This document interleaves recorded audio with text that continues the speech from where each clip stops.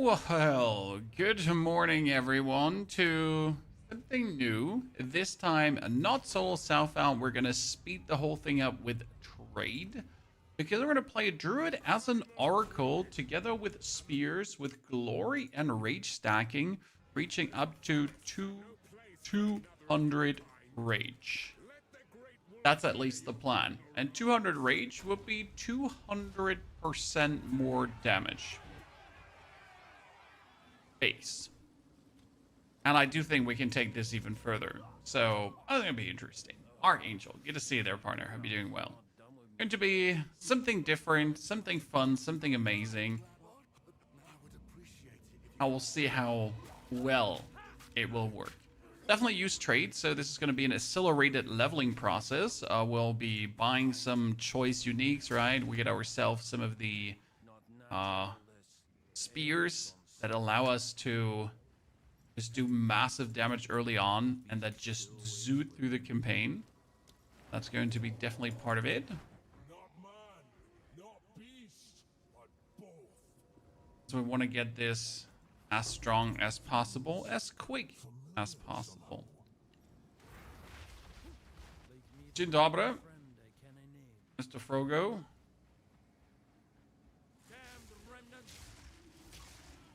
Hope you're ready for this today. I went a bit into the Path of Exile forums, where you usually never go, and I'm surprised that Path of Exile forums are being used. Found some interesting new tags. This is Soul Self-Hunt no bond. This is going to be a non-Soul Self-Hunt build. The last Soul Self-Hunt build we did was the Witch Hunter. That was absolutely, like, illegal, to be honest.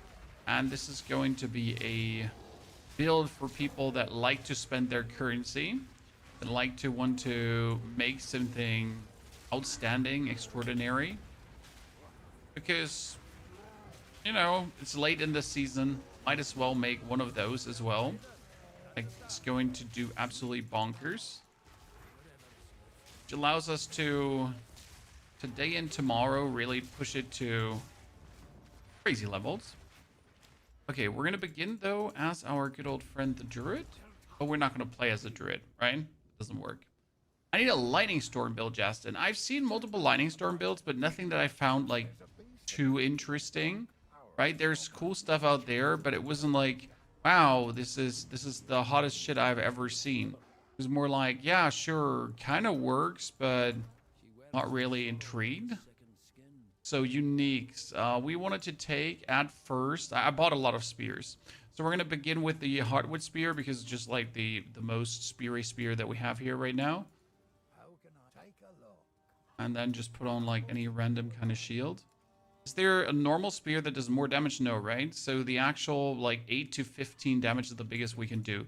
That's actually not it. We can do a little bit more because we can take our sockets and I could probably... Oh no, I need a basic lightning. Oh, might as well just take a basic fire then. We can at least get that one higher. So, already 21 possible damage. Good. But level 5 is going to get us a new spear and then so on, right? So that shouldn't be a problem. Do we have 2 iron rings as well? Yeah, that's what I wanted to check too, because if we're all gonna like speed up things, we're gonna speed up things like wholesale, right? So we're gonna check if I have... I did have an iron ring here. Take that early. We can take Meganords regardless. We can just put that on. We probably have a unique chest piece as well. So just something that, you know, allows us to zoom a bit harder. Equipable. What do we have? Enfolding Dawn? Nah. We're gonna put on the Bramblejack probably. Should be enough. Do we have our gloves flying around? Because there's Painted Servants can be put on this early. Jeez, that's funny. Wasn't even aware. So we get Spear, and we're gonna have to put on the that's the Explosive Spear. And we obviously want to take the Whirling Slash as well. To be Explosive Spear. Normal Spear Pro. Time being. What are you planning to do? So, Druid has a lot of interesting nodes, and Oracle as well. And they all have to do with Glory. Glory says 8 maximum rage for each time you've used a Glory skill recently. Then down here you have Recover Life on using Glory. Skills have a chance to not consume Glory. We have more attack damage if Glory was consumed, and some stuff like that. And we have an intriguing tech to actually use set glory. So we can just spam out whatever we're doing. And I think that's going to lead to quite some interesting gameplay. And I just want to, you know, try out how well it might or might not work. Obviously, we want to level up as fast as possible. So we're just taking like choice pieces to make this quicker and then have some fun. I just started a game. I want to play an easy build to run maps quick. Then you definitely want to make yourself a witch hunter. I don't know if you've seen our witch hunter build, but it is illegal. Actual illegal, like real illegal. In terms of what it does. Ooh. I need to get myself the whirling slash early on. We need to find the goddamn group of dudes sitting around a campfire.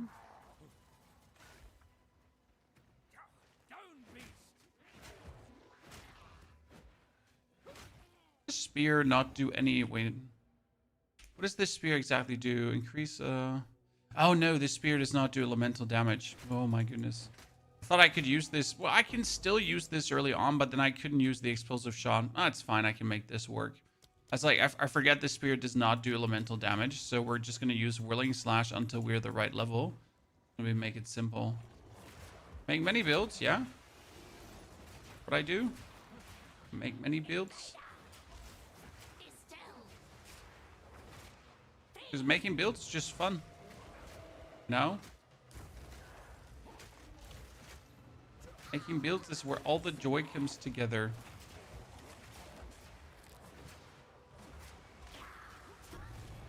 To level 5 so I can put that away. I was gonna try Blood Hunter, but some videos made me scared. Blood Hunter. What do you mean? I mean, there are bleed builds, yeah, but bleed builds are not in a good stage right now, to be honest. Like, there's definitely better states that builds can be in, currently.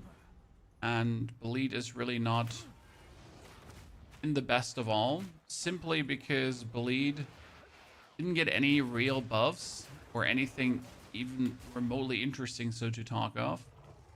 So yeah, I'm a bit sad. Bleed is such a fantastic mechanic. Someone died, and I like to see it. Is this you're playing a druid? Jason, yes, this is a druid, but we will use spears. We're only playing the druid because we need the oracle. Why do we need the oracle? Because we need the critical strike from the oracle with the inevitable critical, and we at the same time need the hidden notes from the oracle.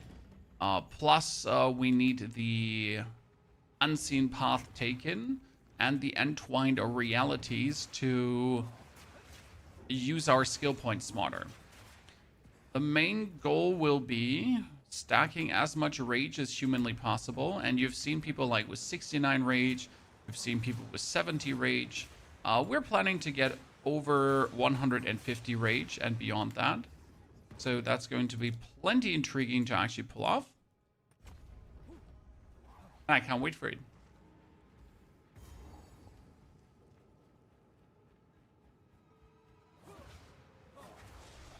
And who doesn't want to have like millions of rage?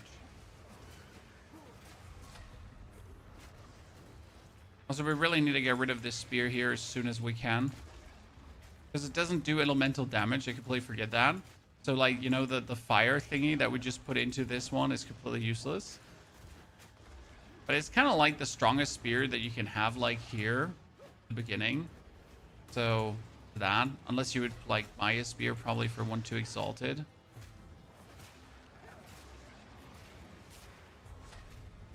Skills are we aiming for? We're going to use Lightning Spear, Explosive Spear, Glacial Lance, and Pounds. Yes, Pounds. Why Pounds? We do need Pounds for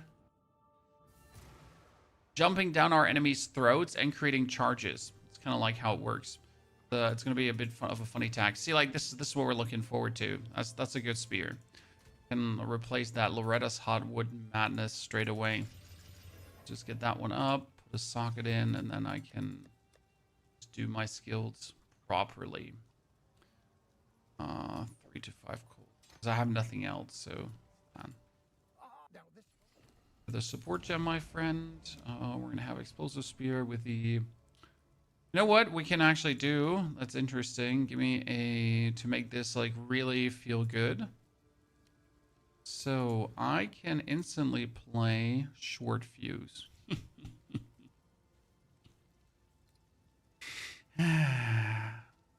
Yeah, because that's like the most annoying thing about the explosive spear, that it doesn't explode early, right? So it's just going to make everything like feel cranky and stupid. But with this I can do it early, and then I can go for overabundance as well. So that is perfection. So we can have like a lot of fun with this. Meanwhile, what did I want it to do? We have the explosive spear. I need something that gives me dexterity, not strength. Is there a unique that gives like dex? Like what does give dex? Low level unique that provides dexterity. 26 dexterity. Thank you.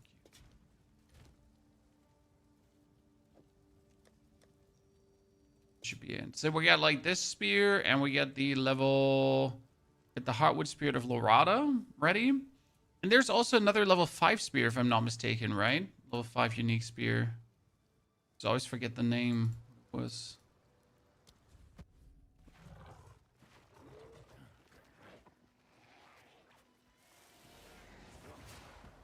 I have some Endgame currencies. Do you think I should try to make a new build completely new? I mean, you can obviously try to respec your original build, but usually if you want to make a new build, you often start from the beginning again. Because with your currency, you can shortcut the whole campaign so much. Like if you're willing to splurge, you can cut it down to like maximum of 5 hours, depending on like your personal talent, obviously, how quick you're through these kind of content pieces, right? But usually it shouldn't take you too long to actually zoom through. Usually.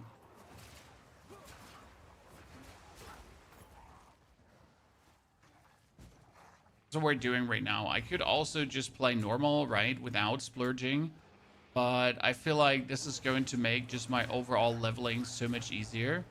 And like, for example, here with the explosive spears, like using the short fuse on it to just pop it is quite convenient.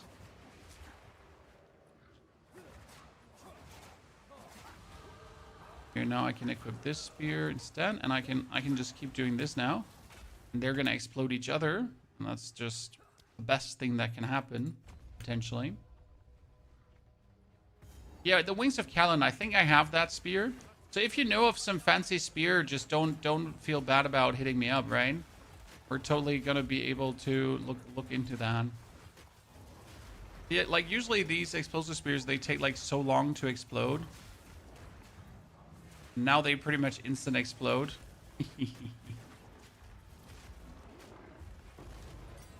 Going to make things so simple. We still need to go for changeling stops because we're gonna actually use a pounce down the line to animal form around faster.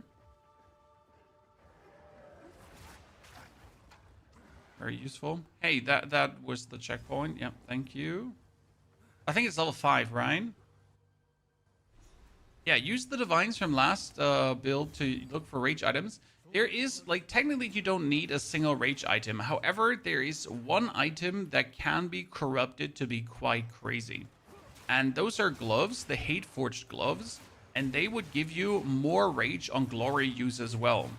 So the goal is to use a skill, and in this case it's going to be pounds down the line, to create glory, then use up said glory. By using up glory continuously, you're going to create a rage like crazy. Okay. And then with skill effect duration, we should be able to increase the time that rage is going to be up. Because usually it's 6 seconds, but we can probably make it longer. And yeah. And have a good time. Okay, how did I just go through without finding a single rested obelisk? I mean, like, seriously. I want to explain, chat. I feel like I should have...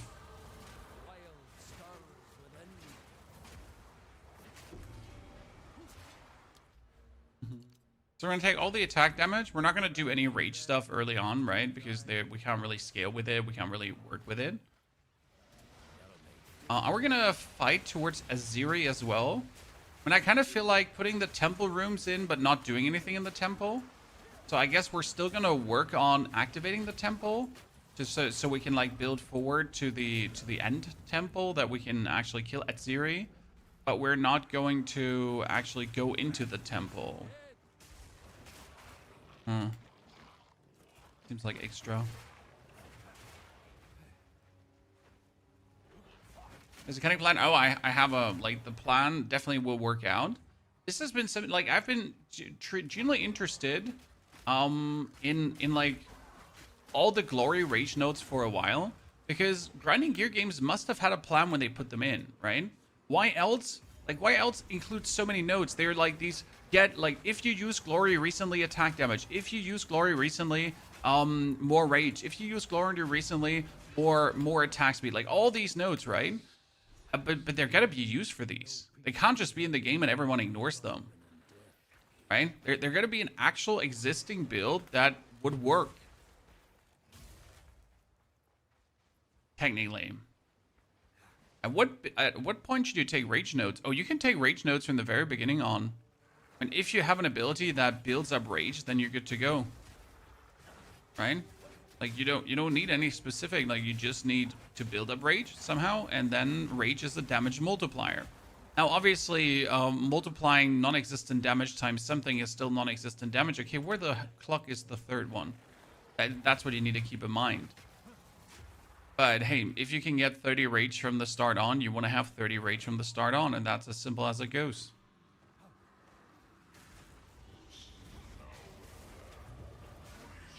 Right? So, by the way, we're not going to level with the Explosive Spear. The Explosive Spear is simply staying for bossing. And the Stormland. What we're going to level with is... level with is the Lightning Spear. That's also why we're gonna be like gonna have to see like what is like the best supports for Lightning Spear early, like tier 5 supports. Uncut Skill Gem 3. Uncut Skill Gem 3 instantly gets me the Lightning Spear, so Pounce is also gonna come. But we're gonna go for that, obviously, because now we have our main clear tool. Now we're going to see what are we going to do to Lightning Spear, chat? What supports will we, like, rock right away to make this crazy? So obviously we're going to go currency here. Let's do these two, right? Let's get them 4'd up because we want to be crazy. Lightning Spear, if you quality it up, it fires 2 more bolts, but we can't be frenzy charged anyways from this point on. So I need 1, 2, 3, 4, 5, 6 tier 5ers. Okay, what we want to see, chat? So Nova Projectiles, I mean, Nova Projectiles would be kind of funny, but you don't actually play Nova Projectiles on Lightning Spear, right? Well, what did we use on Lightning Spear the last time when we actually played it this far? I was rocking Elemental Armament, obviously, for the bonus damage. We were going for Rapid Attacks, so I can just hurl out more of this, so we can go for Rapid Attacks 2 right away.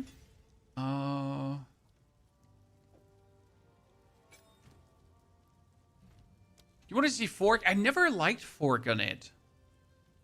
But right now I'm thinking about mobility, so I have less penalty when I'm moving it, so I can just zoom faster. You know what I mean? So like that we can just keep zooming. I think that makes sense.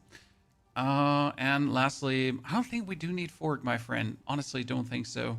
I mean, preferable you just take like long shot to just like hurt enemies like further away, and that's about it. I mean, you could also go for Living Lightning. No, you don't really need Pierce because they cannot spear Pierce, Fork, or blah because they already do this. Okay, the spears they're already forking. They already do all of this. Therefore, it's just unnecessary. I mean, you could do Projectile Acceleration to just like hurl out more spears for the freaking YOLOs. To be honest.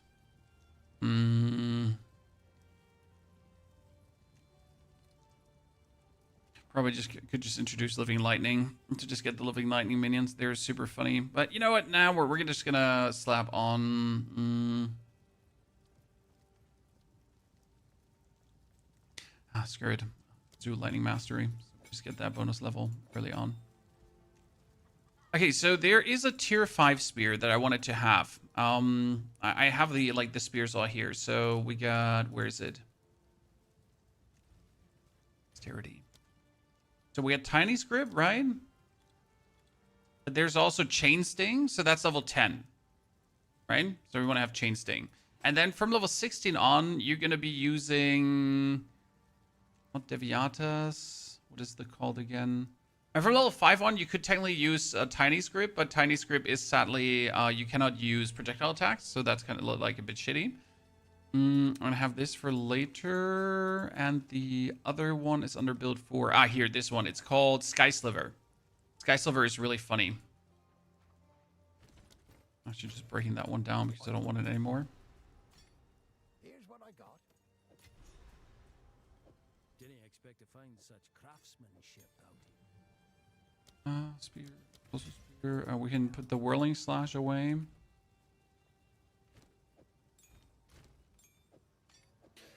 Okay, that brings us to... I mean, what does my explosive spear have at the end? Sorry, I need to check. That was deadly... Oh, no, that was a poison spear. Oops. Yeah, that one doesn't make sense. Because that, like, my explosive spear has, like, deadly poison at the end. Because that was for a different build. So, rather, I want to have, right now, the concentrated area. Because you're going to use explosive spear for clearing bosses. So, this is, like, the biggest damage gain it can obviously have. And then we wanted to have probably deliberation because we don't care about being slowed down when we're shooting the spear. So that's like the the maximum boost of damage I can probably achieve here.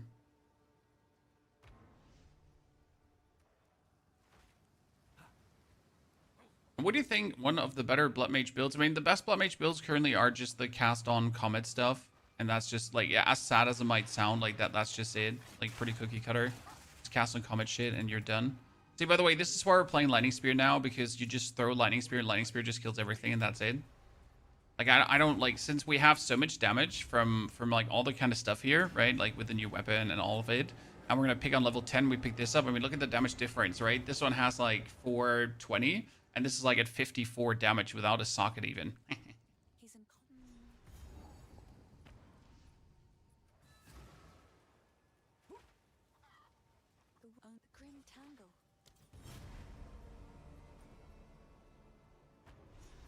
I'll wait for this build. Tommy, I read some, like, I wasn't, so how do I say this now?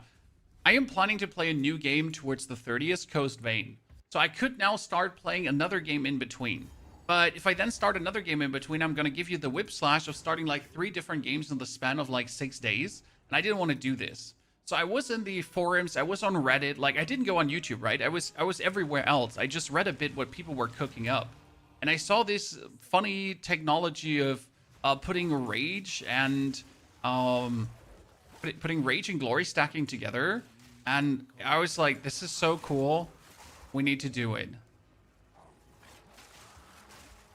So this is why we play Lightning Spear. As you can see, Lightning Spear is just a massive tool of monstrous destruction, even without having a good spear right now, because my spear is obviously very cookie cutter that I have here, right? I could buy a better one.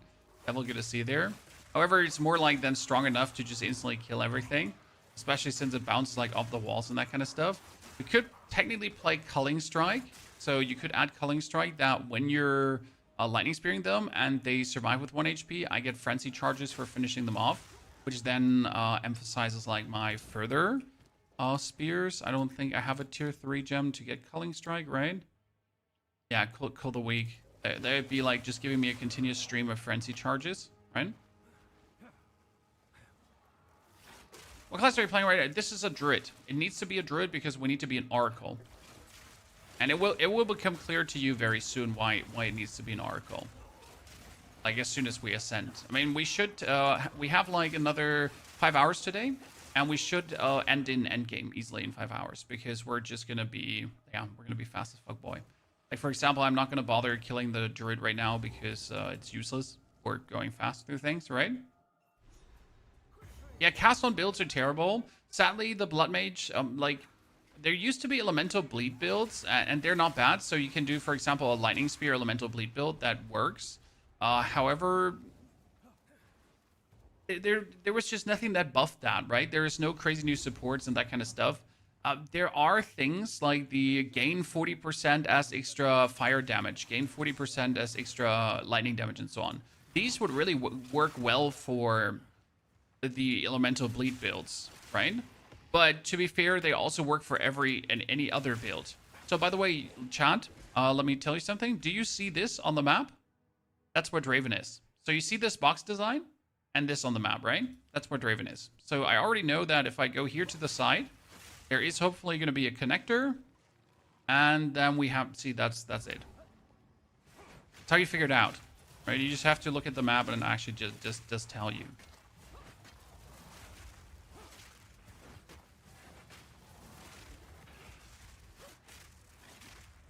That's simple. So this attack damage, we get a random elemental attack damage, then increased area of effect probably, and more damage, right? Yeah. I have to do that. So we're gonna like try to stay in our skill board as close to sense making as possible, that we don't have to juggle too many points around later on, right? What would you like? Okay, 13 to 17 bonus damage. Oh wait, can I use a low essence of abrasion on this one? Come on, we just need something that does more damage than what I currently have, because what I currently have is just like shitty. This is 16 to 26. Yeah, that's better. This is the fun of splurging, when you really just sit there and you're like, yeah, you know what? We're just fucking gonna do it, right? Just going to add all the damage that we can to this, because why not?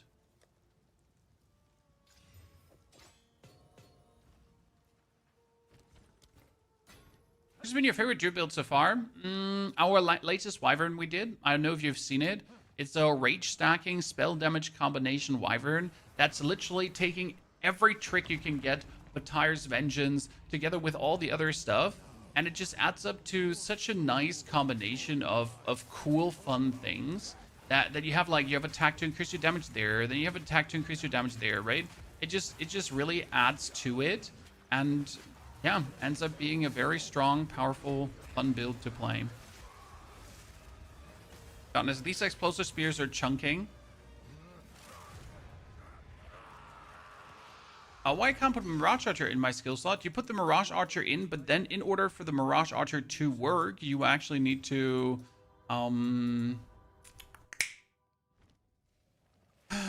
put a skill in.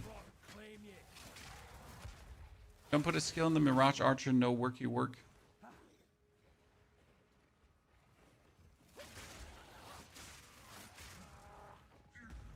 Right? Oh, they're so close by another. That's crazy. So that's probably why Mirage Archer doesn't work for you. Hold in. Set the weapon set where it works on. And then you roll. But you need to put a skill into it. Otherwise, you can't activate it. Like, if there's no skill in the Mirage Archer, no activation. Lightning Spear is so good for leveling. It's all the fun. You just go around and you just do this. If I now pick up another level 3 support gem, we're probably going to add Cull the Weak, that I can just like get my frenzy charges, so we can make this even smoother, right? Be the plan. How bad do you think the Druid will be nerfed? I don't think Druid is in any way overtuned, personally. I mean, sure, Druid is strong, as it should be, because why shouldn't Druid be strong? But it's not like Druid is doing anything that other classes can't do. Far from. I mean, if you go for an Essence Drain Contagion leveling, that's still one of the fastest leveling out there, as you just go through Essence Drain Contagion, Essence Drain Contagion, Essence Drain Contagion. That's about it, right? So, yeah. I mean, what does Druid do faster than that? I mean, sure, the point where you get...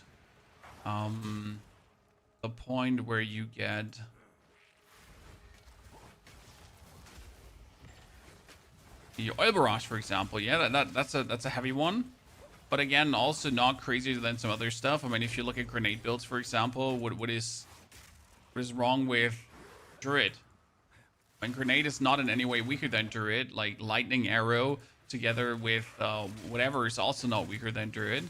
I don't think Druid needs a buff. Again, some other builds need needs a nerf. Some other builds need a buff to get to Druid. Right? I mean, for example, Tornado completely underpowered. We made a build that works with Tornado. That build is fun. However, Tornado needs a boost. Again, Oil Barrage is strong, yeah, but it's far from overtuned. I mean, if you have a perfect strike warrior at that point, you hit the enemy with a perfect strike and he dies. If you play Fissure Warrior at that point, like, he laughs about the Oil Barrage of the Druid. Like, Fissure Warrior just puts down his totems and goes, and enemies just die.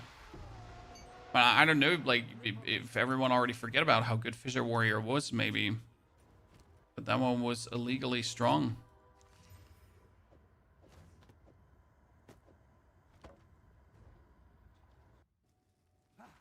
Oh, wait, this is not Soul Self-Found? No. This is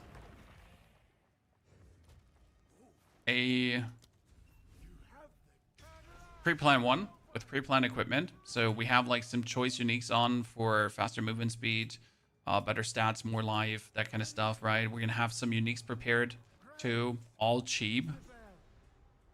Yeah, warrior builds, who plays those? Exactly. I mean, last season we played Fissure Warrior, and that's still one of the strongest builds we ever did. I mean, Fissure Warrior is undying, tanky, and it got only stronger because of all the bonus support. So my Fissure can now get like bonus damage as chaos damage, fire damage, lightning damage, whatever on top, right? With cheese and cream. So it's like, it's even stronger. And it was already illegally strong.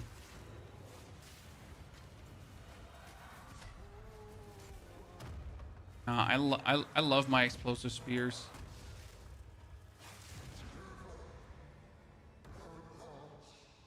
Short-term people told me that doesn't have to do anything with COVID. It's just people want to have the new hot stuff. Like, even if something was completely OP last season, why would you care about the completely OP of last season if you can care about the amazing of this season, right?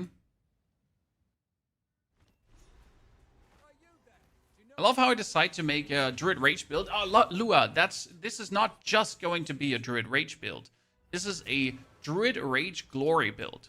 What we're going to use is a certain... where is it now? Where did I put that shitty thingy? It is called Xerfes Infamy. I have it here in Infamy. Ah, shit, it's not here. Yeah, so we want to use a support gem that's called Xerfes Infamy. And with Xerfes, you can turn a...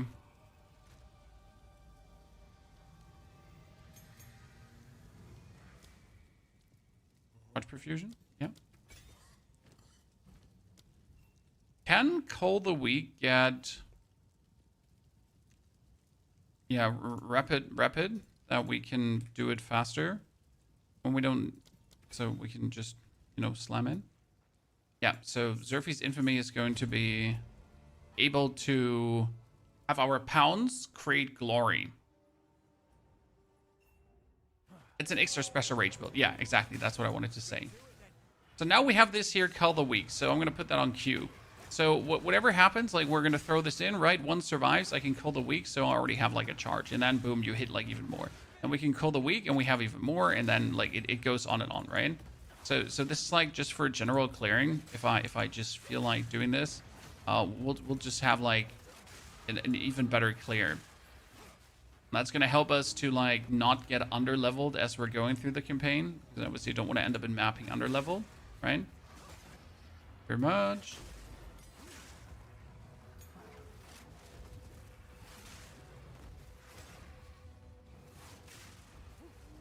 Lightning Spears chill like that. No, we don't need this. Okay, we get damage, area damage, which is going to boost us even further. A tier 3 support. That's the explosive spear. Thank you very much. Wonder which spirit skill we're going to take here from the King of the Mist.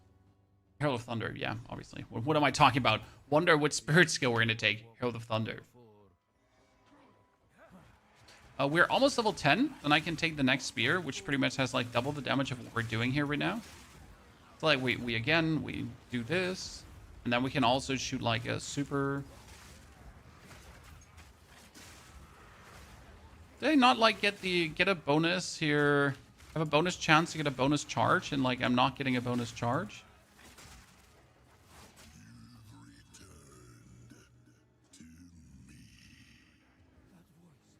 I always play Warrior first game like this. I touched my Smith or my Titan since I started back then. Hey, Warrior is still brilliant. And I think Warrior is getting stronger and stronger. What I would like to see is a whole path through over Warrior of eliminating this slow playstyle.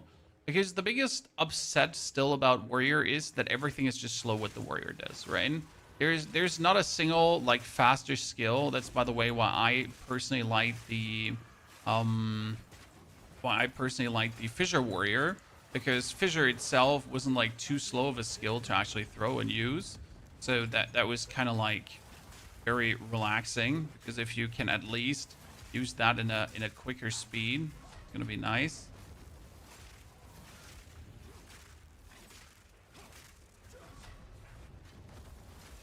We need our Storm Lances to do insane damage.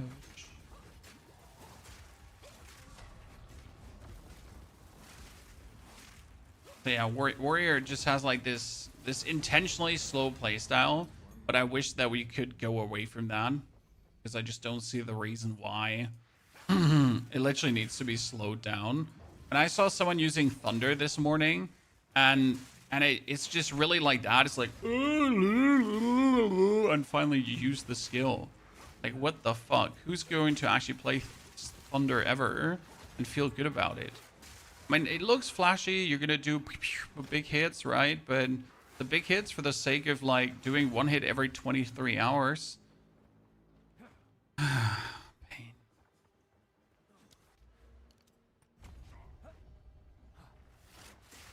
Who wants that?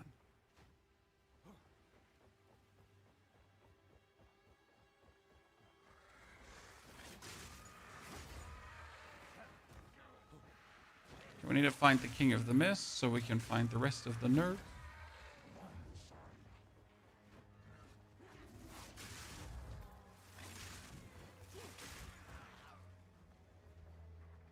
We found him, and it's going to point us in the direction of where everything is.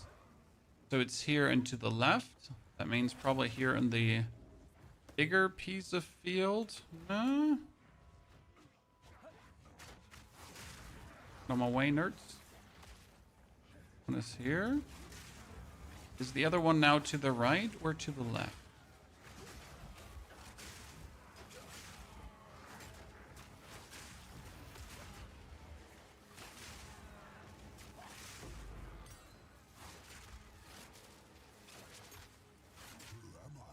So it could be that it's here on the left side, but I would assume it should have been here on the right side. I was wrong. I could have sworn. How do you get 200 rage? Well, that's going to be over glory.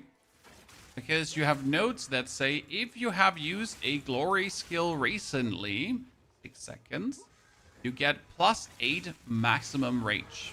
Now that can stack 4 times. That'd be another 40 rage. Doesn't hurt, right? However, there are also unique gloves that say get another 12 maximum rage if you have used a glory skill recently. Now the only hard part will be which glory skill are we going to be using recently that we can weave into a gameplay loop that doesn't feel awkward. And there's actually one solution to that, and that would be Pounce. Because you can turn Pounce into a glory skill. Then you have to use a way to create glory to then use up said glory skill continuously, Pounce. And that's going to be a combination of Lightning Spear, Pounce, Lightning Spear, Pounce, Lightning Spear, Pounce throughout maps. And then for bosses, it's going to be looking a bit different.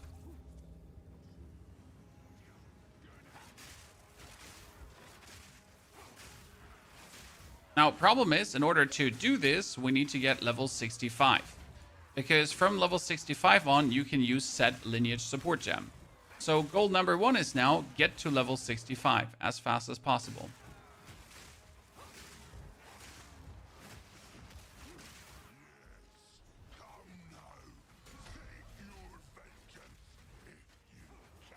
It shouldn't be too big of a problem. Oh, great. It's a fantastic server chat. We love it when he just does like some random lag spikes every second.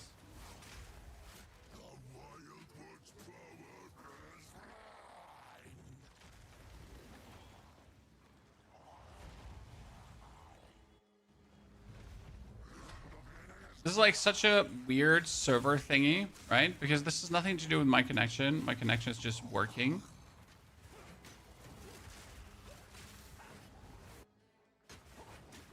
Your 1080 Ti shits itself in Act 3.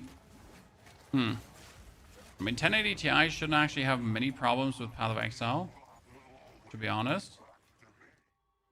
1080 is like an amazing piece of technology.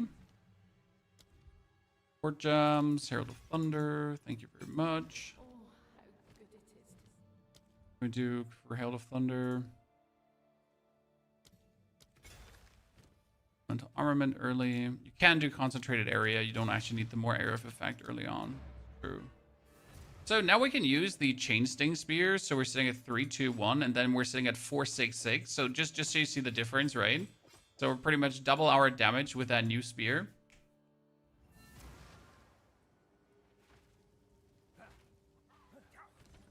Very much useful. One thing we're actually get a very better spear here, right? We get the Herald. Actually, we should like just upgrade the Herald so we get more here. What you should do for the Herald is like use your Gem Cutter Prisons, because that gives the Herald like more attacks right away when you actually shock an enemy. So that's gonna be right away Gucci. This, thank you very much. Do we have a better ring? It's in mine. I like to hold on to Here, it. there's a I suppose. iron ring. Thank you very much. Oh, and potions. I'll have the basic ass potions. It seems shadows haunt us both. Wraiththorn done. Hunting grounds number 2. We're getting some lag last night. Yeah, but it's not have nothing to do like with your graphic card or anything. Like servers are just not good in Path of Exile. At the start of the season, you have like servers overflowing because too many people. And then at the end of the season, it feels like they're almost downgrading the servers. It's so weird.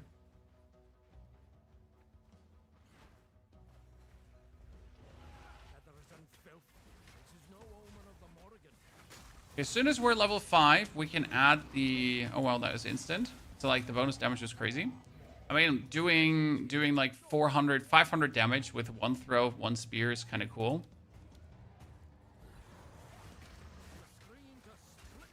So like, and the cool part is they ignite as well. So at this point, I don't need anything else anymore. At least not for bossing. Oh, wrong direction. All right. When does the new season start? In 3 months. And 3 beautiful months.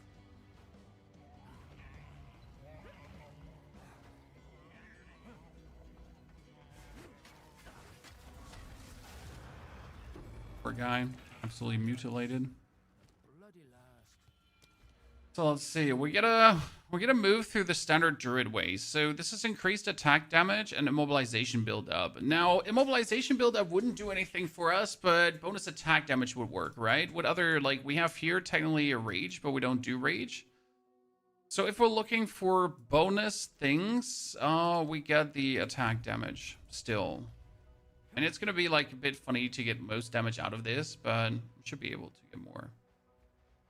POE 1 starts next month, I think, right? And there's already a event league out for POE 1 where you can earn yourself some boxes, like of a Pox League.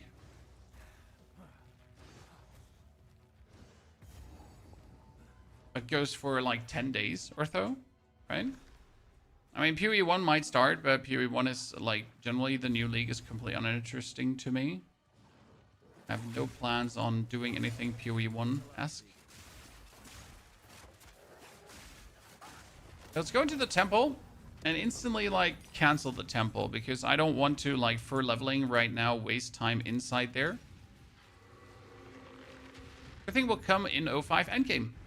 I don't think Endgame will come. I obviously hope for new ascendancies as well. I don't think a new class, maybe a new weapon, but new weapon also requires a new class. So yeah, gonna be harsh for them to like do everything we kind of want them to do, right?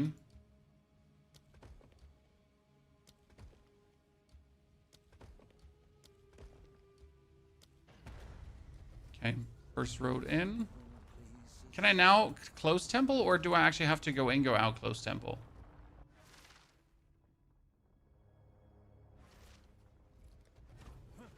I gotta say, I like the building part of the temple.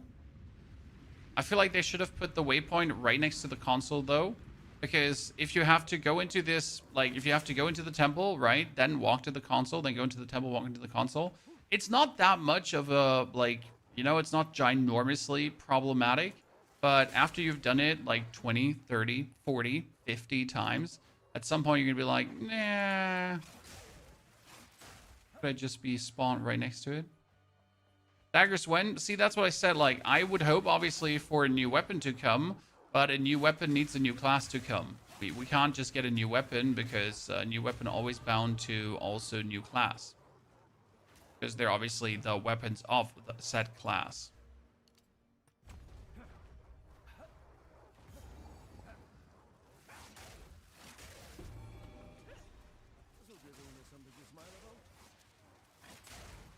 Hmm?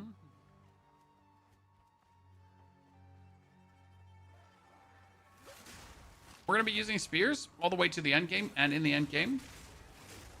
This is going to be end of the day an explosive spear character with lightning spear and other shenanigans. But we will use explosive spear. You better get ready for that. Explosive spear, plenty cool. Okay, we are level 12. That's actually a good leveling pace for what we're doing here right now. We need to get 16 for the next spear. I want Shadow more than anything. Well, I hope that Shadow will finally give us some poison-related ascendancy. I mean, I really want a poison-related ascension. I want a bleed-related ascension, and I want a real ignite-related ascension, because I kind of feel like, obviously, I don't want to, like, hey, you want to play ignite, so you gotta play this ascension, right? But let's be fair. You want to play poison, what are you gonna play? Pathfinder, right? There's no questions asked. Like, you want to do poison? It's Pathfinder. Want to do bleed? It's most likely going to be Blood Mage. However, Blood Mage ain't even like a real bleed ascension. It's just like a, sure, you can do, you make your elemental stuff bleed as well. Cool. Cool, isn't it? Cool, cool, cool.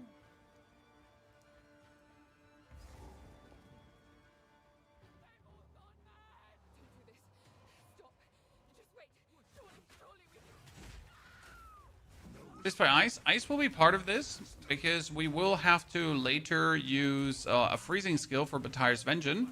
Because you know what Batyre's Vengeance says, guys? Batyre's Vengeance says if you freeze an enemy, gain extra cold damage to as much rage you're having. Now imagine we're having 200 rage. And then you use Batyre's Vengeance to actually gain bonus cold damage in accordance to how much rage we're having. Sounds interesting, doesn't it?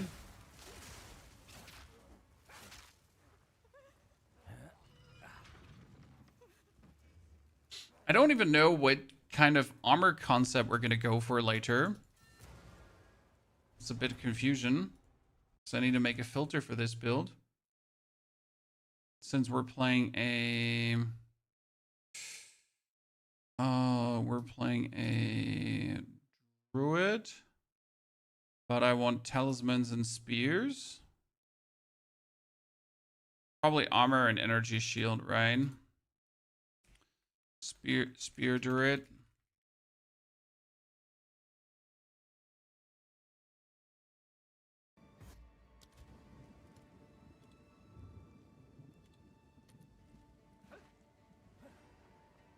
Okay. About freezing mobs getting shattered. Well, we will have explosions. We will have freezies. I think we might end up playing all 3 heralds again in this build as well. I'm not entirely sure. But there should be a lot.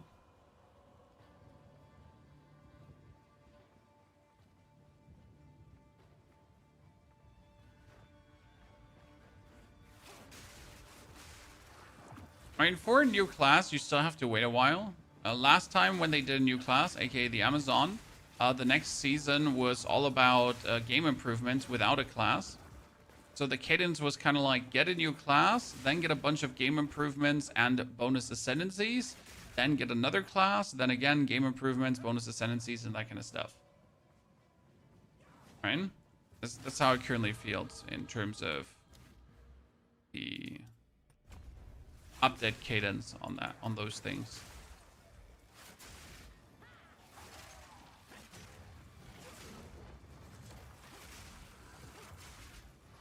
Aha, mine. Totem is hard in Soul Self-Found. I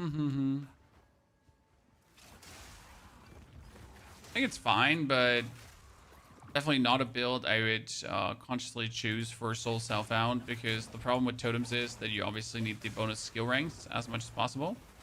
And you would prefer to have the Idol of Uldern, because the Idol of Uldern gives you a bonus totem for no biggie. And then later, you obviously need to get the Desecration for the bonus totem as well. Primal Hunger node. What does Primal Hunger do? I haven't really thought about Oracle Bear in a while. Because I think we're playing... Are we not playing Shaman Bear?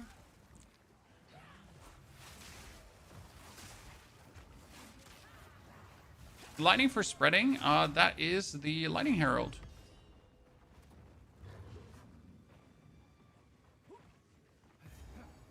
Herald of Thunder.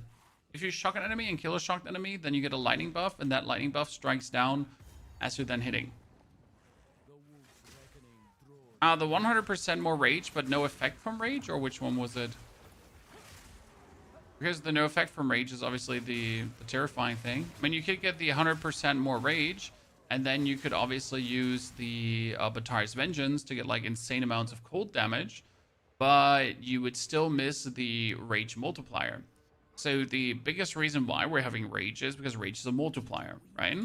Now, obviously, if you're going to say, hey, I'm going to play a spell damage, or every rage gives me bonus spell damage character. So let's say you play the node here.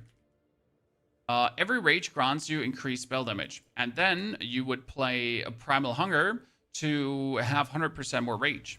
And you would actually go for rage stacking to then get more rage. So the basic idea would be, okay, step number 1.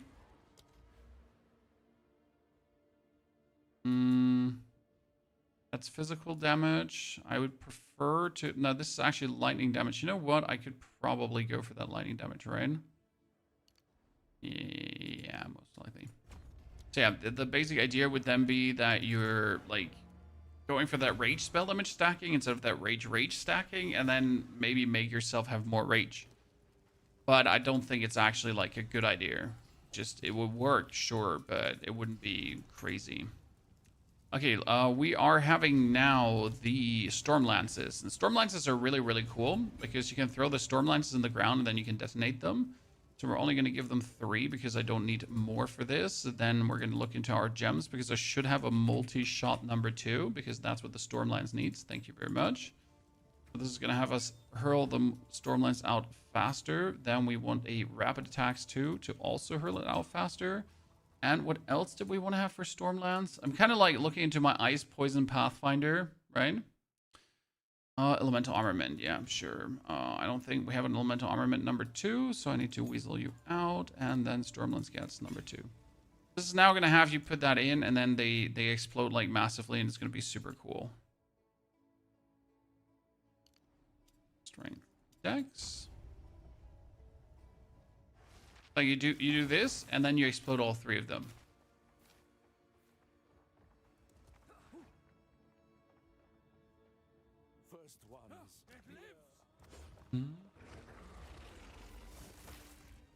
Biggest wall for attack skills is usually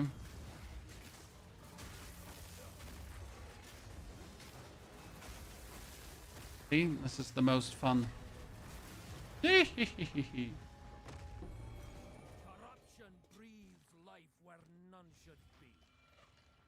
Like that.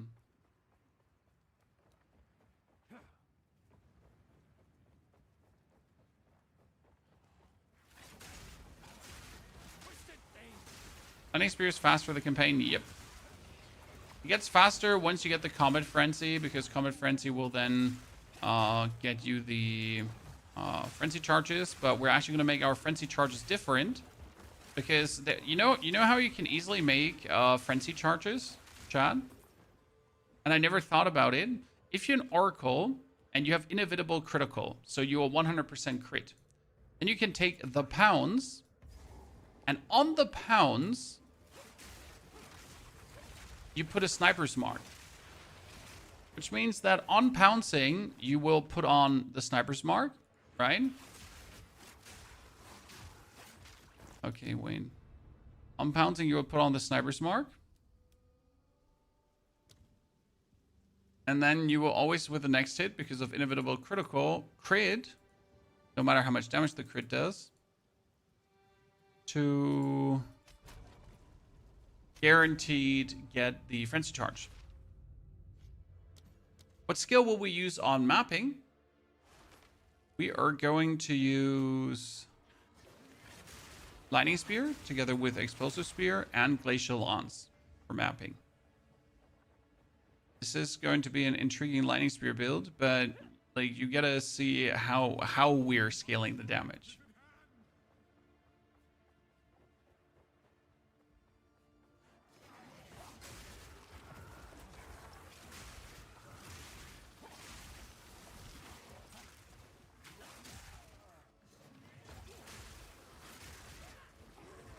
That's where it's gonna get real interesting. We're almost level 16, Shan.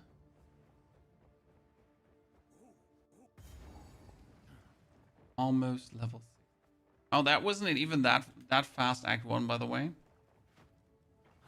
An hour, Act 1.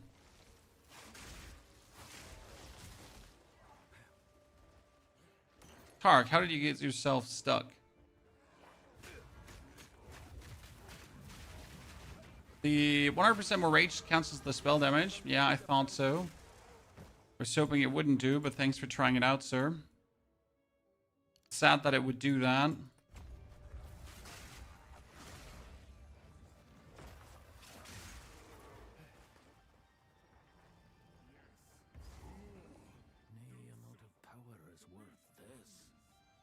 So, Count Geonor. How much are we doing? Explosive Spear, chat? We're sitting at 600 damage for an Explosive Spear. That's kind of funny. So we're going to put 2 down. Reasonable deeps. Talk at it. 325 cold damage. There we go. So we're going to put these down, as I said, right? And then you're going to explode them. And that's the real damage here.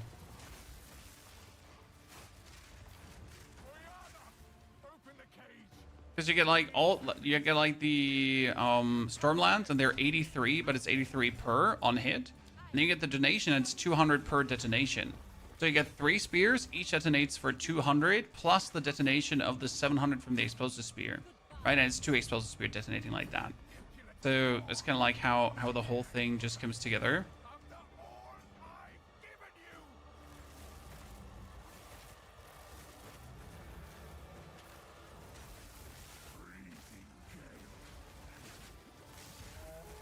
And this gets faster. Obviously, the quicker your actual explosions are, the faster the whole thing goes, right?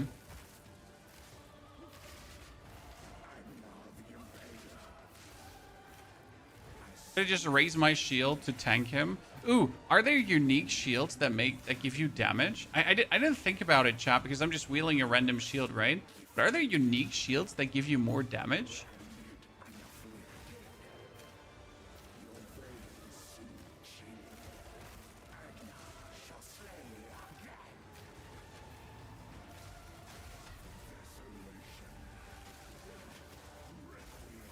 It's like last time I actually looked for a shield is quite a while ago.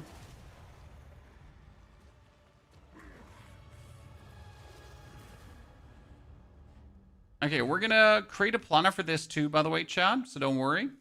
We're gonna import our Storm Eyes. Oh, sorry, I forget the sounds to activate them in the background. What was this called again? 200 rage. That's what we called it. I found messages from There's a shield that gives AC rating. Yeah, honestly, I've never looked at shields. I pick them up, then they land in my stash, and that's it. Right? I mean, damage blocked is recouped as mana. Skill effect duration, I guess. That's level 28. Nothing interesting, right? Double stun threshold. Chaos resistance. Nothing even remotely like, hey, we need to use this, huh? I was running around with the most random hobo shield that I could think about. Here's what I got. I'm just gonna like keep stacking random hobo shields. That's it. To the cairns. And with level 16, we can also put on my Wake of Destruction boots, actually. For more lightning damage. 20 hours have you played this game for? Only 1,000. But it was 1,000 very productive hours of using your brain to be an absolute menace. No? Each grain of sand here has a story all its own. So, the good 1,000 hours. Okay, we're now aiming for Spear Chat. That will do 1 to 200 lightning damage. Yeah, but that's it. No fire, just 1 to 200 lightning damage. I wonder if that one still works for my Explosive Spear.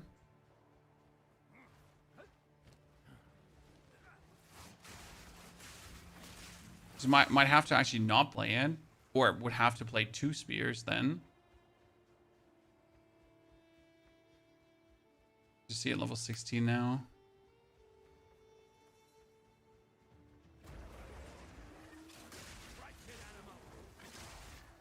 Lightning damage would ruin everything. One of the Shrine Scepters is a possibility. Yeah, the Shrine Scepters do work, actually. You're not completely wrong about that. Could probably get that, but I don't think the damage increase is meaningful enough to be worth it. So I actually got that Shrine Scepter last time. It was kind of funny. But again, I don't think the damage increase is anyway something.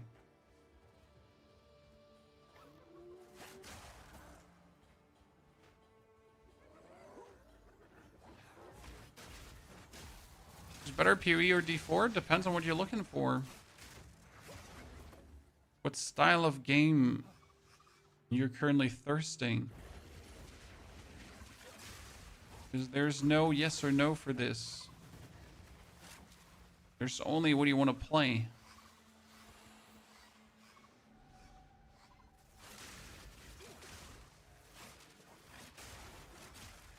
Just want to go out there and slay monsters? Then go play Diablo, definitely. Looking for a more in-depth challenge? Definitely Path of Exile. But then again, still not a definite answer. Aren't they the same genre? I mean, Need for Speed is a racing game, and in GTA 6 you can also race. You got Call of Duty as a first-person shooter, and you got Counter-Strike. Aren't they the same game?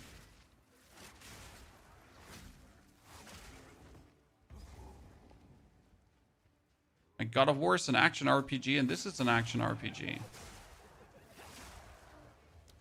Right? Aren't they the same? There stands our leader. So no, they're not. Right?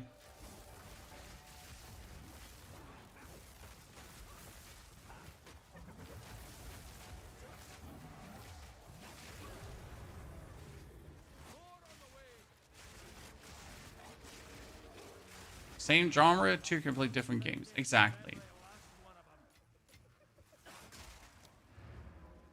God of War story game? No, God of War is an action RPG. It's an RPG game that has action in it. And if we just go with mere game descriptions, that's what it would be. Now, obviously, it doesn't do the game justice, right? Calling God of War an action RPG kind of feels wrong. Because who goes out there and is like, hey, isn't God of War an action RPG? Yeah, like, fuck you, yeah, bitch. Seriously? Why would you say something stupid like that?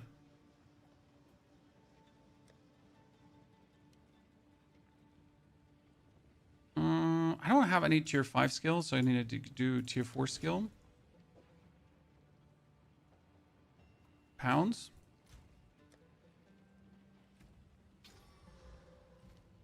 Pounds gets Mark of Death. Why not? Pounds gets cooldown recovery, so we can count pounds more. And pounds get normal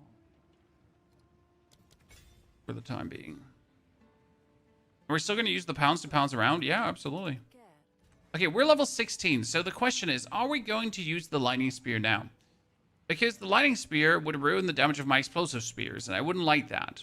Because we have this one here, and it's called the Sky Sliver, right? Sky Sliver is 1 to 16 lightning damage, which is kind of cool. But, like, right now our lightning spear is 305, right? And that would make our lightning spear 452. But our explosive spear here, like, usually turns fire damage, like, physical into fire damage. But I guess it could also just do 100 lightning damage and be happy about it. Now, see how that works? So this is like the Sky Sliver. It's kind of juicy.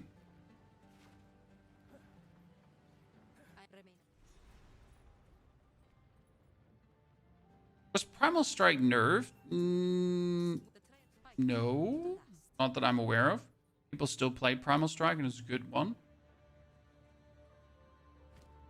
So yeah, what people were talking about spear-wise is this spear, this scepter, Chad. It's called scepter. Boop, boop, boop. Font of power. Here, the Dark Defiler. You gain 5% of damage as damage per undead, and I think this one is available for lower level as well, right? Or this is the lowest level scepter you can take, because you obviously want to have a Sacred Flame or a Guardian Palm.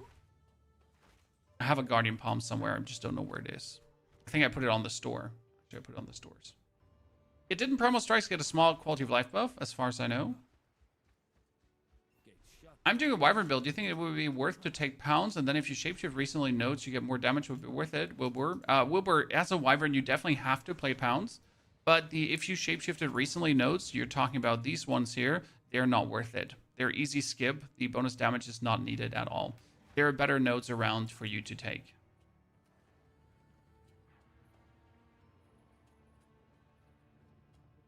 I hate that people hate on D4. I mean, some people will hate on everything. Some people will hate on puppies.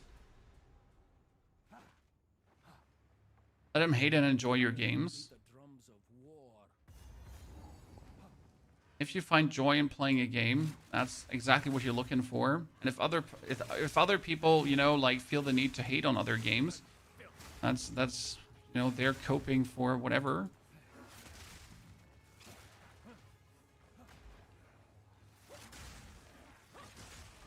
Ivan, you have not given up on the Warcry bear. I'm happy to hear that.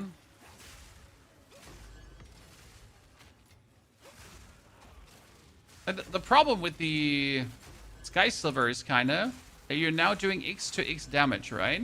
So I'm going to do either all the damage or no damage, right? Because the Sky Sliver really says 1 to 116. So either it just hits like a train or it doesn't hit at all.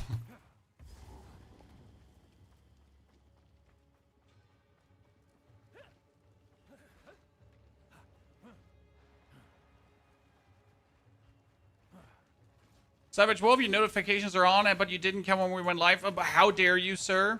So happy to still have you here. Hope you're doing well. When I was late myself, I got to my physiotherapy meeting. Everything is fine. I was late too, but it was planned lateness. So like a wizard is never late, kind of lateness thingy, you know. Obviously. Oh. Can I use pounds on W? Problem is, I can't use pounce on W because my brain doesn't compute. Pounce has been on every single build on E. E is my travel skill button, and my reactive skill button is, or my damage skill button is right click and R always, and then my reactive skill button is always Q. Problem is, it's like on every single build like that, so I can't just change the order of things because then it doesn't make sense to me anymore. Yeah, I'm sorry. As soon as I just move that around, it's like no. This is not where it should be. It's not the button where pound should be. Is Tangle Tongue build hard to get going? What Tangle Tongue build?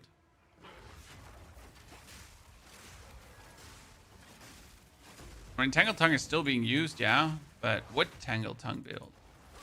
And are you talking about Lightning Spear Tangle Tongue shenanigans? Nah, really easy to get going. Don't even need Tangle Tongue.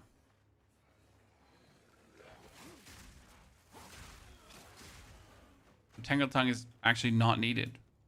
Like, especially on an Oracle, because on an Oracle you're already guaranteed crits, so why waste that on Tangle Tongue?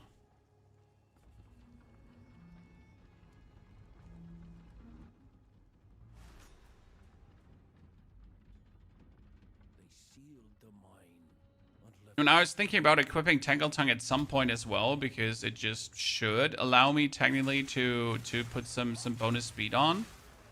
But honestly, not sure. Is there another unique spear after Sky Sliver that makes sense to take? Does anyone know? Okay, we, by the way, went all the way down now, chat, that we could take this elemental damage node. I mean, technically, we could have also gone up, but the problem is, as we go up, there is, like, fire damage, arcane surge, channeling skills, right? They're like life regeneration. There's no damage node here. There would be like physical here with damage nodes. This would be shapeshifted damage nodes. So all of these wouldn't work. So I guess the closest we have to working is like here, like lightning damage and increased shock duration.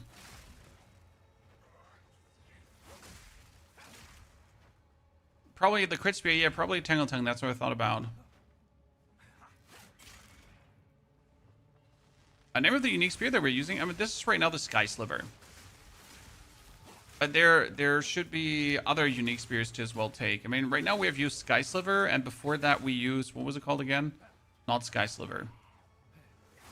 The level 10 unique spear. There's actually quite a lot of unique spears, and we might actually use Aziri's Disdain in the end game, but I haven't decided on that yet. It's mentioned that you can bifurcate inevitable criticals. Huh, interesting to know. Thank you for telling us. So what we're saying is that you can't actually use the Tangle Tongue together with the Oracle. I never looked at it. You hope for your back pain, a burr hat. Well, my leg sometimes still feels like a wooden leg, but my discs are getting better. I mean, I gotta just... I don't know, probably do another month or so, and I might be fully functional lagging again. Or not, we'll see. When we're definitely trying to avoid any kind of operation, because I don't want to have an operation on my back. No one likes that.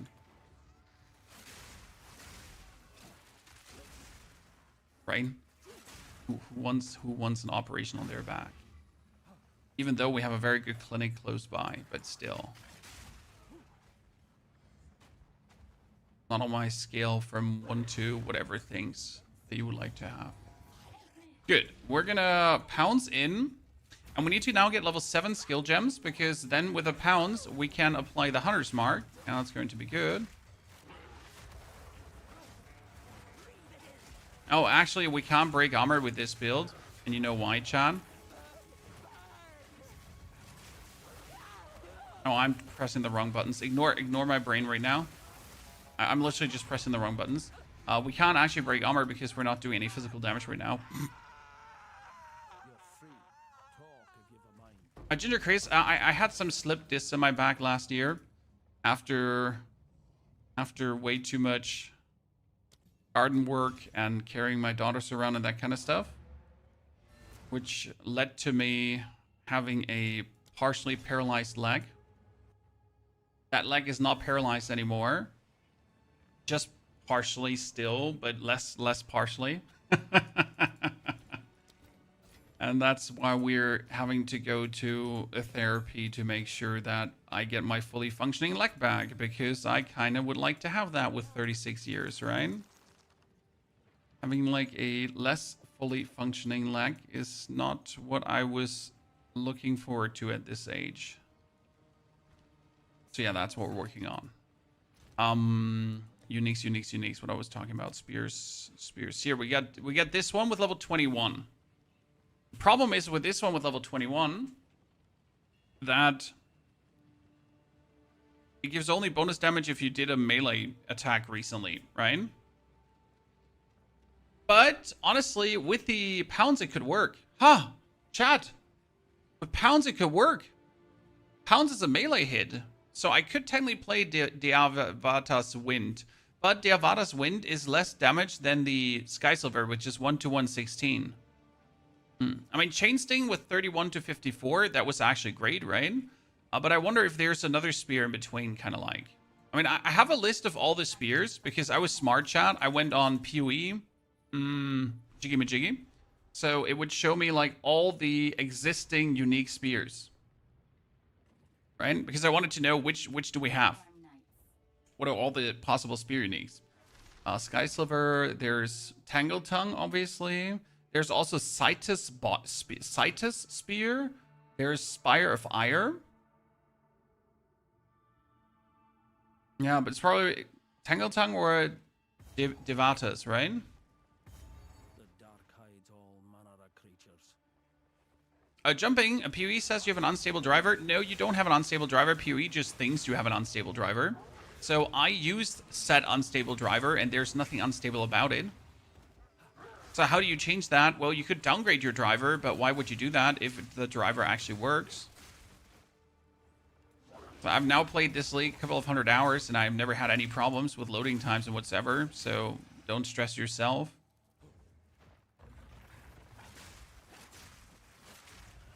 Everything is fine.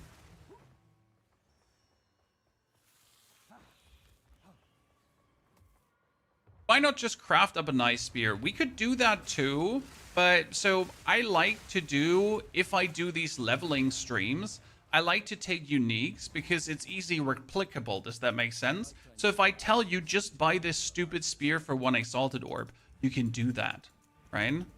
And that's why I like to that's why I like to do it that way. Because it just makes it more convenient for you guys to then potentially copy the build if you want to copy the build, right?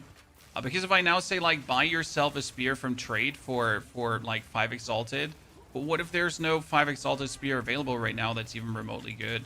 And then you might be better off just getting yourself uniques, because uniques are always available, right? I mean, off obviously varying prices, but they're always available. They're never not available.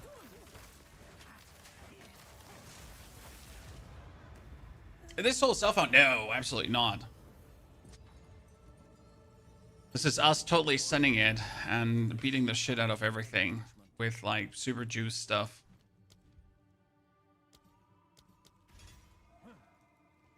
No intention of soul self-finding.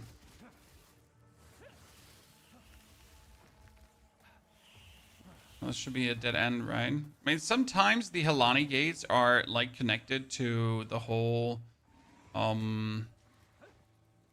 other region. So I've had that like 2 times in like 20 playthroughs, that when you go past Bubula, that the Helani gates are actually past Bubula. It doesn't often happen. There's a chance. Have you tried Tabula Rasa's body armor for 6 jewels? Not for leveling, no. Is Garkan's Resolve Gem redundant or nerfing inevitable since it puts you at 50% crit? I think it's bad. But I don't remember why. But there was something why Garkan's Resolve was not needed for Oracle. Here, by the way, I was right, Chan. I was right. This is actually the way to the Halani gates. I'll be damned. Fry's over. Did not expect that to happen.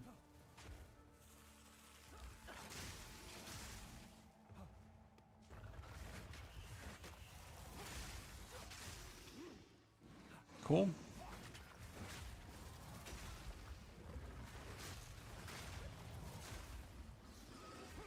So I think some people did some smart math on the Oracle chat, and you technically don't need more than, I think it was 20 or 30% crit chance, because the rest is being taken care of by your critical strike damage bonus.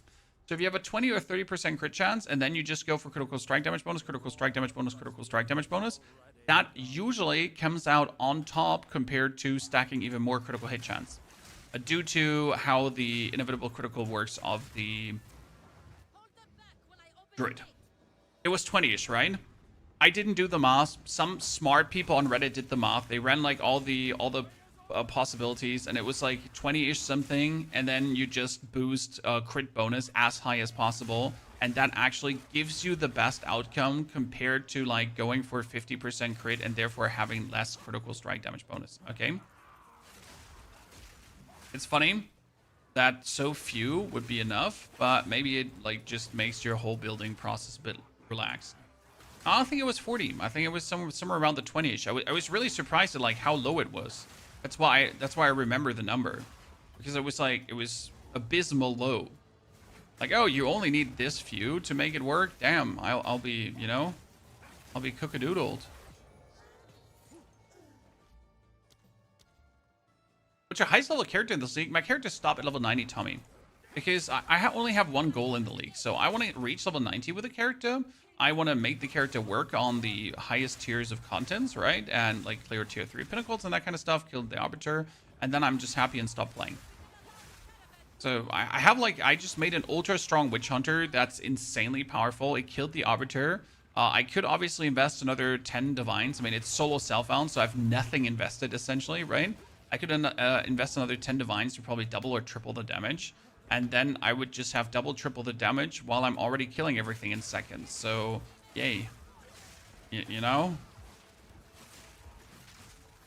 So I could kill things that I'm already killing faster. I guess.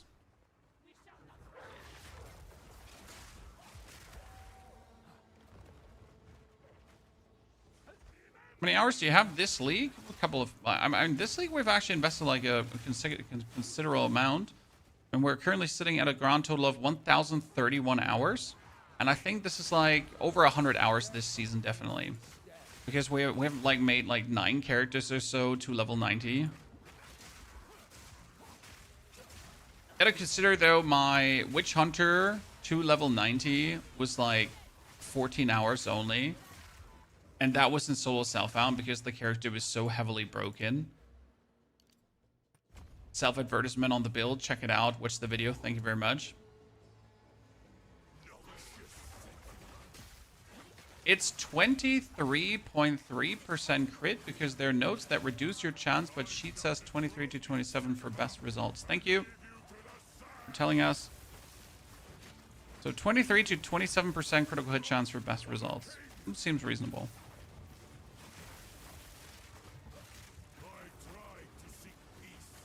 This is my favorite boss fighting with spears. Just put down like the storm lances and then just explode them. Done.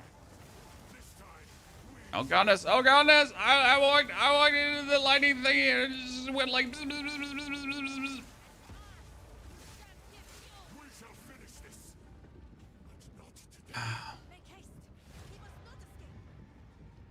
This league has probably been the one I've played the most. It's funny though, because a lot of people are saying this league is horrible and the league mechanics is horrible and horrible. Blah, blah, blah, blah, blah, blah, blah, blah, blah. I'm like, but I'm playing this league like there's no tomorrow. Okay, let's check quickly on the market chat. We got, it's called Saita's Barbed Spear. Is what level? Saita's is level 33, because this one is 111 damage, but with fire, which is kind of cool.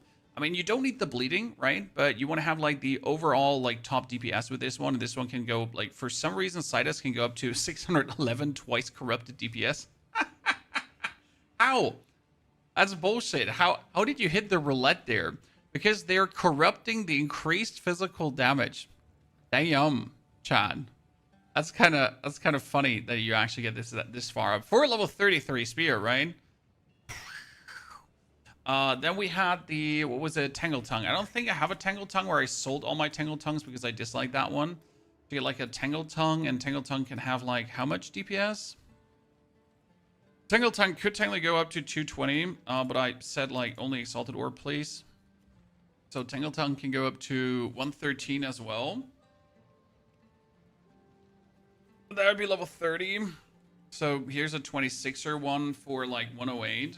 I mean, that probably makes the sense to buy, right?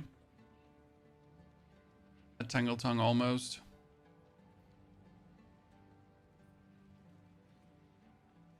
Thing is, like, we have a spear that does 116 damage. So do we even need the Tangle Tongue? Okay, that's our first level 7 skill gem for level 7 skills. We do need the Glacial Lance later on. But what we first need right now is the Sniper's Mark. Actually, the Sniper's Mark wouldn't work yet, to be honest. Need something? And I wonder what a well-crafted spear would cost when you, like, buy a normal spear right now. I don't think it could do 116 damage. You have your orders. Let's ascend right away because I'm just lazy. I just want to ascend.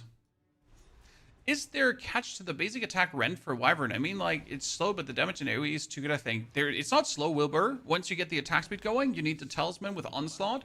Onslaught is going to give you more skill speed on kills. Then you get preferable attack speed on the Talisman itself, but you can get to values where your attacks are just smooth, they're floating, it just feels good.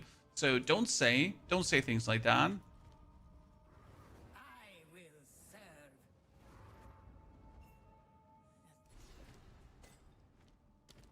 serve. Okay, let's cheat the whole thingy, Chad. Restore. I got the restore honor on clearing a room thingies, right? Restore honor picking up a key, restore honor picking up a key, restore honor killing a boss. Do I have movement speed? Right? Movement. Yeah. Okay, so what do we have? Movement speed? Movement speed. Just putting random ones on because it doesn't matter. You know, everything is better than nothing. But there we go. Only the strongest leave this place standing. Craft a double corrupt of that speed. You mean of the lightning spear? And you double corrupted and you're trying to get the lightning damage double corrupted? Dude, you could probably get some insane outcome from that, right? That would actually be really funny.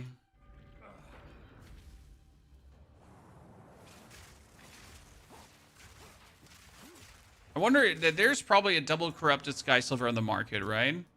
Someone must have Sky Sliver. So someone must have like a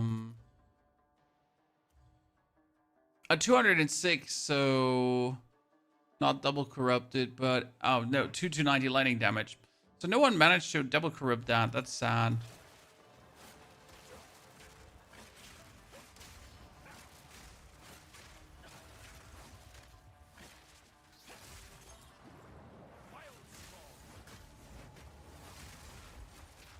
Instant death.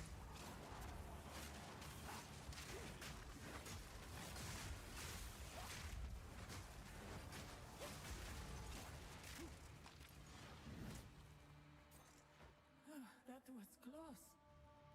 Yeah, so my relic space is this big because I cleared all the Trounce of Secamus.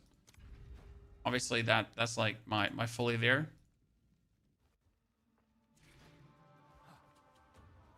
That's the advantage of playing a trade over Soul Cellphone character. Obviously, Soul Cellphone always begins with non-existent Secamus.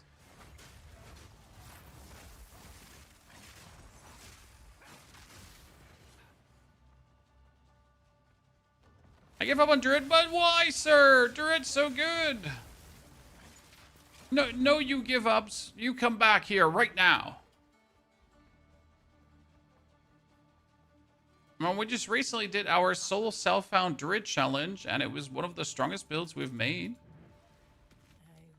So you no give up. You come back here right now.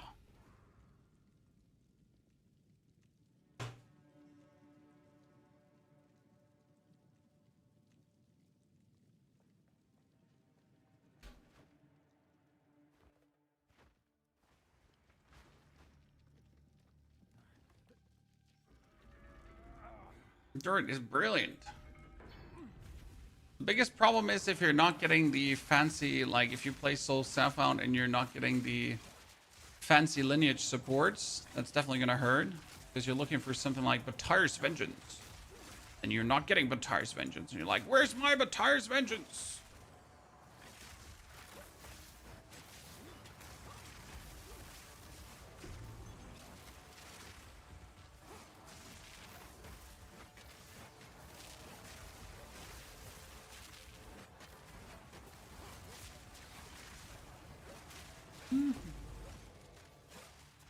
Oh, that's the Iron Rune, you say?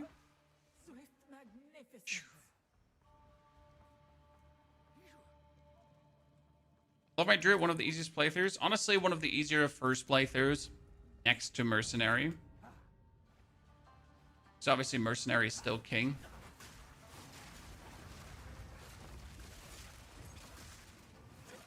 I know they're Mercenary haters, but we all know Mercenary is the coolest. It's so weird when you just do no damage with a Sky Sliver. I mean, alone for that, I kind of want to change the Sky Sliver out. Because there's just a world where you don't do any damage with it.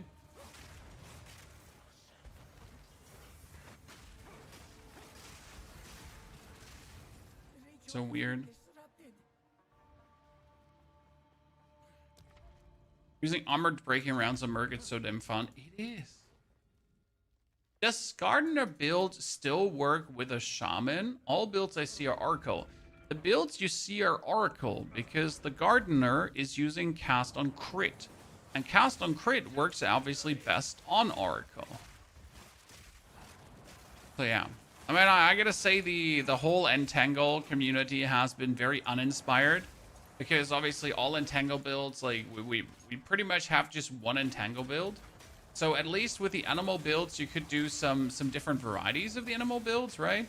But with the Entangle, it was really just like, okay, so Cast on Crit, Entangle, Oracle, done. And that's it.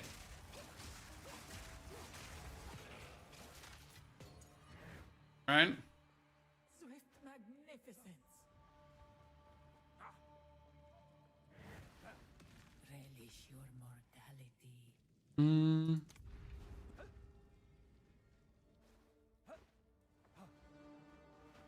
I'm trying a Gemling Wyvern. Might should work. There's no argument against it. Gemling is certainly giving you a boost for what you're doing. And generally speaking, Wyvern should work with everything. Because every Ascendancy can do something to boost the Wyvern. Obviously, you just have like some skill travel issues down the line, right? I mean, from Merc, obviously, over to the Wyvern side is easy. From Witch over to the Wyvern side, it's okay. If you go then from Ranger, but still should work. An oasis in the desert. Can have a red Entangle. Wait, is there a skin for it?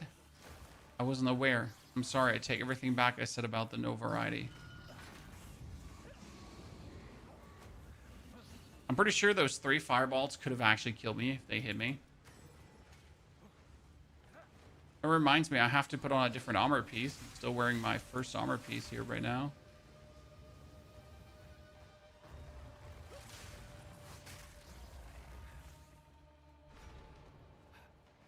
King of the Mist beat your ass for an hour. You mean King of the Mist in Endgame? The forehead is formidable. The forehead is formidable. Stand clear.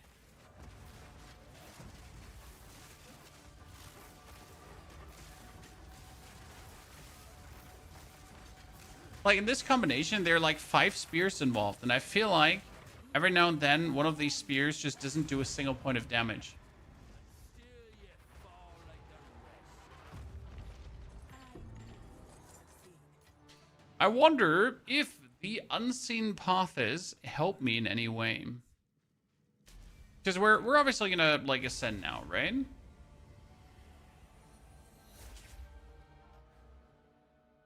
And we can take the unseen paths. Does that help me right now, right away? Or do I have to wait for later for this? With the unseen paths, I can take bonus lightning damage to attacks, I guess. Yeah, you know what? Let's just do that. Okay, chat. Let's take the 127, 127, and the 1-37 lightning damage to attacks, okay? Just because we can. I see the paths not yet taken. Actually funny.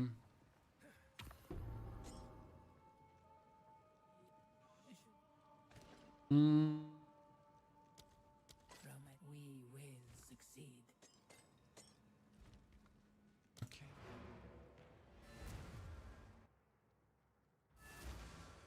Okay, if I wanted to buy a level 21 spear, what do we have now here? Like if I just wanted to buy a spear now. Spear, level 21. And we're gonna go for Exalted Orbs, right? And we want it as high DPS as possible. I could get 147. Yeah, those are all Sky Slivers, right? See? So these are technically the highest damaging spears that you can get at this point. Unless you'd say, please only give me rares. How high could a rare spear go? 111 2 DPS. Technically. So it seems like Sky Sliver is the answer for the current space. Right?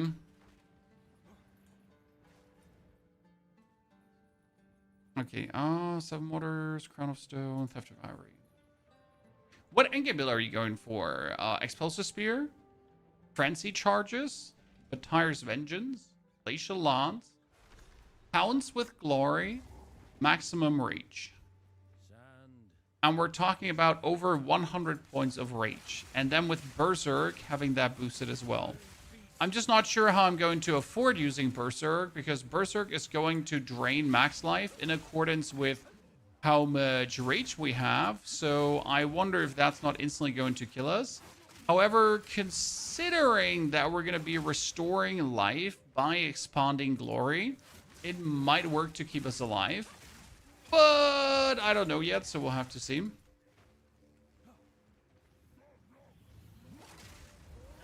This is not going to be a solo self-found build. This is not going to be a solo self-found friendly build at all, because you will require lineage supports to make this work. Now, I'm not saying you can't play Lightning Spear. You can obviously play Lightning Spear on solo self-found.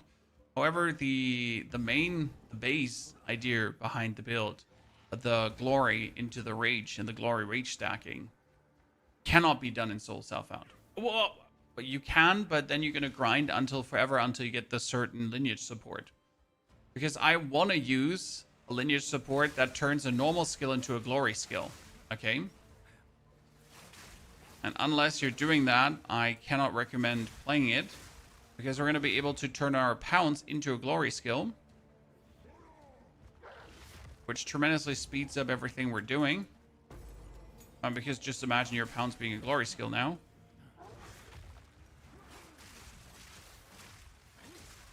Oh, there's one thing we forgot to pick up, Chad. Let me show you what we forget to pick up.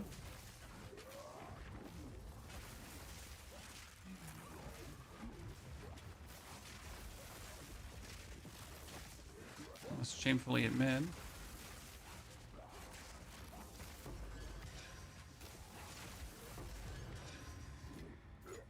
Not bad for a wonder. That should open up the gates, right? No, one is missing. So what I forgot is...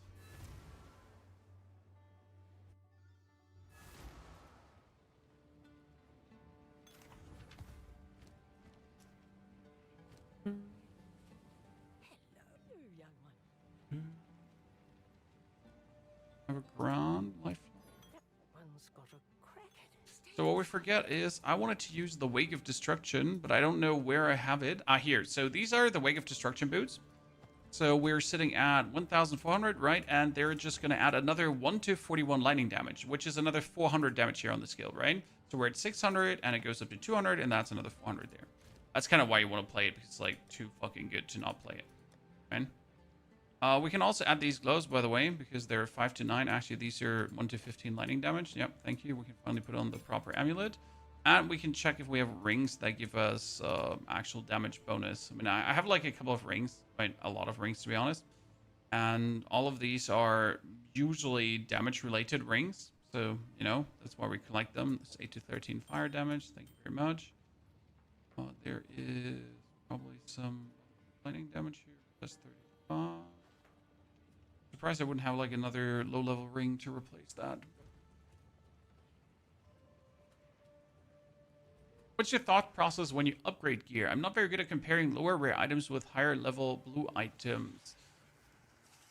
You have to start identifying what are good bases. Like, what is a blue items that's worth crafting on, right?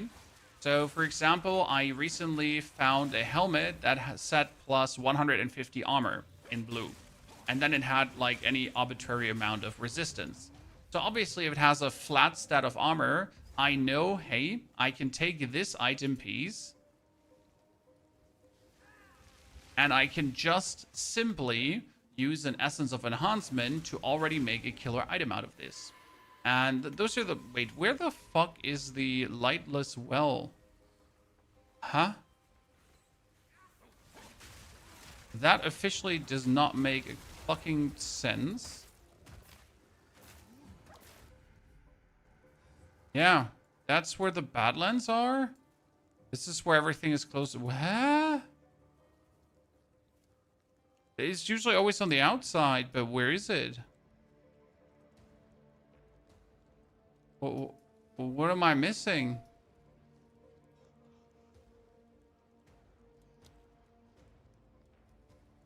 And next thing you know, it's not here. No.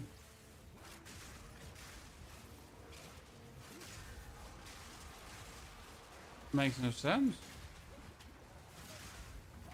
I have never seen it be in the middle of the entrance to it. Yeah, it can't be here in the middle.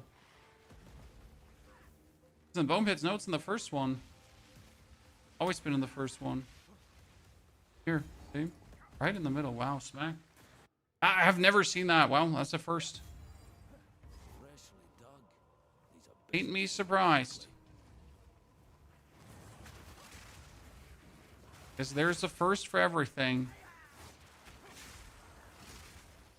See, even after thousands of hours, map designs can surprise you. Chat. Isn't that fun? Okay, another 1, 2, 7 lightning damage, and then 1, 2, 37 lightning damage. By the way, all these points will later be refunded, right, and exchanged, but currently it's just the best points I can put. I don't have any better points to put. I've never seen it there too, right? I'm not the only one that's just surprised about this.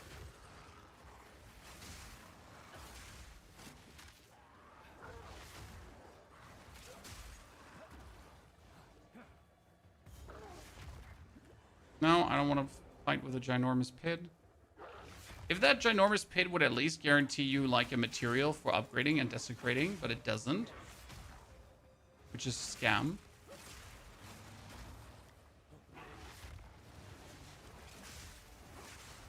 Yeah, I'm not mad about the subtle changes they do to some regions to like have like the starting point and the end point. It gives it a fresh vibe, so it's fine. But still, sometimes you're like, what the hell? I've never seen this before, right? There's no end to this place. Oh, I didn't actually unlock the Mastodon Badlands waypoint. Ooh.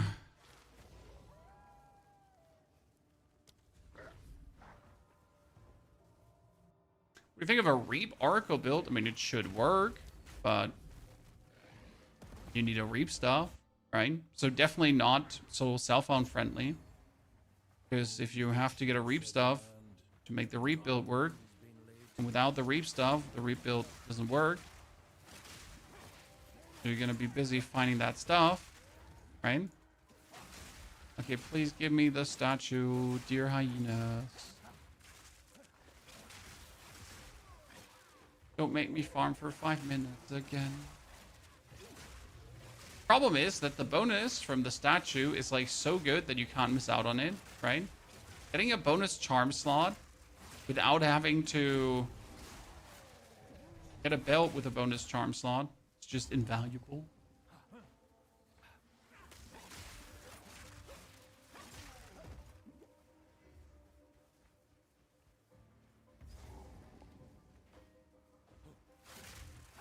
A Silverfist, honestly, Silverfist has been wondering. I had some crazy iterations this time around that led to a lot of confusion. Man's definitely on the road.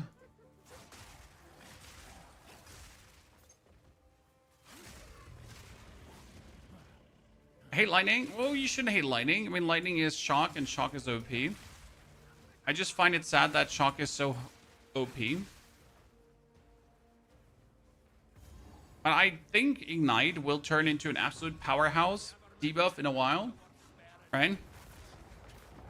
That's gonna be interesting.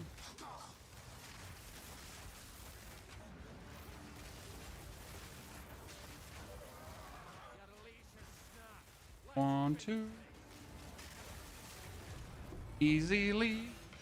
Ah, I love this. I'll put these to better use than the blighted necromancer ever did. So I understand if you don't like lightning. Lightning is kind of silly. It's okay to be against it. Do not wander. Do I have a better chest piece that I wanted to put on? Unique chest piece.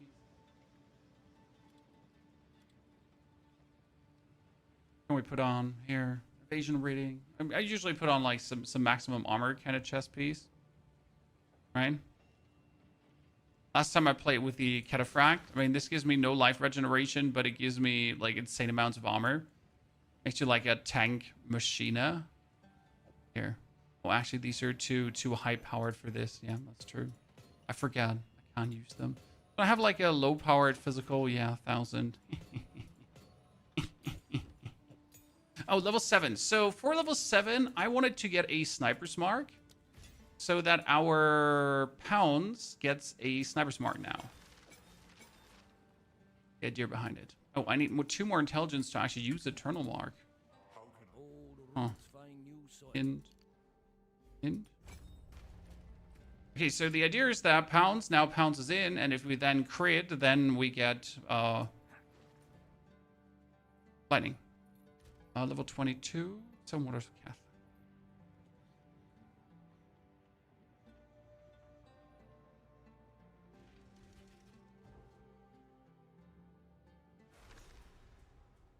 To believe the Vestiria once bloomed with life and color.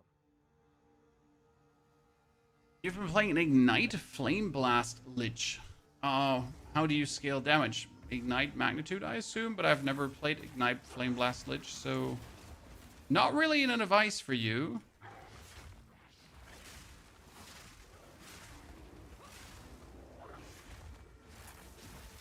You put that mark on very easy. Don't actually have to throw the lightning spear at this point anymore. You can just keep throwing like lances in. That's enough. Gotta kill snakes because snakes have other thingies for me. There we go. Let's go.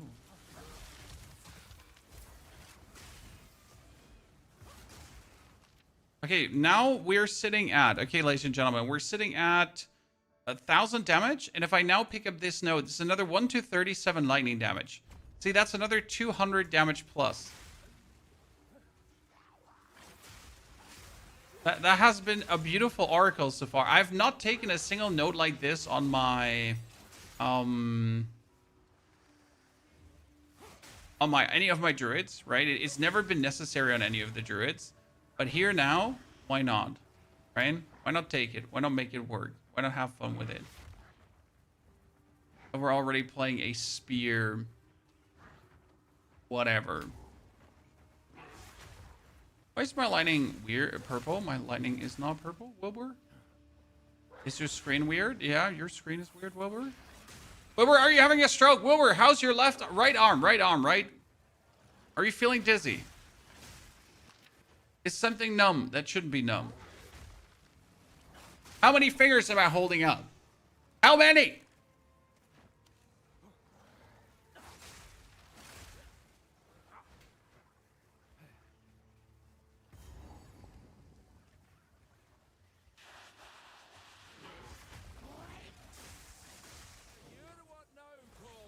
Okay, ground pound into pew pew. More ground pound into more pew.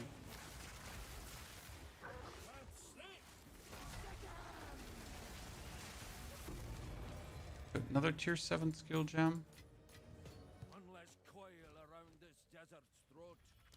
So now we have all this lightning damage taken. We could also take the elemental damage, but what other funny node do we have close by because of this? So we got the critical strike damage bonus, that's useless. We have the movement speed.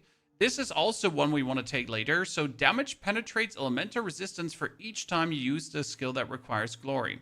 Very cool. Can definitely use it, no questions asked. There is, I mean, we should probably go up and just get this damage node here right now, correct? Because this is like 15, 15, 15, and 30% bonus damage. I don't see any other big damage node. I mean, technically we could go back here for the extra lightning damage node, but don't really see that. So I guess we're going to go up, yeah, for these now. So that's intelligence, that's dexterity, thank you very much.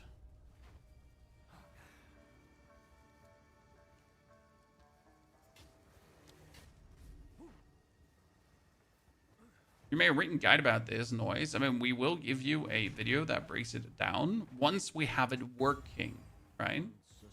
So again, I saw the concept of using glory together with a certain set of skills. Now we need to bring it to the end game, right? Then in the end game, we need to see how well it actually is working and what we need to do to fine tune it, that you get the best possible version for just overall enjoyment and fun. And once it is fully streamlined, we're going to put it out for you to enjoy.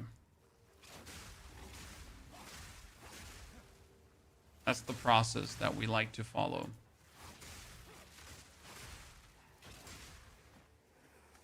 Because why would I give you something that's half cooked and then you're going to be like, this is half cooked? I mean, we have currency. I get like 50 divines or so flying around. I'm by no means rich. I just have enough to do funny things. The pieces for this build are not expensive. The most expensive thing that I've found so far is the gloves for 1 divine. But I'm not sure if I'm even going to use the gloves because I just wanted to buy them, to have them for the case that I want to use them, if that makes sense. But I'm not even sure if we're going to actually use them. Superior bronze greaves. No, I don't need this. But they're all superior, so this is like, you know, materials I can break down. Now let's get the bonus damage. We're actually sitting at 3,000 damage with a single explosive spear.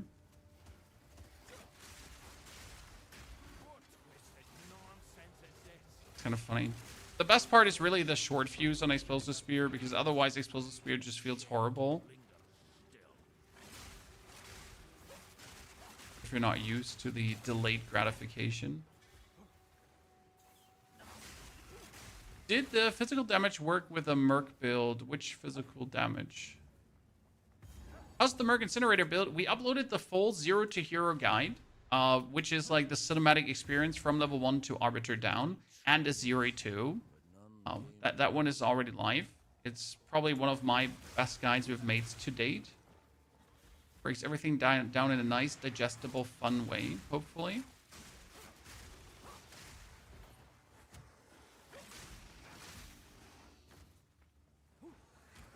That one is out. and it killed the Arbiter in 12 hours. You heard right, Chad. From level 1 to the end, solo self-found, 12 hours. That build was not from this world. God damn the Chinese and their Chinese super techs. I mean, seriously. Like, what the fuck is wrong with the Chinese?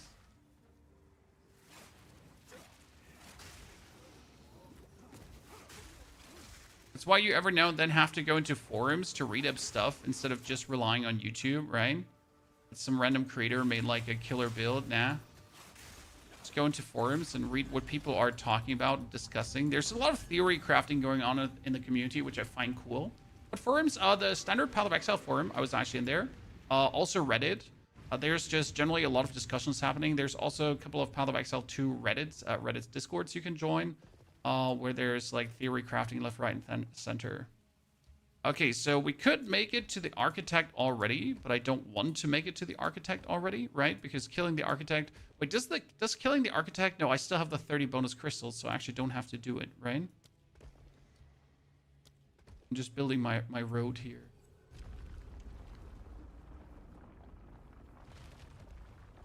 Chinese would just don't know. Jimmy, the Chinese have like very good ideas, generally speaking. A lot of theory crafting going in there.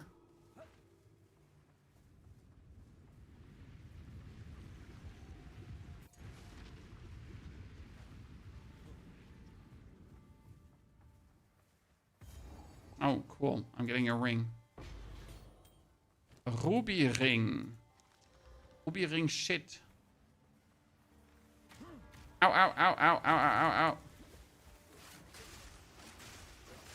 I've fallen, I can't get up. But we're sitting at 74% armor, Chad. The cataphract armor. So that's kind of nifty. Making me a fat-ass tank. Jesus Christ, this is like it's eating up my mana reserves like so much. Like one single pound. Eat up my mana into non-existence. Big thanks for what you're doing, making me play and have fun with the game. Well, I appreciate it. Happy we can make you enjoy the game. But I was genuinely thinking about not playing Path of Exile today. Problem is, then I would have had to start a new game, Chad. And then we would have to start a new game in a couple of days again.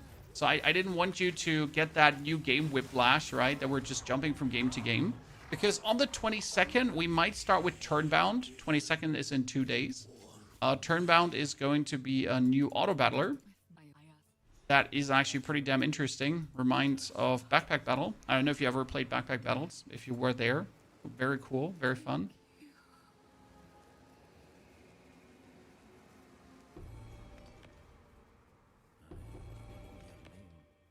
But you deserved better than this. There are some intriguing things.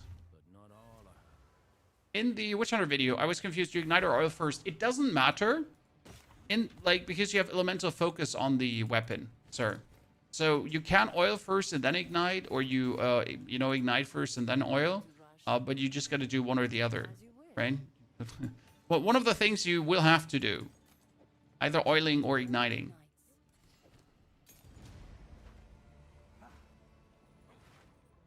And if you ignite the enemy and then throw the oil, it also works. So there's no like it will stop working then. Okay, armor is set so far. Boots are set. Gloves are set. Belt is set. I mean, we kind of just do have to find new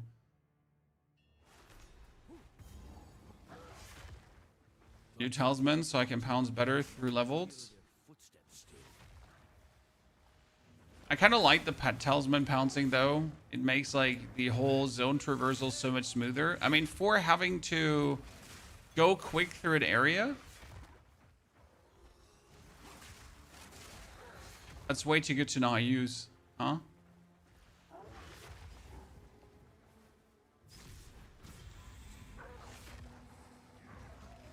So yeah, I generally like to ignite first and then oil. Main reason ignite first then oil is that you're just making sure that your oil then instantly just get the ignite done, and don't accidentally erupt the oil from some of the other stuff you can do. Charm slot. Charm charges gained. High Guard launches in a week. Yeah, so High Guard launches in a week, but we don't know how it will really be. High Guard is one of the most controversial, anticipated, non-anticipated games. It's going to be a hero shooter. However, it was shown, in case you missed it, High Guard was shown during the Game Awards. And since then, the Twitter has been deadly silent because people are very anti-vocal about it because they're not looking for another hero shooter. They're I mean, you know how people are. People are idiots. But they're looking for like a new whatever. And since they're not getting a new whatever, they're already against the game without the game having even released. It's going to be interesting to see how that whole High Guard thing will turn out. It's going to be another Concord disaster, or if we're getting something else, right? Because right now it's shaping a bit up to like be Concord 2.0. Dead on arrival. Even dead before arrival, which is even sadder.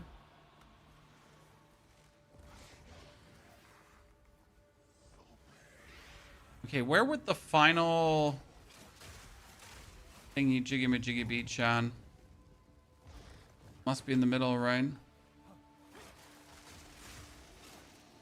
Could it have to do with the game looking like Concord? I mean, like, you know, we'll have to see when it comes out if it's good or not. I'll definitely have an eye on High Guard. Like, I'll have an eye out for it. I'm not super keen on playing it at all. But, hey, maybe it's at least interesting enough for a few hours.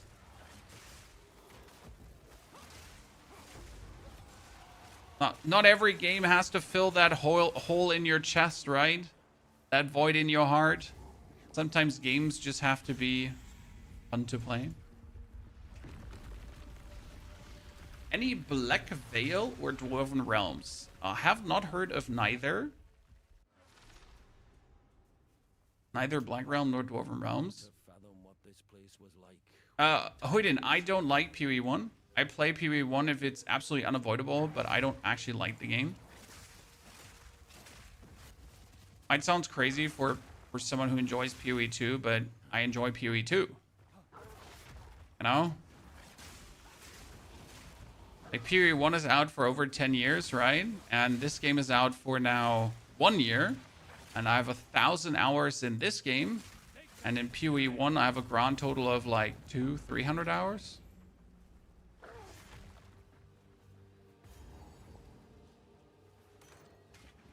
Guess that speaks for itself, right?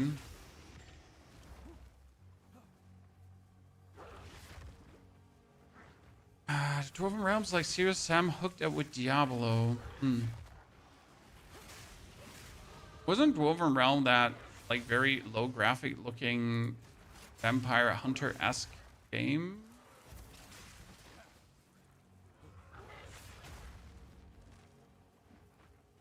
After playing RDR2, a funny story, I've never played RDR2 because the game is very boring to me. But same as GTA, by the way, I find GTA very boring too. So, you know, different strokes for different folks.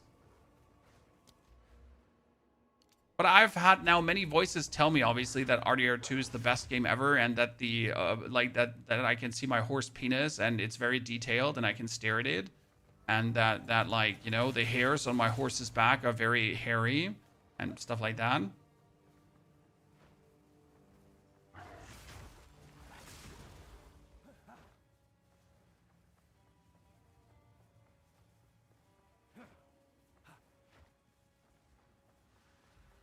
Would never get into it.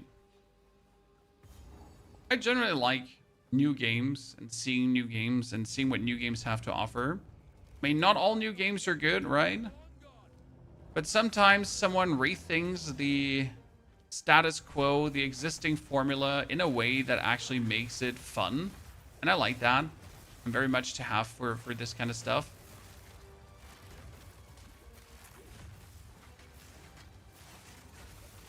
To really see what they have been cooking up. I'm doing so much damage right now, it's ridiculous.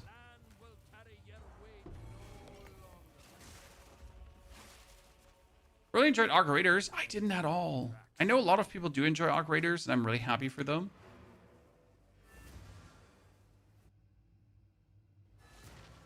I mean, we're right now, like, a lot of people actually enjoyed Arc Raiders, but I've also found 3 videos this morning about, like, Arc Raiders is going down, the truth about Arc Raiders, like, the problems no one talks about, you know? These kind of videos start slowly cropping up in my feed. 10 things Arc Raider needs to change right now. For glory. So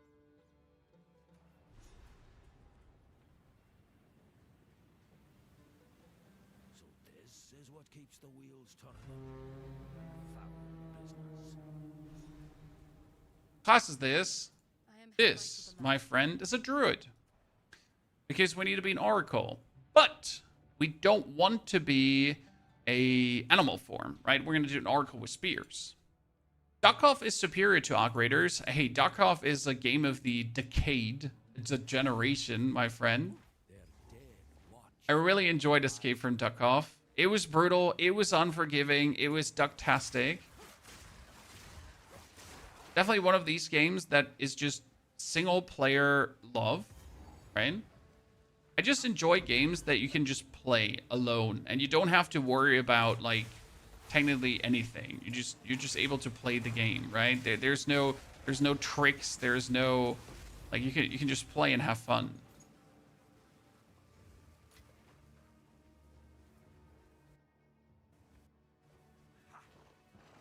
POE 1 is better than POE 2. I mean, POE 1 definitely has more content. POE 1 is definitely further developed in that kind of stuff. However, POE 1's like underlying concept is zoom as fast as possible and do as much damage as fast as possible. And that is really boring. Like, what, isn't POE 2 exactly the same? No, POE 2 is slower and intentionally slower, right? Sure, you're gonna get fast to some point. But it already shows in POE 1 and movement skills. So you have to have a movement skill in POE 1. That movement skill has to have as low cooldown as possible. And then when you're moving to zone, it's like shield charge, shield charge, shield charge, frostblink, shield charge, frostblink, frostblink, shield charge, frostblink, frostblink, shield charge, shield charge. I mean, that's how you're like moving through every single zone, right? And after like 20 minutes of doing that, I just want to like off myself right away. You know, I generally prefer like this speed of going through an area instead of shield charge, frostblink, shield charge, frostblink, shield charge. Right? So it is undoubtedly true that POE 1 might be further developed, longer developed, obviously, but that doesn't make it the better game. Again, different strokes for different folks. Better is a very strong statement.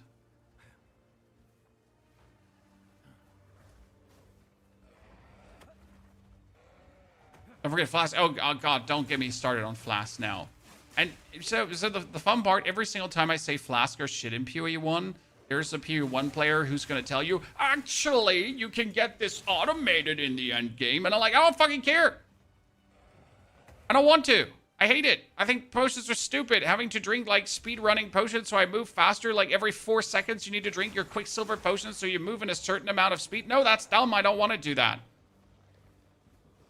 I don't care that actually I can automate that.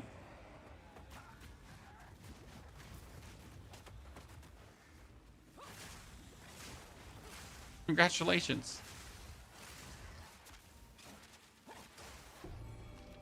It's so restricted in period 2, yeah. And that's good.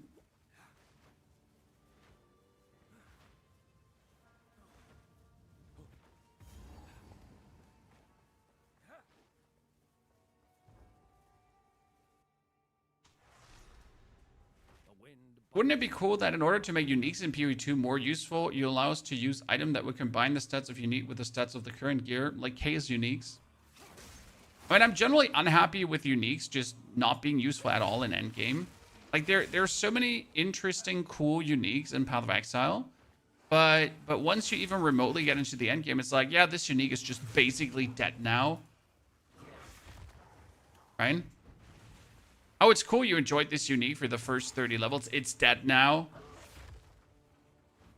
You'll never be able to play it again. Get fucked. It's kind of sad. It saddens me.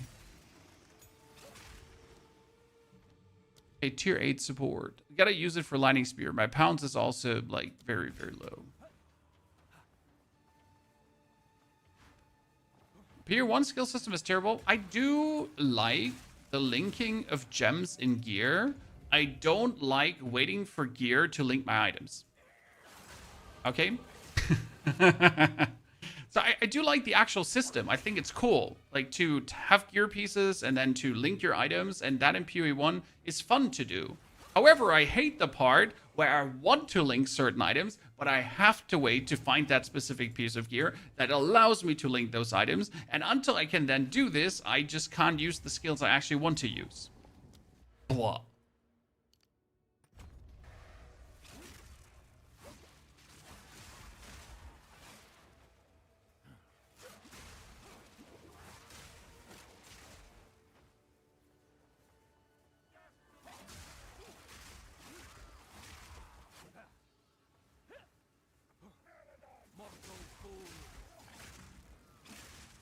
Kind of like Last Epoch. I love Last Epoch's skill system. I think Last Epoch has one of the best skill systems. Have you ever played Last Epoch, chat? Fantastic game. You choose a skill, or your skills in general, and then you can specialize into a skill, and that skill gets its own little skill tree when you specialize into it to then get even more out of the skill. I really like that one in Last Epoch. It's so cool. However, I don't like Last Epoch. So the skill system is brilliant, but actually playing the game isn't. But I don't know, because something is missing. The gameplay doesn't feel punchy enough, satisfying enough, like, you know? So that's that.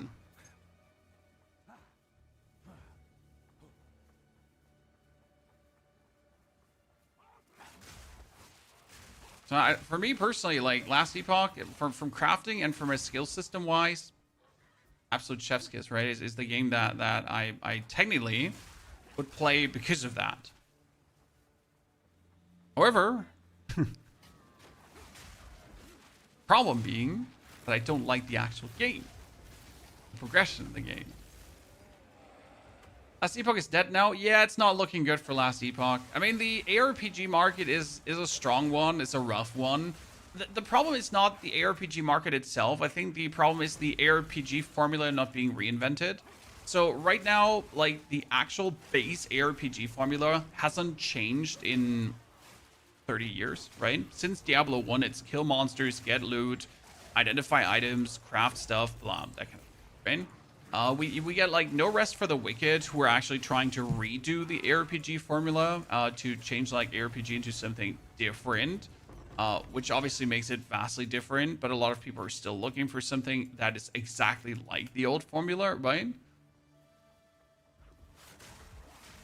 And I think, like, if you do the old formula for ARPGs, then your game gotta be exceptional, or you're gonna be left behind.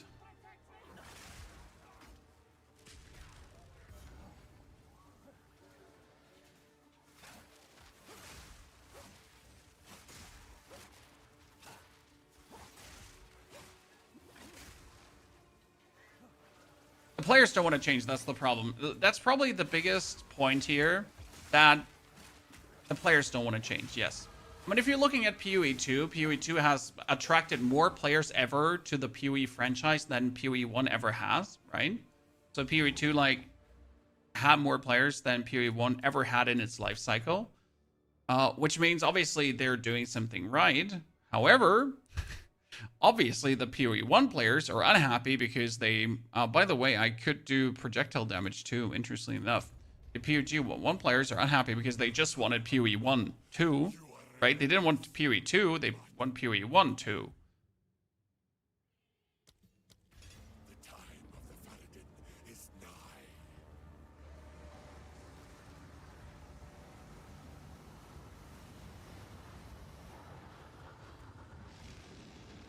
It's hard to break the old formula and be a successful game. Yes, that is true. I mean, you just gotta be aware that you're gonna have to look for a new audience. So if you break the old formula and try something new, then you're essentially also looking for a new audience, right? I mean, that's what PoE 2 did essentially. I mean, they was just saying, like, okay, we're looking for a broader audience. I think they found it. However, there's a lot of fine-tuning that's still going to be done. I mean, let's not pretend different. Like, PoE 2 does have to do a lot of fine-tuning still. Hence, we're still in early access, right? I think what a lot of people keep forgetting is, and this is like the most important part, what a lot of people keep forgetting is that Path of Exile 1 didn't start the way it is right now, right? Like, they're looking at Path of Exile 2 and they're like, Path of Exile 1 is better. Yeah, it also has like 11 years of development under its belt, right? To get to the point where it is right now. Do not wander. The Period 2 will still need a bit more to get to that point.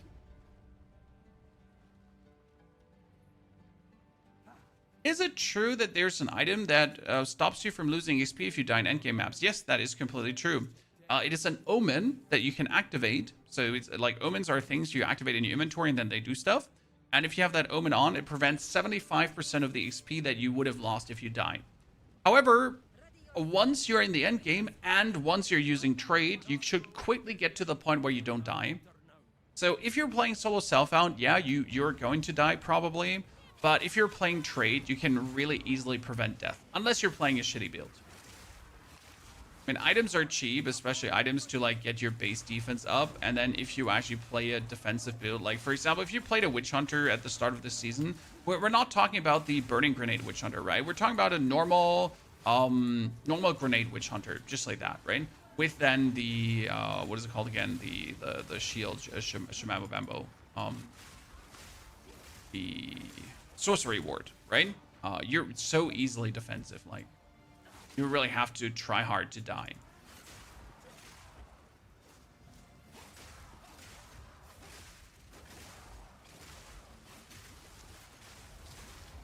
However, again, there is that omen that later, like let's say when you're level 90, you could probably put in your inventory to prevent some XP loss.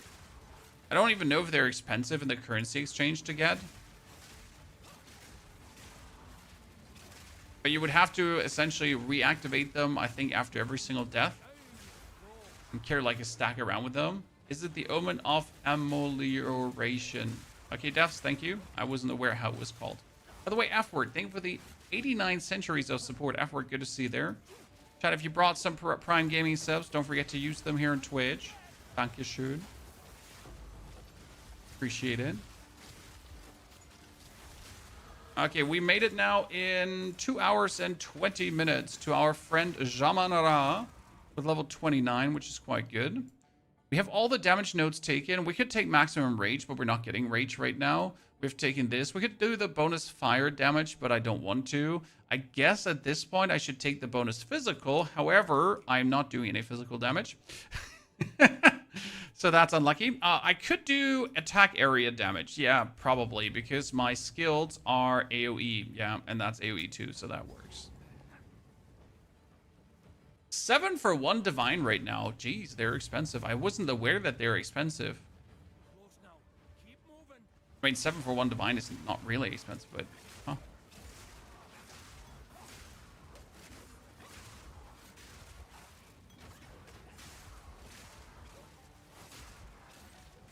Levels a new character every time for a new build when you can just respec, Lee? Well, since I'm using different ascendancies on builds, I would have to...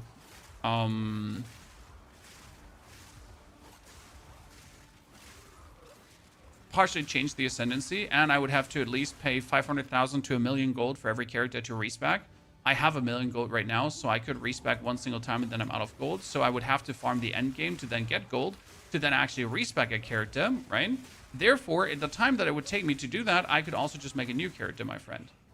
So, argument invalid, first and foremost. And second and most important, not everyone has characters to respec. So I also got to give people the road to set character. Right? So, yeah. Congratulations, I guess.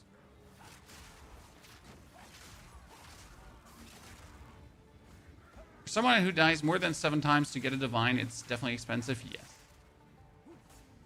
But if you're scared of dying in the end game, there are definitely builds that are more tanky than others, right?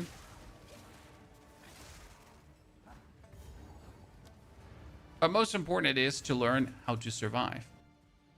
How do you plan to get so high with Rage? We're planning to use this node, Glory. It is called 8 maximum Rage for each time you use the skill that requires Glory in the past 6 seconds, up to 5 times, plus 8. So that is already 40 more Rage. Then you have Gloves. Wherever I put them, I don't know where I put the gloves. They might be sitting on a different character. They're gloves that help with that as well. That would give you then even more rage. So that's that. Yeah. Generally speaking. Okay, we got this stash. I wanted to check for rings. I have like all the.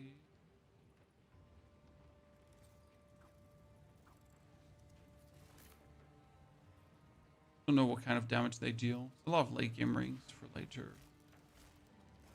We gotta check at least once.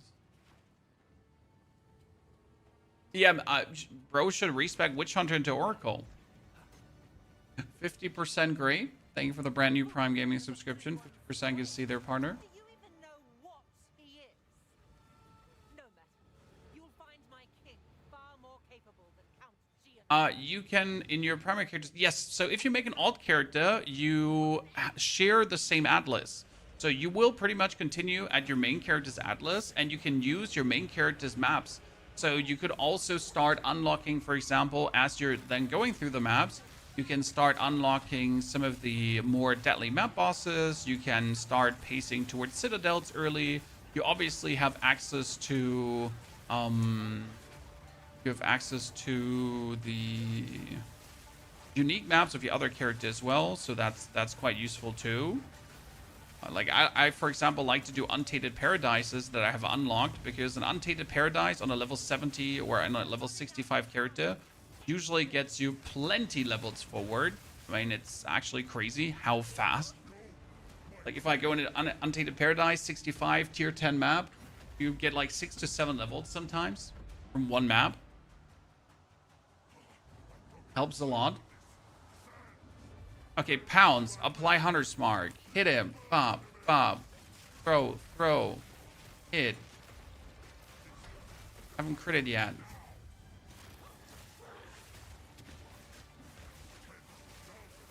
Like, the crits are just not going to come now for the Hunter's Mark, right? Yet. This is too early. But later, they're just going to be floating in.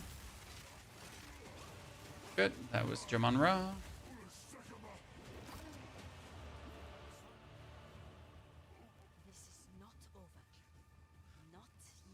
What glory skill are you planning to maintain the max rage? Pounce.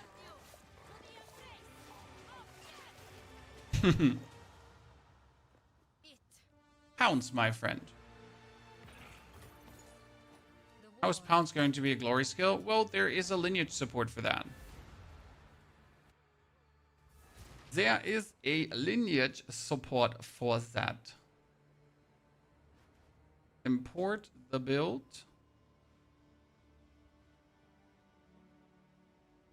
I just forget how the lineage support is called.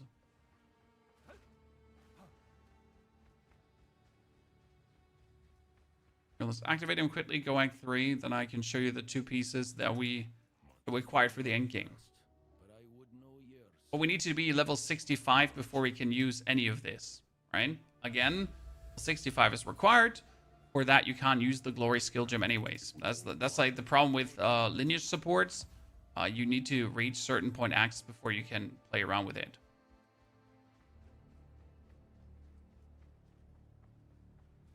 So do we even need to get like a new spear? Or are we just going to keep rocking the spear now, Chan? Yes. Until then. Get me to Act 3. It's here. I think I have it on this oracle.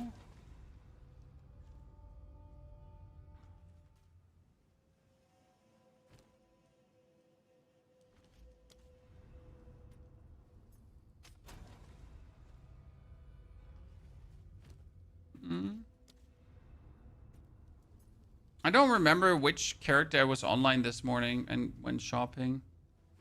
Ah, here. So this is Hateforge. Hateforge gloves say 11 maximum rage for each time you've used a skill that requires glory in the past 6 seconds up to 5 times. On top of the glory we're getting anyways. And then a 13% chance that if you would gain rage on hit, you instead gain up to your maximum rage.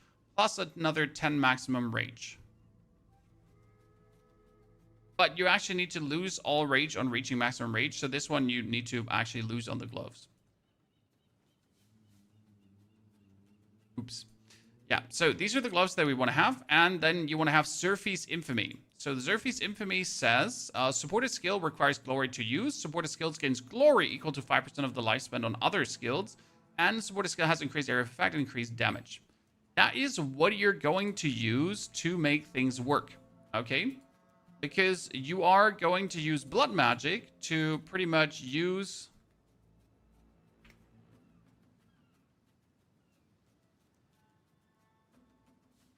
glory. So what you want to go for the Hateforged mitts, okay? So when we're just looking for the Hateforged right now. Hateforged molded mitts. So you need the maximum rage, right? Need the maximum rage. The chance, maximum, maximum rage for each, blah. So you want that. And then you want to have the, what was the other stack called again? The chance. Oh, Jesus Christ. Want the chance for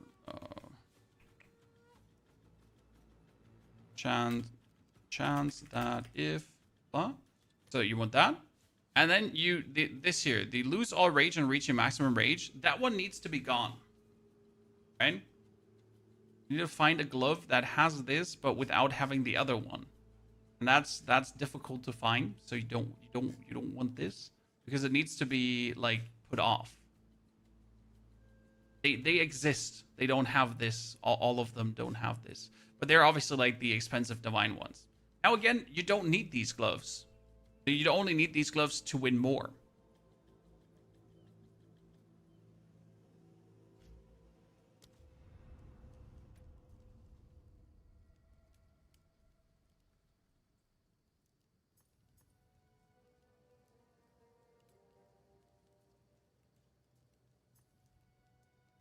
Were we out there? Let's go.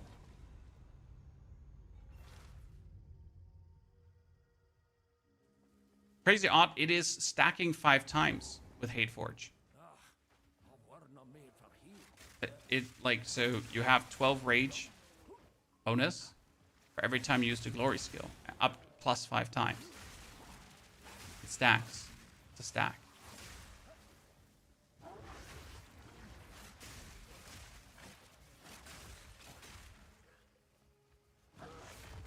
Same goes for the glory skill that you have in your trait. It also stacks 5 times. That's actually plus 40 rage. So that's what makes these skills so funny to play around with. Because they do, in fact, stack up.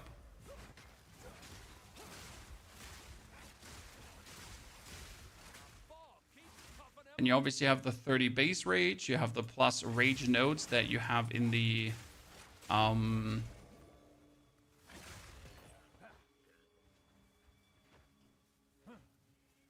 passive tree in general from warrior, and you get more rage when you shapeshift, so you can pretty much throw a glacial lance, shapeshift into a wolf, get full rage, okay, and then on shapeshifting into wolf, glacial lancing and getting full rage, but Tyre's Vengeance would trigger on full rage in wolf form.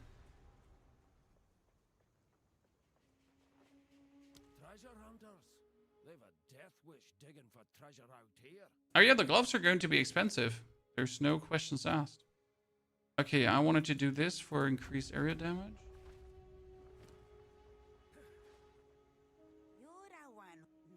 But again, the gloves are also not required. They're just a bonus, a win more thingy. Okay? You know, when in Path of Exile you're so strong that you're killing everything and people are still looking for more DPS? That scenario. Or would Oracle get more rage than Shaman? Plus 3 maximum rage, plus 15 maximum rage. Already 21 more rage than Shaman can have.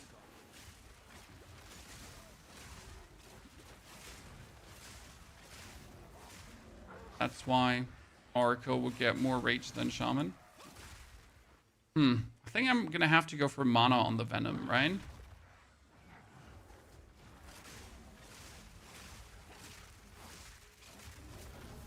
So those gloves we'll buy at the very end, you know? We have reached the pinnacle. And then to just squeeze out the last percentages.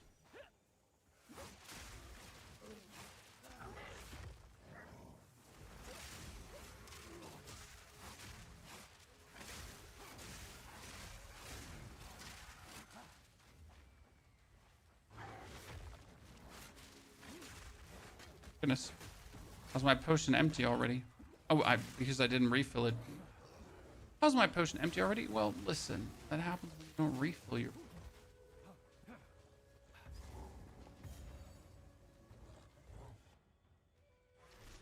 Unseen Pathos? Exactly. And with Unseen Pathos, we also have the advantage of being taking the Entwined Realities. And Entwined Realities allows you to obviously spend your points smarter.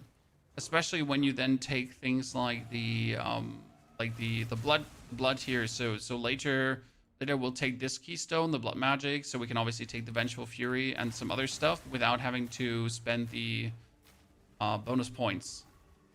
That should help tons.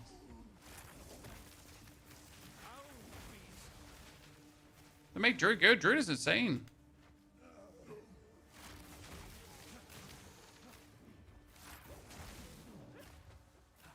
I found her already, chat. Priestess, easy W.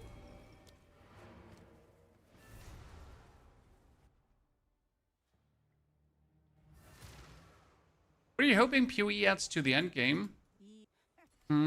I don't play much POE end game, so I'm probably the least qualified person to ask about that. Because I really don't actually care. You know, anything they add to the end game will bring me more fun. They brought out Abyss, it was brilliant. They changed the tablet stuff, it was great. I love that too. So, generally speaking, whatever we're getting, I'm probably going to be happy with it. I'm very simple to please. When it comes down to that. So, I'm not even sure what I'm hoping for, right? Because I don't really have wishes.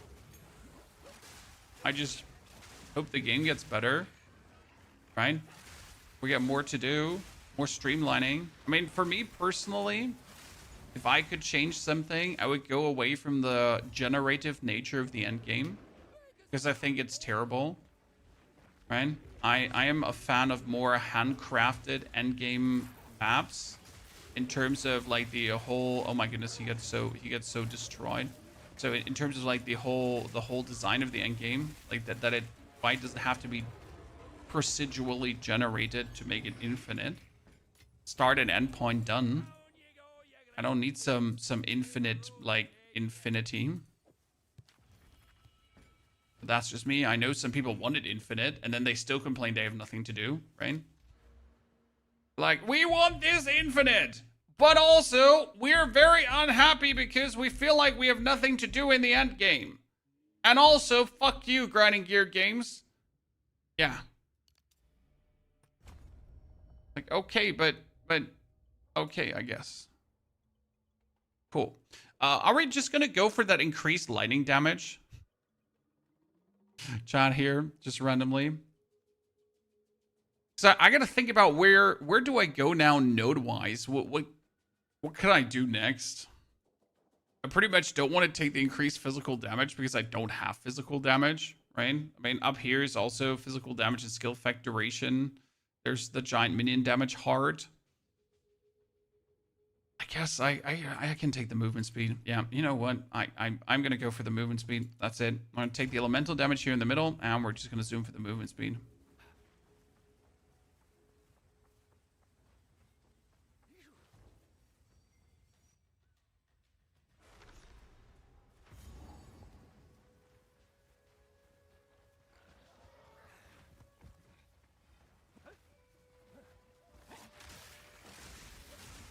Shaman does not have guaranteed critical hits, so that's one of the main reasons we can't go for Shaman again.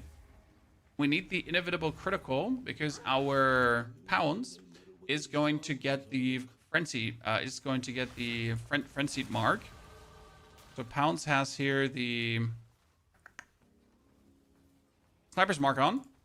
That when you pounce, you apply a Sniper's Mark, and since you always crit, the Sniper's Mark will always give you frenzy charges, and those frenzy charges will always allow you to then throw super absolutely overtuned explosive spears. Because you might not know this, but explosive spears are actually completely overtuned, especially the frenzy charged explosive spear. So if you find a way to regularly use this on bosses, it is an ultra GG, not just a simple GG, an illegal GG. But for this, you gotta like guarantee those crits over time and as fast as possible, and as often as possible.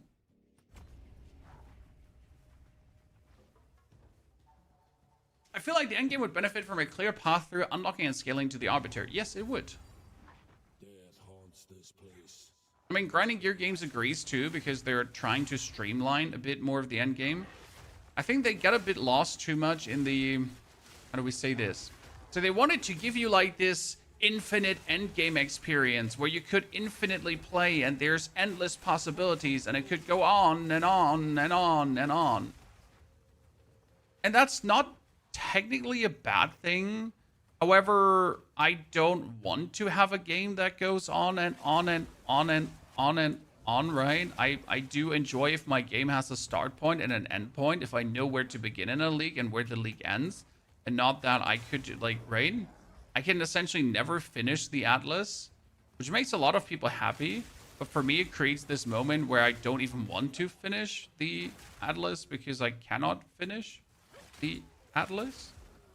Yeah, it pretty much ends when I want it to, and I want it to end right now.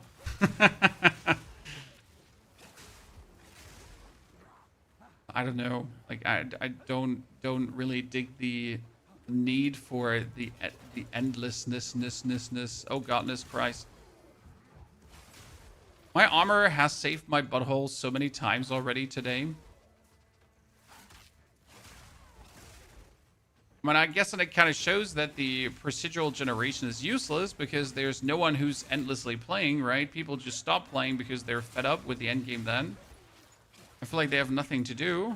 But hey, maybe with all the new content that will change, because then suddenly we have enough to do, and then you have endless possibilities, and there you go. Okay, where the hell is the lady? Because I feel like we should have been at her already, or I just completely missed her. In both cases, I'm on... Oh, I found her. What the fuck? Why is she here? I have no... I don't care. Okay, it's fine. Yeah, people are pretty much just like, instead of spending time in the endless procedural endgame, they're just spending time building the perfect temples, which is great. But they pretty much don't even want to play the endgame, right? They're just blasting through maps as fast as possible so they can go back to entering the temple.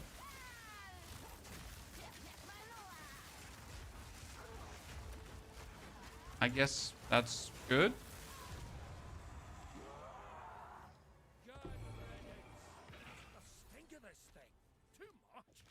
What other spirit skill can we take? How about we get the Herald of Thunder, so we can go for Herald of Ice if I do Ice later. We could technically do Herald of Ash as well if I wanted to. We want to have Berserk, and we want to have... I mean, preferable, we need Eternal Rage, right? Later on. You hear any other child thieving witches, you be sure to let me know. Preferable, we would like to have Endless Reach.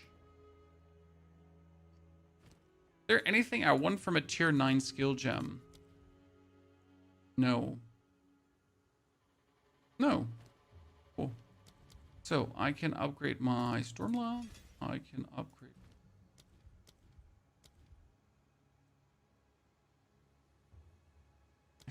My lightning. Temple is closer to a viable endgame than Atlas mapping. Yes.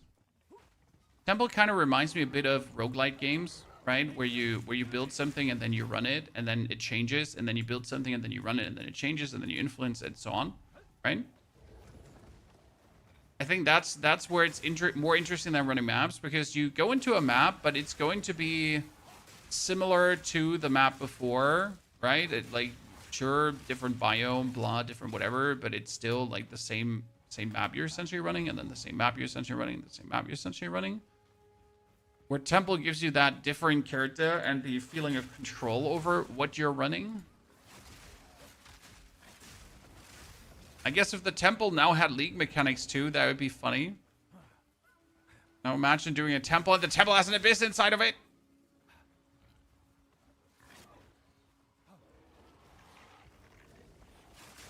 I just want to be Abysses too everywhere, so don't blame me. Any reason for a shield instead of a Shrine Scepter? At this point of the game, no. I mean, Mr. Bacon, we don't need the bonus spirit yet, so right now, shield instead of Shrine Scepter because of, like, armor better than spirit. But as soon as I can use another spirit skill, definitely Scepter better. I mean, as soon as we're level 50, like, eat my butt, and we can use the Eternal Rage, I guess instant Eternal Rage, right? Not a single question. So then we are definitely going to equip a Scepter. I mean, the biggest issue is that you can't just use a Shrine Scepter at this point. The first Shrine Scepter is level 52, if I'm not mistaken, right?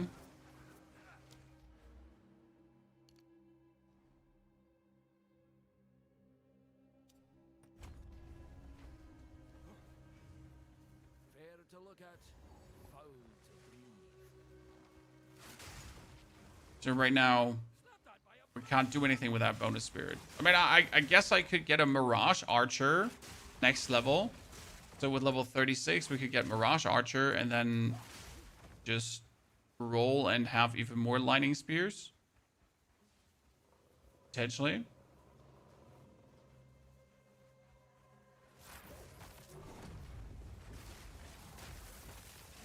Chantal, you were looking for POE 2 streams? Well, you came to the right place. Getting some new fun stuff running today. And we're 2 hours, 42 minutes in. Going towards the end game. And today we should reach the end game. And then tomorrow we should already be at, you know, everything completely dominated. I mean, we're obviously going to fast track the progression because we are going to be using the trade on this character.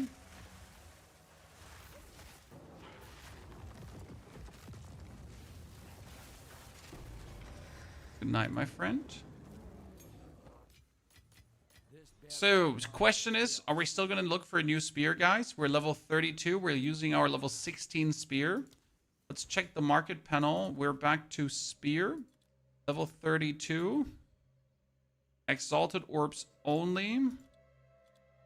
And not more than 10. We could get a spear with 110 damage. That would be the Tangle Tongue. What do you think? Is the Tangle Tongue more worth it or not?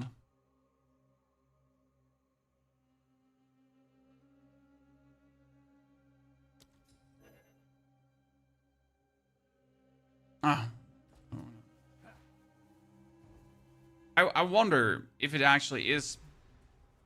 Technically, it should be more worth it than the Lightning Spear, right? Because the Lightning Spear only does lightning damage. Where the Tangle Tongue would do, like, guaranteed...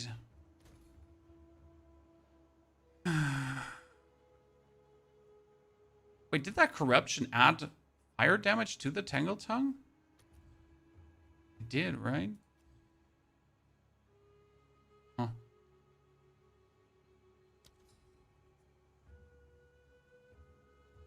Yeah, let's check in. It's yours.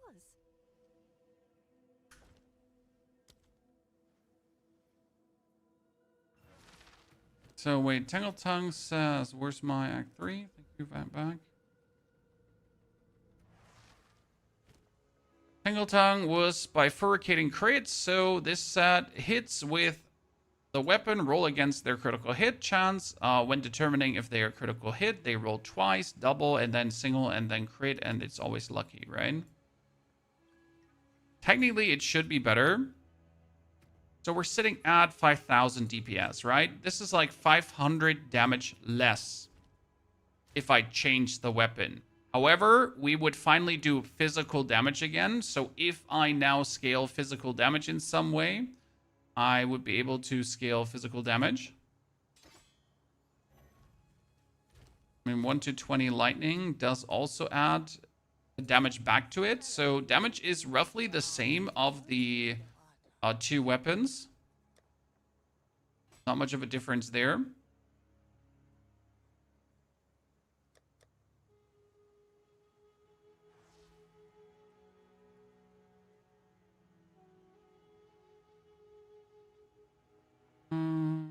I have to wait like a few more levels before I get meaningful something. Can you get a cheap jewel for the Dance with Death Keystone? I always forget what Dance with Death does. Which one? What does Dance with Death do again? It's the one down here, right? Yeah. That's the one right here, correct? I mean, what you want to have is you want to have a diamond so you can put in points from the Dance with Death Keystone. But yeah, it would probably be good to do that. I mean, there are these diamonds here. It's level 32. Come on away. Any here you want to have the Dance with explicit passive radius can be allocated. But I don't think any. Here, Exalted Orb is too cheap because they're expensive. See, they cost 2 divine. Which is still reasonable. Like, it doesn't hurt. Divine is nothing. But it's very useful because if you take this as an oracle, like if I take this with an oracle, I can instantly take these 3 nodes without spending points, which is kind of insane, right? The one that gives you the keystone itself? Well, you don't want the keystone itself because later we want to use a shrine scepter because the shrine scepter is the biggest damage boost, right? And there is the flame, guardian of sacred flame, and there is the shrine scepter of jiggy majiggy, boinky maboinky, flippity flop. The ice one. There's the fire and there's the ice one.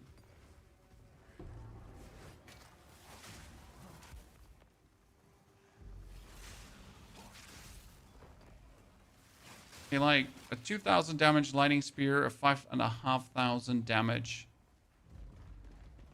explosive spear. Seems good.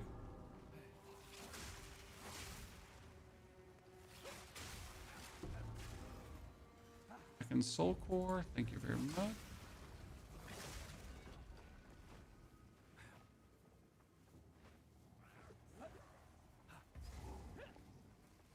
Oh yeah, 4 from nothing, you don't need to be an oracle. That's actually true. Because it allows you to allocate from the radius.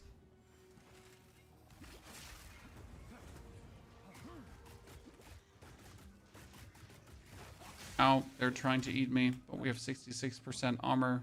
We're good. Where is our friend? I'd probably put on Mirage Archer for the time being. But then on the other hand, we really don't need it. Okay, let's see how quick we're killing this guy now. With the bifurcating crits now.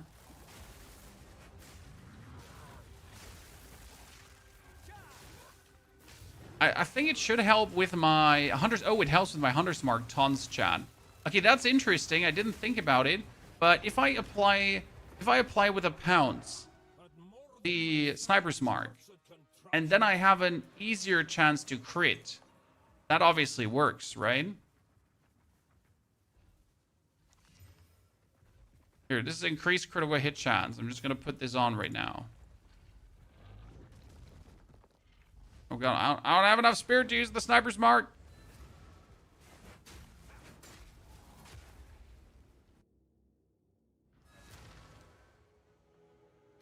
Not enough spirit, not enough dexterity.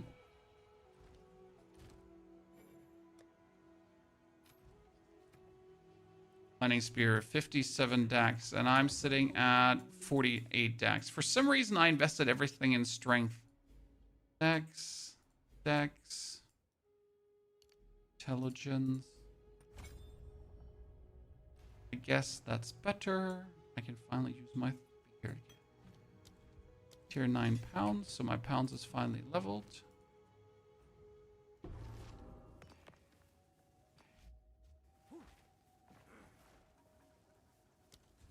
Okay, the Scepter Flippity Flop is totally a legit name. I beg you to disagree. So, Tangle Tongue, actually good, considering that we crit more. Going to make boss clearing even easier. I wonder if it helps also with zone clearing. Ow, ow, I have fallen. I cannot get up.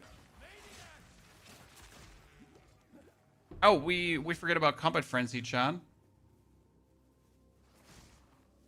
Right? I mean, I could technically use Combat Frenzy. And introduce Glacial Lance to the fray. But I don't think we want to use that.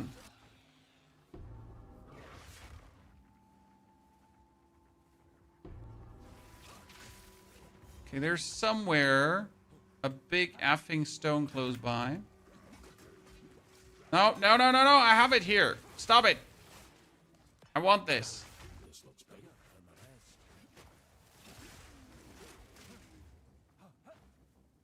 Big enough to fit. Anything better than ice? I mean, for early clearing, yeah. The advantage of the Lightning Spear is it just hits everything. So Lightning Spear is just generally illegal because Lightning Spear just bibbity bounces left, right, and center of everyone. And you can, like, I can throw it against a wall and it's still going to hit, right? See? And that's plenty useful because even if you're like here in these small, like, you can just keep hitting things by bouncing stuff off walls and stuff, and it's gonna chain from walls itself and terrain and shenanigans. Lightning Spear's king. I mean, obviously, if you're working on frenzy charges completely with combat frenzy, then Glacial Lance is better because otherwise you're not going to make those frenzy charges. But we also do not require frenzy charges for what we're doing right now. I mean, we don't like need them ASAP PP or we're doomed, right? Wonder if we now took... Should we go for the critical strike nodes, chat?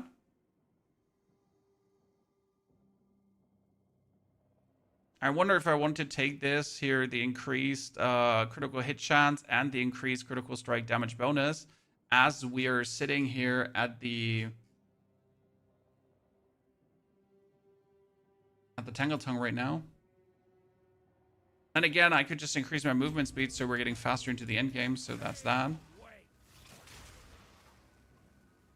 Why would you use Primal Hunger if it removes our rage effects? It doesn't, sir. Ivani, you can make it so that Primal Hunger doesn't remove any rage stuff at all. You just have to corrupt it the right way.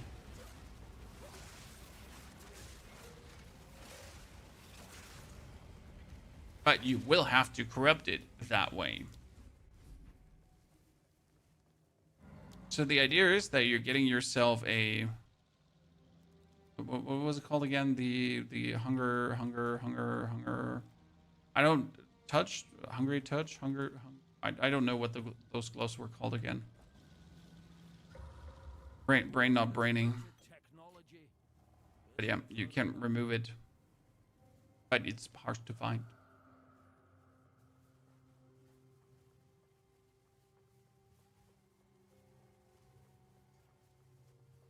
Right, mainly we're not planning to use any unique. Okay, so the unique for the bonus glory stuff is merely a plan.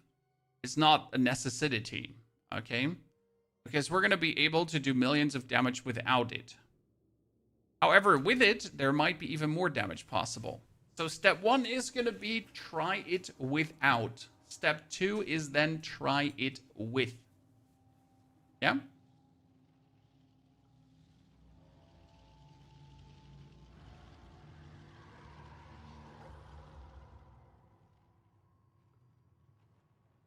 So that's going to be what we're looking for too.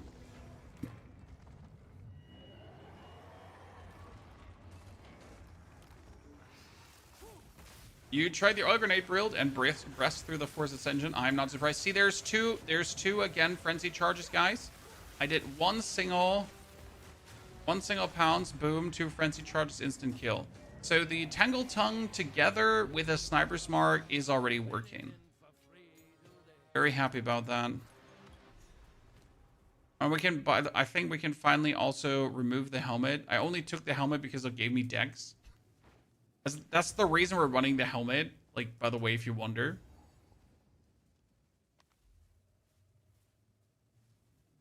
Primal Hunger is a keystone. Yeah, we don't want. Oh, you mean this one? Yeah, we're not going to take Primal Hunger. No one ever said anything about Primal Hunger, sir. I'm 99% sure Grinding Gear Games will nerf the oil build. Well, I do believe they still want to rework Ignite in a way that Ignite actually works properly, right? So I do believe, yes, there is most likely going to be some more reworks coming for that skill. But I think there's just generally also more Ignite reworks coming, right? Like the thing. It's not necessarily down to a rework of the oil grenade interaction.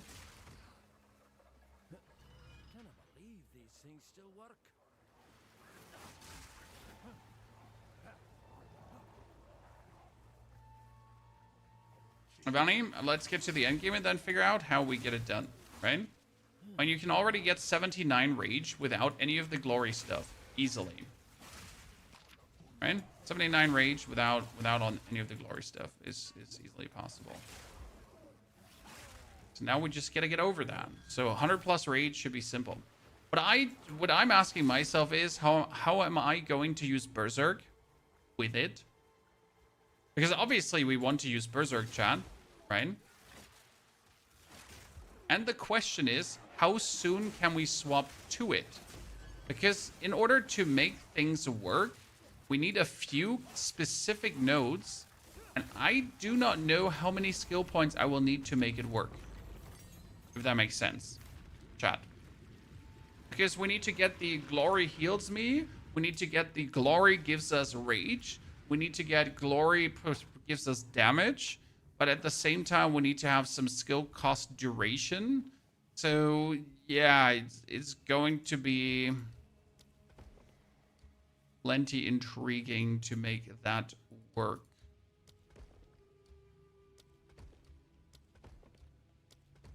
Don't mind me, just building towards the special rooms.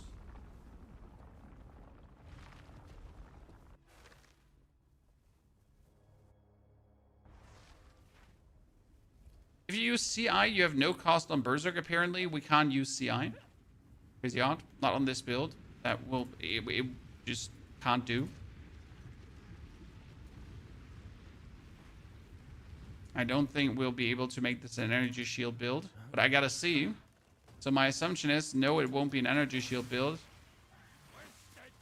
Then again, we're also a ranged main build. So I don't know if we require energy shield. Right? Because we're going to kill things by throwing stuff at you. And against bosses, we're just going to dance around. So I guess some armor should be enough.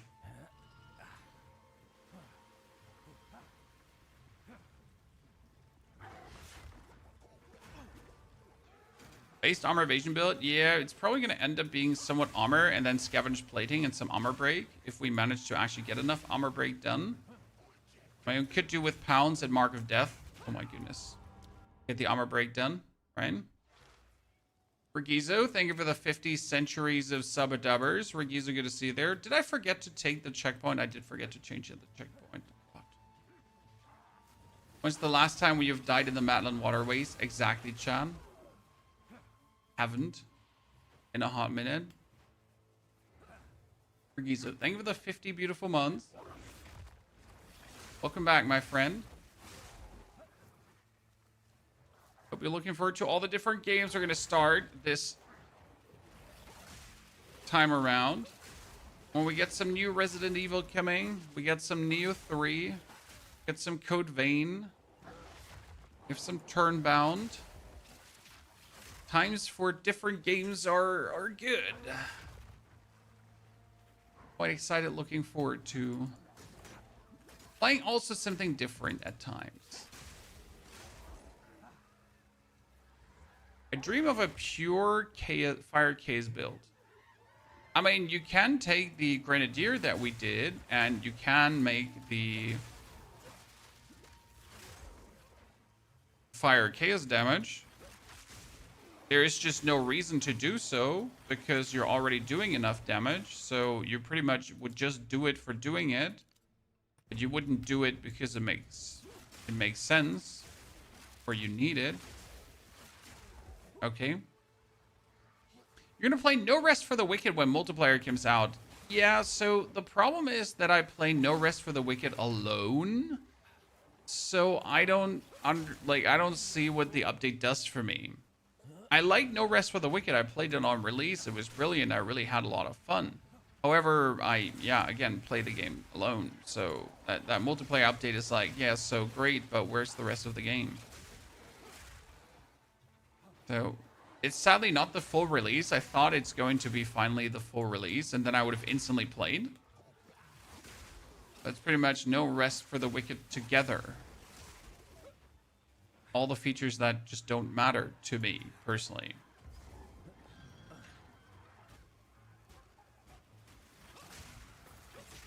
I hope POE will allow us to show damage on the screen. No, I don't think that will ever happen.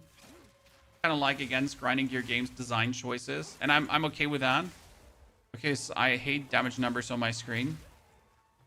It looks very ugly.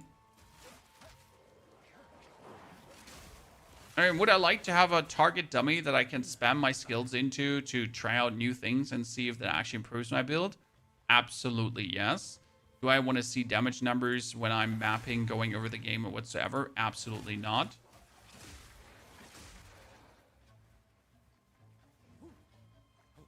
Right?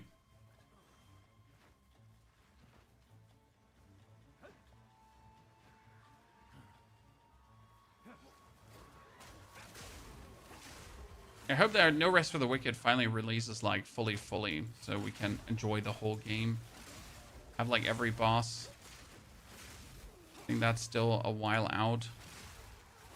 But that's the thing. Damage numbers are enforced, so there's always a setting to turn them off. Yes, do agree. However, having damage numbers in the game creates an unhealthy fixation for players often. And I can see where Grinding Gear Games decided, or why they decided to not introduce it into the game. Again, I'd like to have a target dummy, yes, inside my hideout, where I can just, you know, try out some things. I mean, technically, you have all the numbers you need inside the game, but obviously those numbers lie to you. They lie to you. They're not accurate.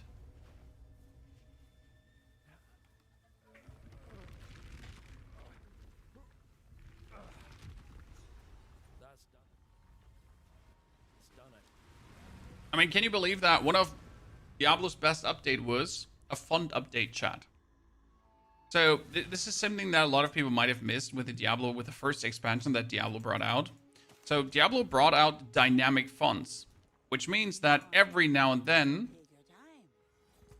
a damage number that's larger or an outlier will actually appear bigger on the screen over the other damage numbers. Yeah. It was surprisingly one of the best updates they have done, because it actually made it more interesting to look at your damage numbers on screen. Or suddenly big number go boom. Until you get really tired of damage numbers again and then eradicated them.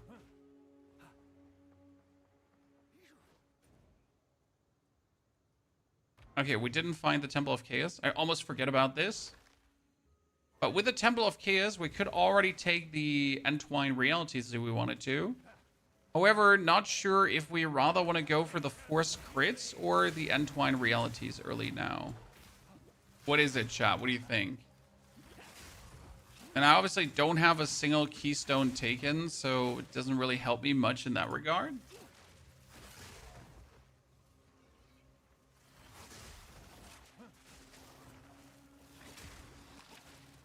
I mean, DPS screens get heavily skewed by crit stuff as well, right? Because crit stuff just multiplies up your DPS. However, like, even if your crit chance is low and then, like, averaged DPS, and it's kind of weird. Yeah, dummy hideout would be sweet. I think that would just be nice. I mean, just a simple dummy where you can do different settings, like boss dummy, you know, multiple dude dummies, and so on. Chaos is where I thrive. What chaos skill are we planning to use? We're planning to turn pounds into a chaos skill.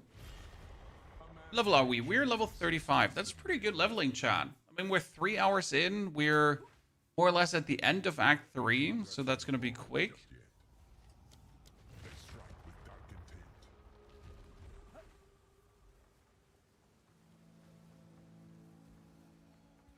Challenger, prove yourself worthy of chaos. The Val and their infernal mechanisms.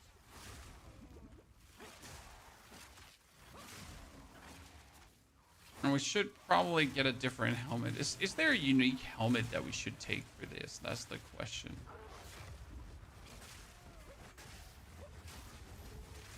See, I got my guaranteed guaranteed charge there, Chad. You notice because of the sniper's mark and the tangle tongue. Interesting. So I guess as long as I have the tangle tongue and my crits are bifurcating, I am technically not required to go for inevitable crits. So I could wait for my third ascension to make that work. We are only getting started.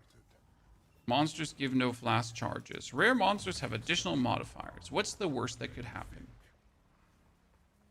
Are you still playing Dune? Dune is going to bring out Chapter 3, my friend, and I am very excited for Chapter 3 of Dune. However, I don't know if I can even play it. Because SAT phase OP, I mean, all my progression is wiped on my original account simply due to the fact that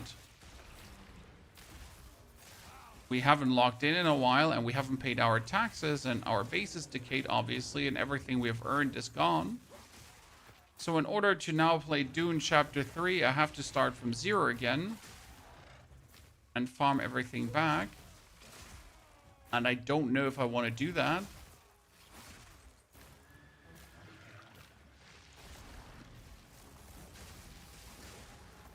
The crown for spell damage that applies to attack damage. That crown will 100% be played.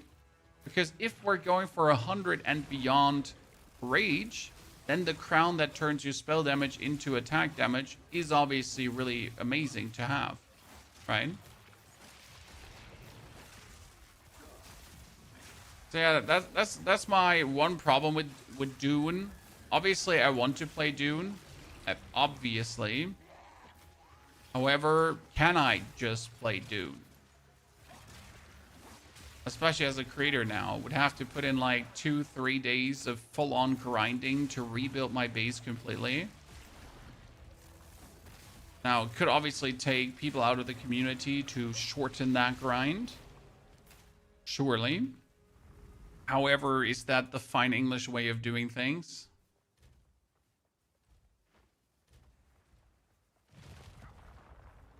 Is Chapter 3 any good? Well, Chapter 3 is not released yet, Lobo. Chapter 3 is going to have new endgame stuff and a lot of quality of life features. And they added probably the most important thing to Dune, in case you missed it. So what did they do on Dune? They introduced a tool that can store your whole base. Now, too little, too late, because now the tool to store your whole base is obviously in, like, when everyone has already lost all their stuff.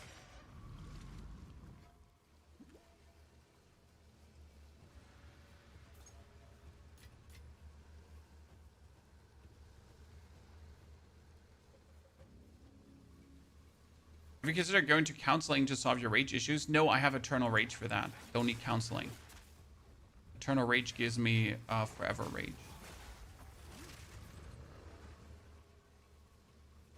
Droid, what does the cargo container do? Because that one doesn't tell me anything. I just know you can store your vehicles and your base, but where is the cargo container for your vehicles? But yeah, you can store everything now. Makes you wonder how did Dune never think about doing this from the get-go? Right? Because it's a real high barrier of entry now for returning players, right? Do you really want to return when you lose everything you have grinded for? We're talking about hundreds of hours of grinds lost that we have to re-grind now. That's pain. Because the content isn't different, right? It's the same content, you just gotta do it again. Which is obviously pain. No one likes that. Okay, I am level 36. That means I could do another spirit skill, ladies and gentlemen. But what spirit skill would we do right now? What would be good for this character at the current point?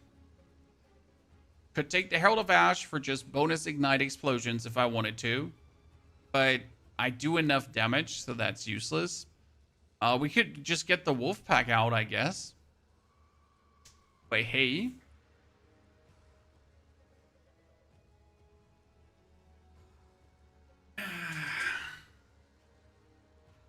I mean, deactivate Herald of Thunder, get Wolfpack out, do more damage against bosses, I guess. For the time being. I could at least see that as a viable option.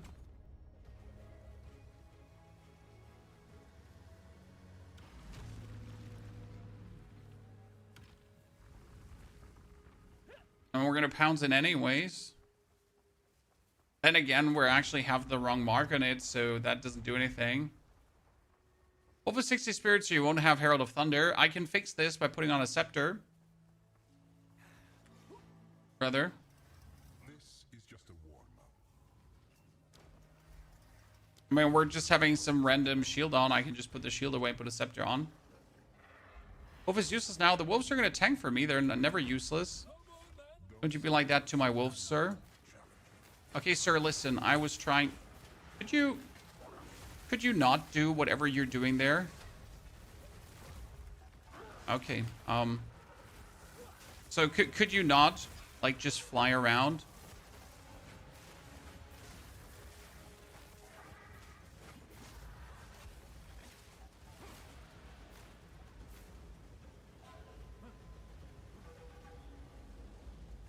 You just refuse to take damage in the beginning?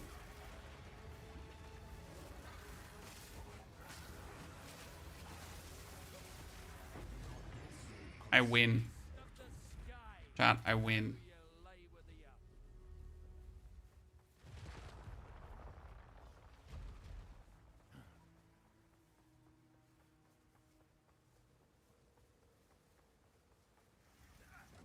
Skybird is the worst boss. Skybird is the worst boss, especially because he stands in no comparison to any of the others. He's like so completely out of tune as stupid. Right? Okay. If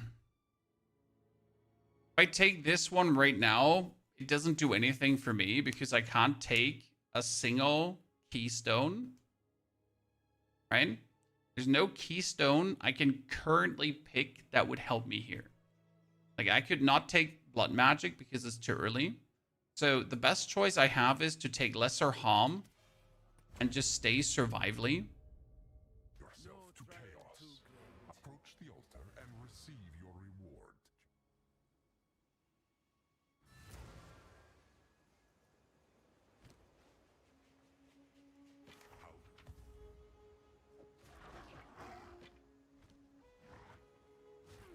Take your time. I'll take it. Don't hit any. Okay, we need to... How can I... Time I turned over a new leaf. I have way too few stat nodes, which is actually funny because we're like stuck here in these weird nodes. I'd have to just like refund all of this to go for some more statty nodes. Where was I stuck? Girdle, strength, boots, chests. City will be dredge up next. That's fine. Align the Fate to cast a spell for you every 9 seconds. I don't have spells.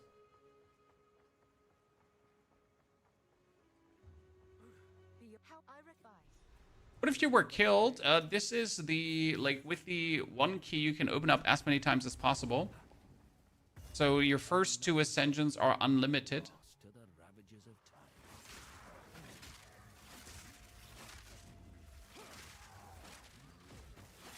You can do that as much as you want. No one will ever tell you that you can't.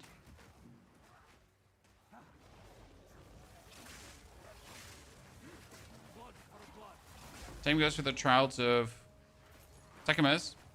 You just keep getting the token back and back and back and back.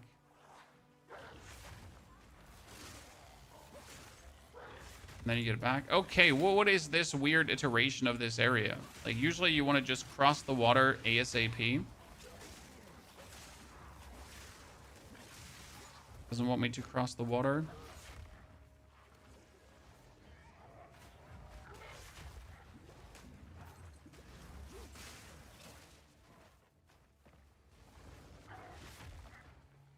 Can you come back without a key? Yes, on the first ascension, yes. Or like on the first, like on the Trials of Chaos, yes. But if it's like the Trials of Chaos with 7 floors, you always need a new key and a new key and a new key and a new key and a new key.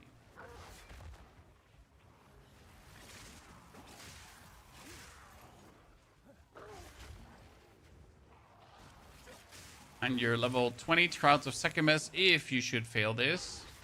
And then you have to hand in your gamer card.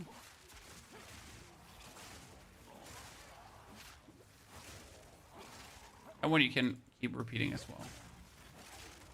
As many times as it is necessary.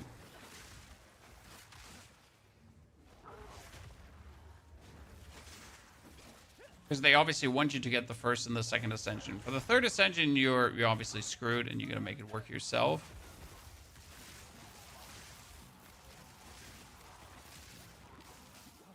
You're not good enough.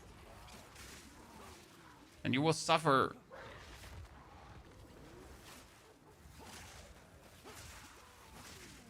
That's my family. We're back, chop.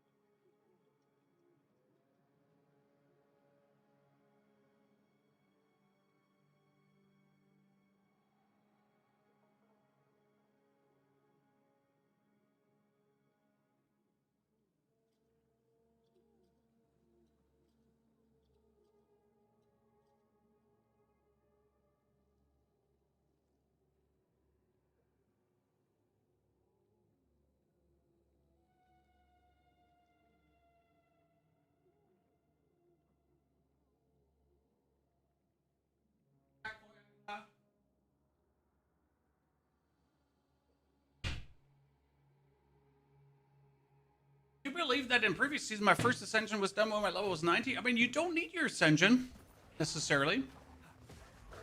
Not every character gets vastly stronger with ascending. Right?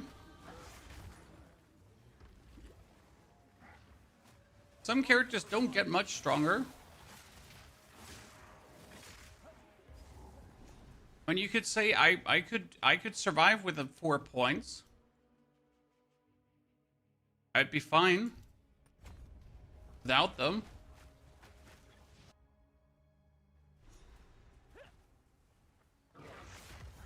Mercy me. That's a Right? stench to curl the hairs.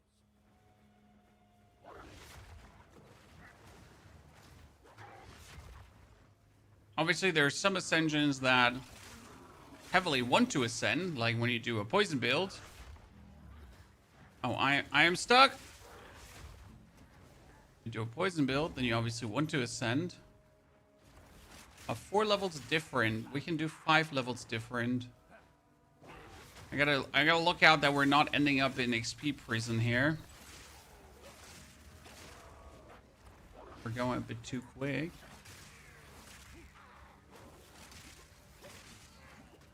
Abdullah, GG. The road to hell build is beautiful. I'm happy you're enjoying it, my friend.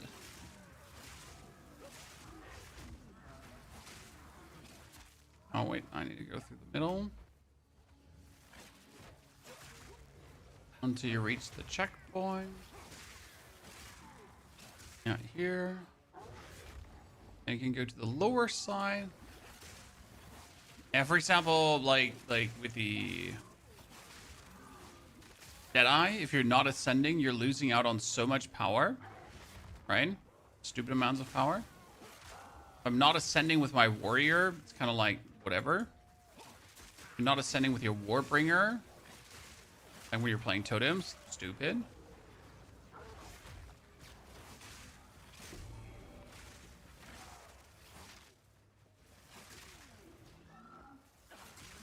My build spicier? Well, some ascensions make some builds work, right? No ascension, no build, no worky. Oh, wait, hold on. There should have been the boss here.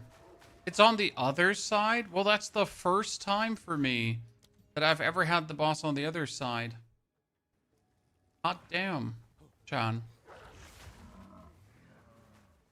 Yeah, that's the first time this season. I mean, no complaints. So, wait. No. We can fight this one without a problem.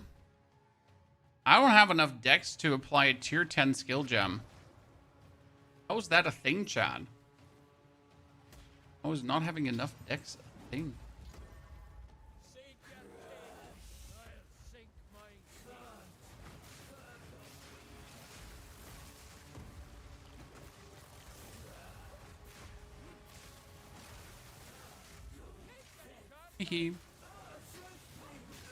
Big Mommy wanted to kill me. Big Mommy dead.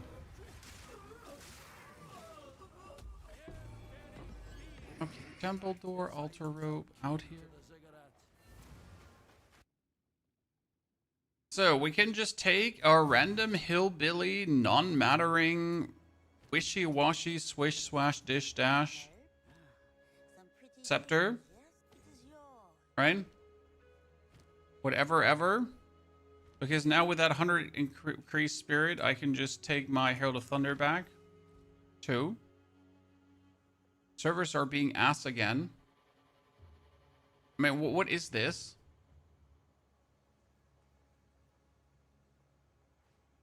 I wish I was downloading something that would at least explain this, right? I wish I was doing something in the background that would explain this, but I am not, and that makes me sad.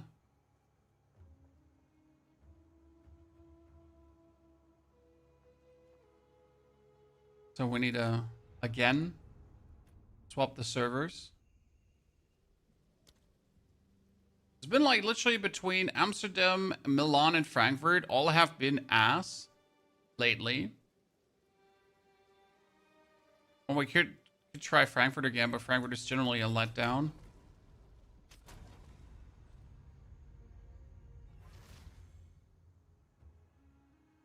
I'm like at home, so I started downloading something. Sir, my kids are 5 and 6 years old. They're not downloading shit.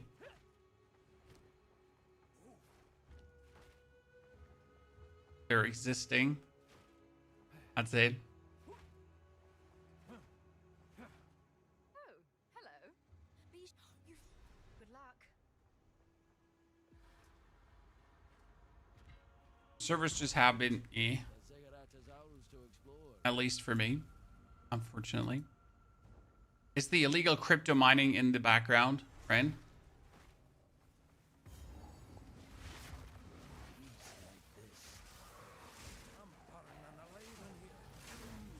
We know how that's going. It's those crypto miners installed by all those keyloggers. I once clicked on an ad on Instagram. So it's over. It's Jay over. Just like 2 days ago, I was called by a Nigerian prince, chat. I didn't pick up. Missed a chance of a lifetime.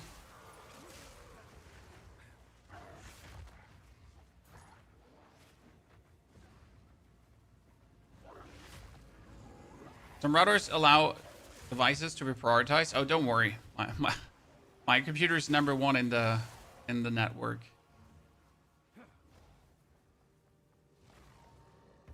So ISP Deutsche Bahn? Not that bad, my friend. Ah, jump over. Perfect. Oh, no. I'm alive. Oh, wait. I'm good. This is fine. I survived. Breathe. Okay. Sorry if anyone got it in their face. Not intended. So, made it already?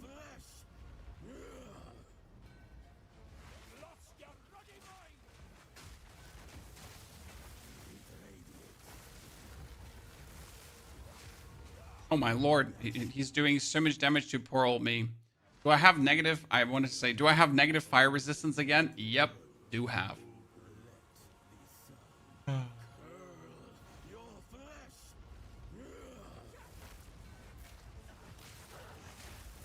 Do we have negative fire resistance again? Sure as hell do we do.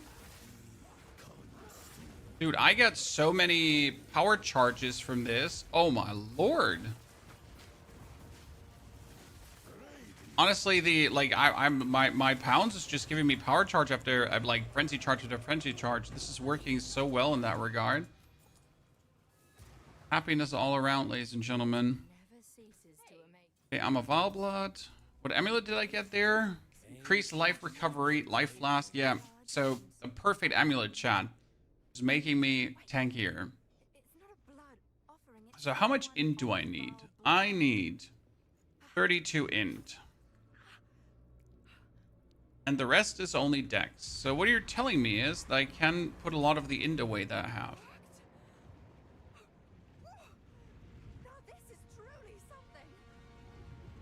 Yeah, minus cold resistance or low cold resistance in the end game kind of doesn't work. We're back in the encampment? In particular, stay wary. Never too old to start afresh. Okay, so in for dex, in for dex. Thank you very much. Now then I'm missing in for my wand. So one dex for one int. I'm just gonna pull out like a ring that actually has stats or what? Are you gonna force me here? This has intelligence too. Dankeschön. There we go.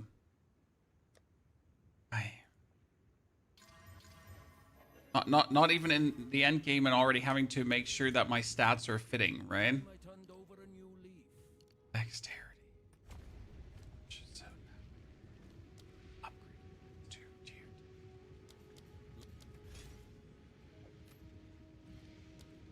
Herald of Thunder goes up as well. And Herald of Thunder is now on together with the Wolf Pack. Why the Wolf Pack? Because it just keeps us alive, I guess. So I think it's fine, right?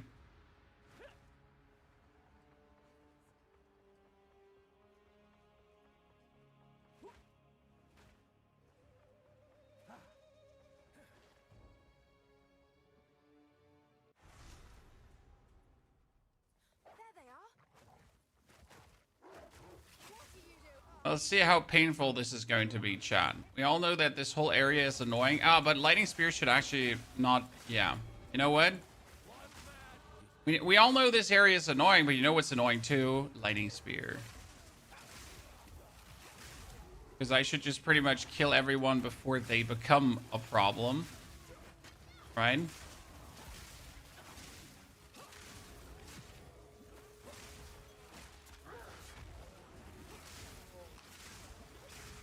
Mm-hmm. Just as I thought. Because once in a while we don't have to fight you nerds, right? Once in a while we're just throwing our shit at you. And we also have the sacrificial heart already, so that's great. Okay, where are we going? Wait, 7 more intelligence required? Why do I have not enough intelligence now? Where's the problem?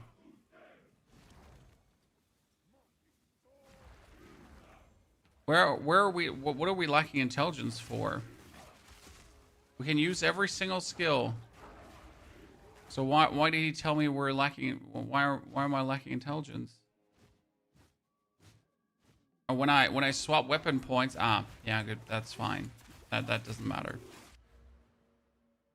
Okay, where do I want to go next? I mean, technically I want to go for that bonus lighting damage because I need to prepare for like the swap into other points. So I need to get this connection here on the top because that's where we're later going to like make everything work. So I could potentially just zoot up here, I guess.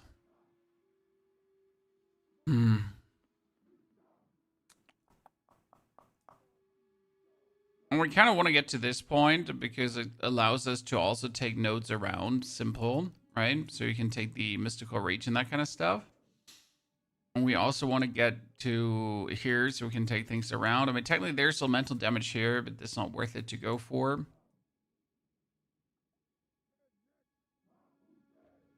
I guess I can increase the damage against enemies that are shocked.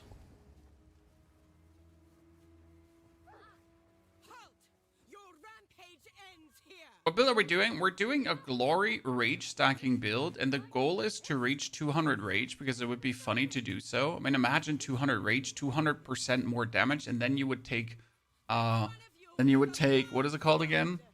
Berserk, which increases the rage effect by 63%, so it's 200 damage, and then by 63% increased.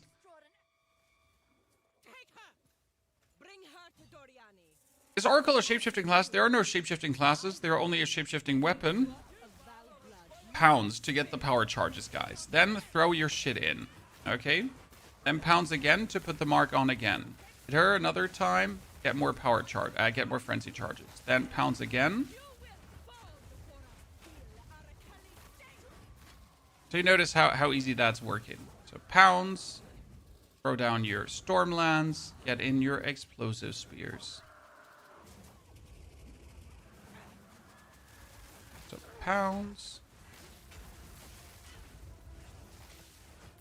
And we're always getting 2 because we're playing Eternal Mark. And Eternal Mark gives us like keeps the mark on when it gets removed. It's actually plenty cool.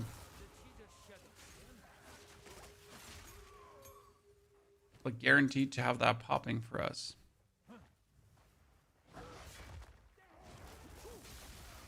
So everyone can shapeshift with a talisman.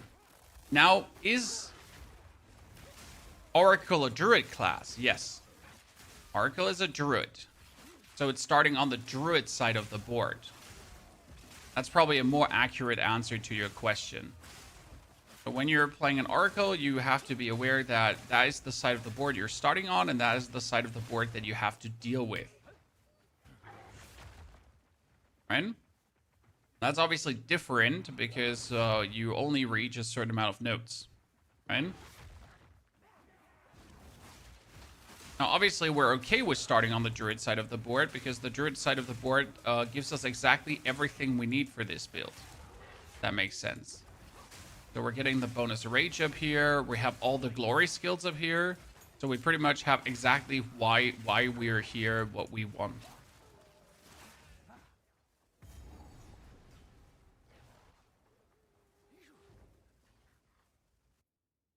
That's something which is very hard for most people to process, that the only thing POE classes affect is your tree starting location and your ascendancy, which actually makes the game brilliant. I mean, I am a very big fan of the approach of like class agnostic skills, and that you can pretty much mix and match whatever you feel like. It's one of my favorite parts of Path of Exile. Like, do I want to play a warrior that, you know, has then easier crates, that does bigger slams, that has more totems? Like, I mean, at this point, you have 2 choices for Totem Warrior, because it used to be Warbringer, right? If you wanted to play Totem Warrior, it was always Warbringer, because Warbringer gives you +1 to totems. And that was crazy, because you wanted that bonus totem.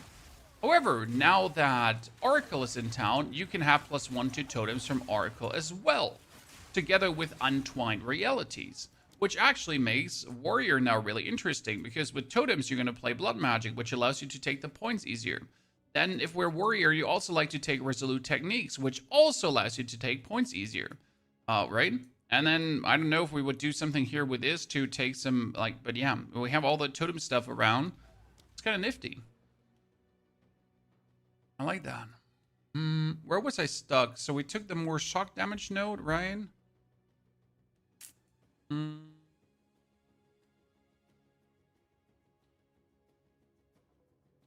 I am required to move my way up here to the lightning damage. Yeah, let's do that for now.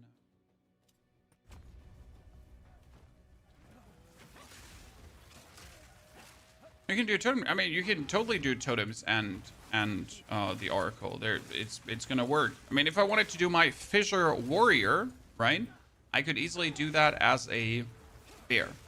Well, not only as a bear, I could also do it with maces, right? But then focus on. So Fissure Warrior, focus on maces, and be an Oracle though for that bonus totem. Oracle even has this thingy where if your totems die, they stay alive.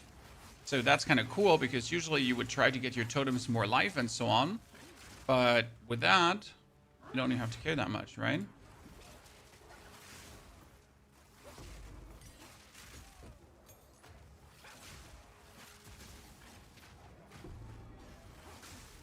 Bear totem build, because with bear totem you can make multiple endurance charges easy. Yeah, I can see that. Interesting thought. Did I just get a silver charm? Silver charm cannot be slowed, huh? Okay, we get the cannot be frozen, cannot be slowed. We got our points up here, dex and int. So what I'm asking myself now is, ladies and gentlemen, another spear, or do we keep with the Tangle Tongue? I kind of have a hard point, like, just keeping the Tangle Tongue now into the end game, or is that it? Are we just going to do that? And technically, Tangle Tongue is good damage, but I feel like I could get more damage. But then I wouldn't, like, crit this lightly anymore. When we already have 6,000 damage, so how much more do we need? Right? How much more damage do we need? I mean, if I would go for a marketable spear for level 40, so we say spear level 40, what can I get? For 10 exalted orbs. So spear level 40, maximum DPS. I could get a Saita spear if I wanted to. And that would be 110 damage. And I could cause bleeding on hit. But 110 damage is also the same as we kind of have on our Tangle Tongue. So not really worth it, right? It's crazy how few more damage like spears have at that point.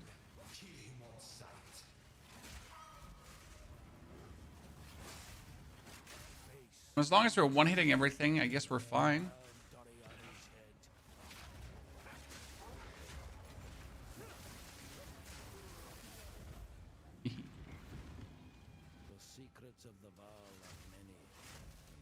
We actually haven't done a totem build this season yet, but I also really didn't want to start a totem build this season because we did that last season. But I kind of do miss my warrior chat, I'm not gonna lie. Oh, we have a 6 level difference to the area. Oops. 6 levels is bad because 6 level is XP penalty. I wasn't planning to end up in XP penalty jail again. So we're not gonna do 7 levels different, chat. Let's quickly kill more things than we have to kill.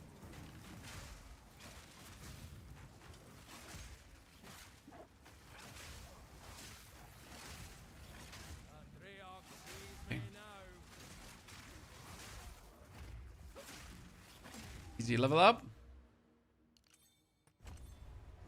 Respawn at checkpoint.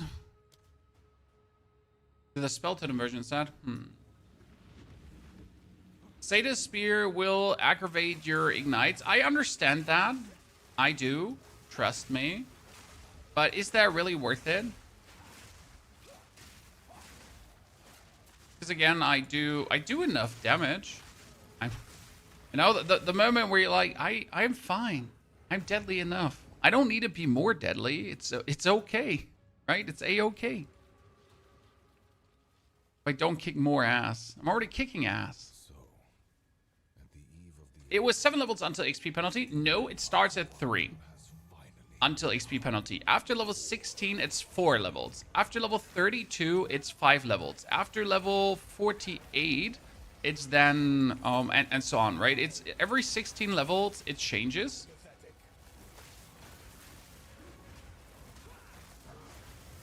So that's pretty much what you have to have an eye on. But you get used to it, and then you understand how it works, and then everything is fine. I can't give up. I must save my people. And right now it is a 5 level difference, so I'm getting full XP, which is perfect. No, I will succeed. I've been preparing for you for years.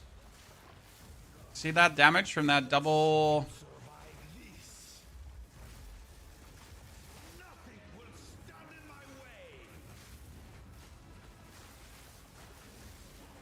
Okay, pounds again, so I can build up more frenzy charges. Yep, nice. I like how reliably this is working with the sniper's mark right now. It's pretty good. All I've done. Should probably put the mark of death off and put like a prolonged duration on, so I have like a longer time to actually get this. Probably. By the way, I'm not sure about the wolves. The wolves are just literally making like zone clear easier for me. Don't think we require them. The legacy of the Val must be protected. I do know of Bite him, wolves! Bite him! Bite him! Take us off! Scorpion. Thank you for the 14 months of support, Scorpion. Very good to see you there. Welcome back, partner. now then, it is time we departed. Okay, what do we need, Chad? What do we need? Our belt can stay. Our helmet. I mean, our belt could be replaced through anything else right now. Is there like a better leveling belt? When's ingenuity? You know, when's ingenuity?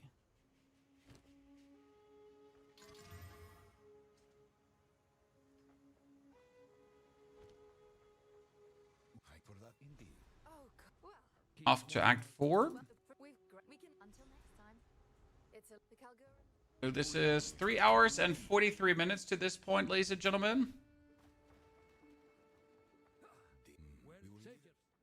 Some random pre-prepared gear, some random stuff that we're just having, right?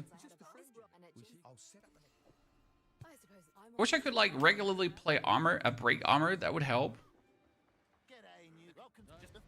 Onslaught helmet is hard to beat. Wait, which one was the Onslaught helmet? I know there is one, but I don't remember what the name is. I think I've seen it. Which one was it? I don't have it, but I know there is a unique helmet that does Onslaught, right?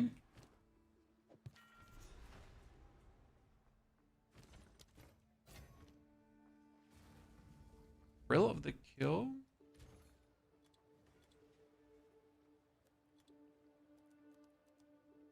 Real Steel Spired Great Helmet?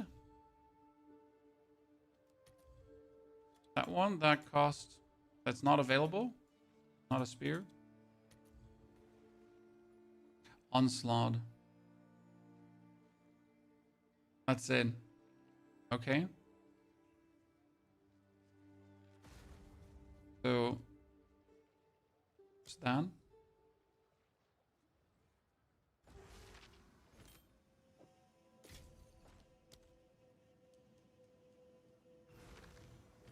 If I put that on, I'm gonna lose my 26 dags.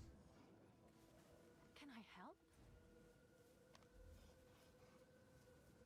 Which is going to force me to put on a dexterity ring.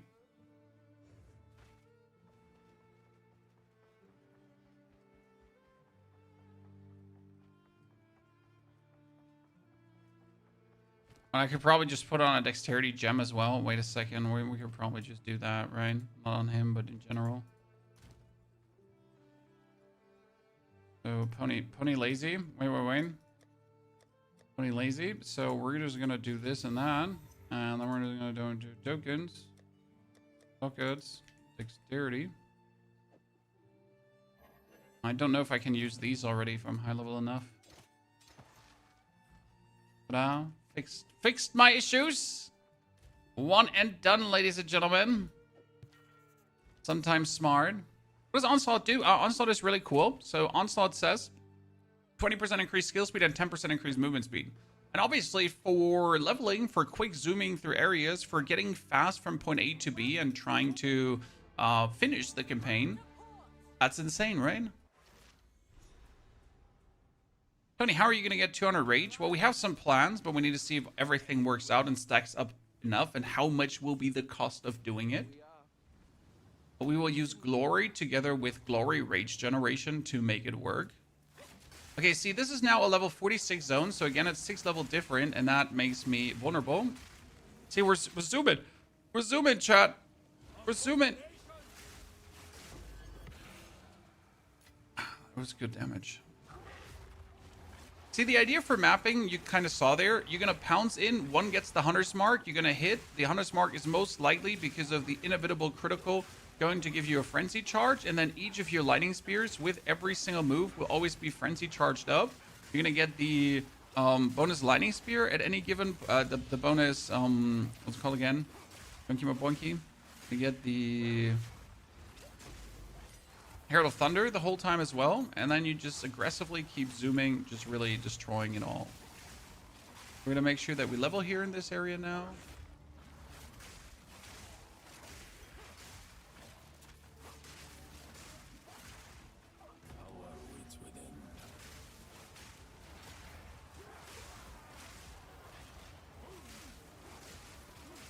Is POE better than Diablo 4? Well, it depends on what you're looking for, sir. And I can't tell you what game you want to play, so hard for me to tell you what you're gonna find better. I like both.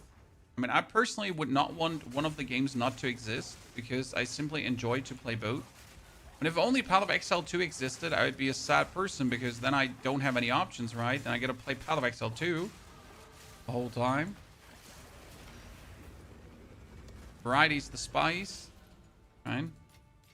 Who wants to just play one game? Like, seriously?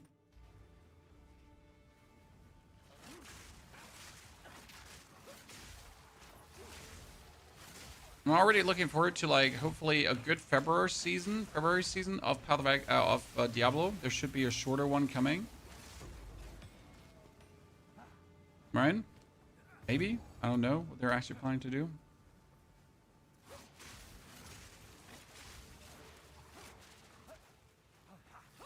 Final Boss Island, there's a merchant with nice gear. I have heard, however, don't need any gear.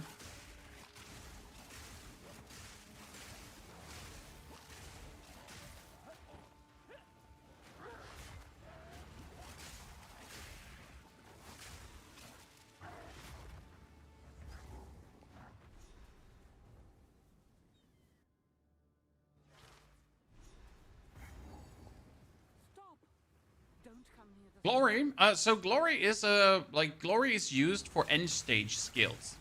So let me show you. For example, we have the Walking Calamity, and Walking Calamity requires 50 glory to use. And you building glory by gaining rage. That is a glory skill. Now you have something here that is called 8 maximum rage for each time you use a skill that requires glory. Now, obviously, we would have to find a skill that we could use a lot to then create said glory easily, that we can then spam away and have a good time. Question is, how do we do that? And that's where actually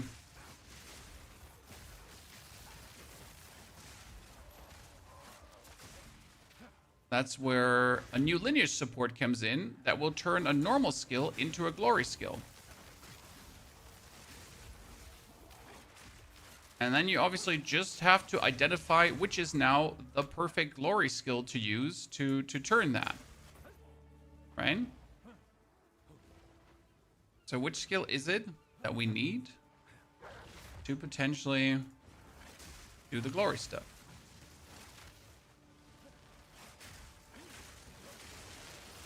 Yeah, Ivan, that's what we're using. Exactly. Ivan, that's the whole plan, that we're using Ziphi's infamy. But obviously, not every skill is built equal and is worth to be turned into a glory skill.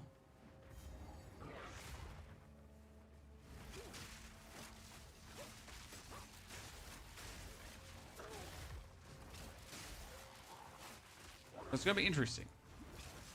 But Ziphi's needs life costs on other skills to generate glory. Yes, so you're going to use blood magic.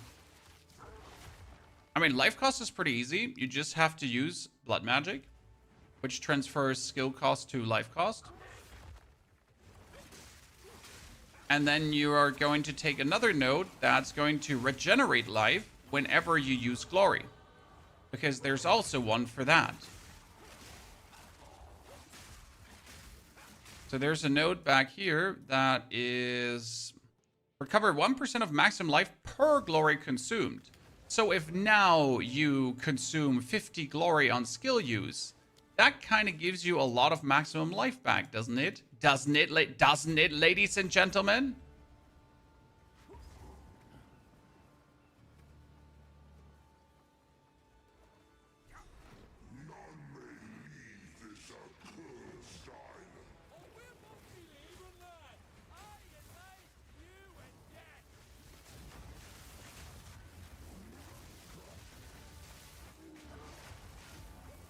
This is actually really funny to use this gameplay loop here. The pounds, lands, spear, spear, pounds, lands, spear, spear, pounds, lands, spear, spear, pounds, lands, spear, spear, spear. Yeah.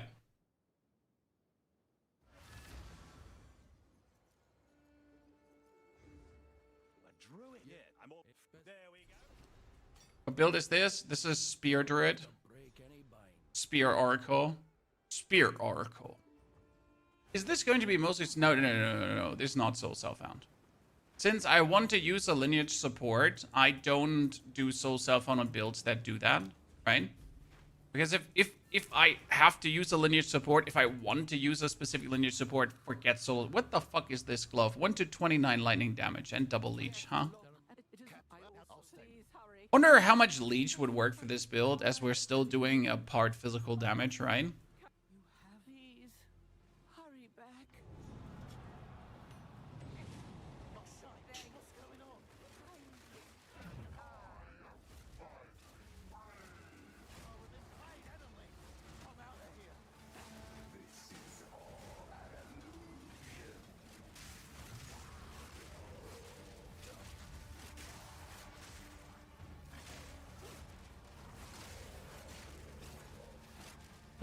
Would you consider unique jewels? Oh yeah, they're definitely gonna be unique jewels, most likely, put into the frame. You need a non-duration skill. You can take pounds for this. Pounds is going to work with a glory gain perfectly. Full trust, sir. The advantage with pounds as the glory skill is that pounds at the same time as it does glory also gives me the charges that we need. So it does like everything that we kind of need from it. So that's pretty cool, right? Yeah, but the game is definitely in early access until next year. Or Where to? until end of this year. Some people hope it's faster, but I doubt it.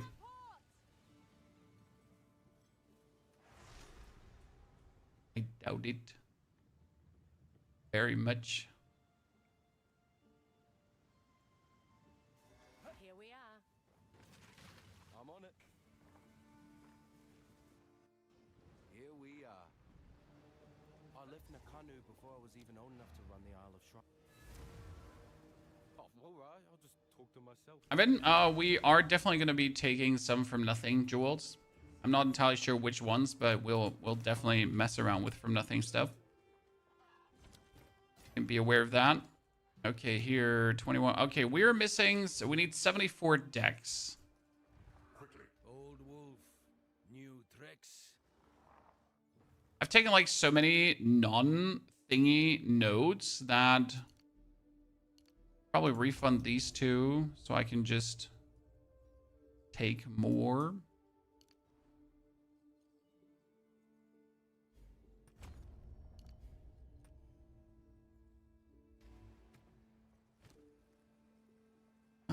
Tier 11 skill gems. Yeah, I can use them now.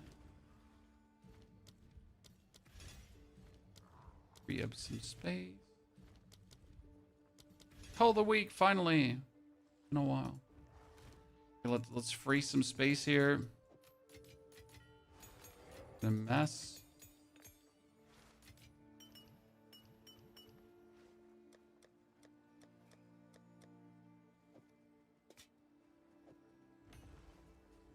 Dookie. Island. Speak, isn't it worth it to change some armor to Dex? Oh, it would probably be easier to change some armor to Dex, but we'll take care of that problem later on. I mean, the thing is that a lot of the skill points that we've taken right now are not going to stay where they are, right? So currently we're obviously boosting the damage of these two to get like the most out of the spears, right? To just have like an absolute insane amount of damage. But a lot of these nodes are not going to be taken down the line, and they're going to be different. So we're just making it work. Same goes like for the whole equipment. It's going to also be different. So level 65 and 3rd Ascension are going to be definitely changing how all of it works. Because like we need to wait for 65 so we can use lineage support gems, okay? Because lineage supports then enable us to start doing the actual build, right? Until then, we're pretty much required to like just use here normal stuff. Then we have the 3rd Ascension, and we also can get the 100% crits. And then the question is obviously, do we use Entwined Realities early, or do we use Inevitable Critical early? And that pretty much depends on how good a level 65 spear is going to be versus the Tangled Tongue. I mean, on Tangled Tongue, we can obviously put another gem on with level 65, right? And maybe the Tangled Tongue stays good enough for the time being that we don't have to take another spear, but don't know that yet. Literally being this off Rickside, I found a forum post where someone was talking. So in the Path of Exile 2 forum, okay? I found a forum post where someone was talking about this, the Glory Rage stacking, this morning. I recommend the Path of Exile forum in general, not the German one because it has barely anything in there. Seems empty. But the English-speaking Path of Exile 2 forum has a lot of interesting build ideas. Like, people theory craft heavily in there. And that is the reason why we're doing this now. Right? Dark, good to see you there. Thank you for the Prime subscription and support. Dark, pleasure. The problem is that when you find, like, interesting builds, you always see the end. Okay? You never see the how it's there, if that makes sense. So if you actually find, like, even if you go on POE Ninja, right, you find an absolute amazing level 100 build.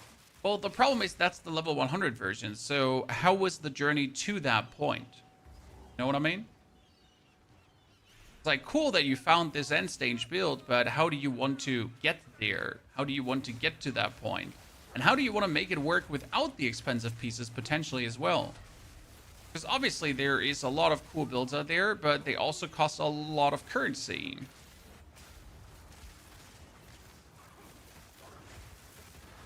Oh, he just died big.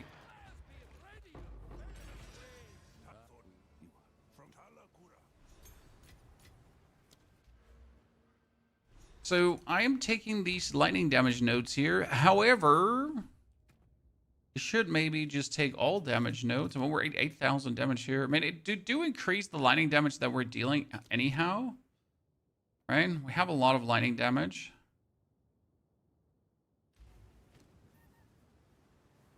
Because I get a lot of lightning damage thingies on my rings and so on.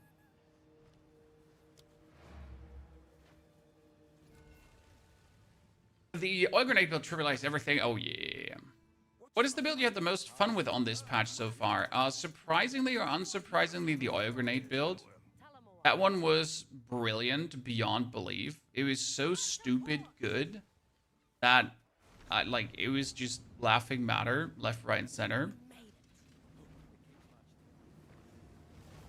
Can you use Shaman to get 24 wolves? I think there's a maximum to how many wolves you can get. You can get like 5, 6 wolves from the wolf pack. And then you have the temporary wolves, and you can upgrade them to 7 or 8, 9 maximum.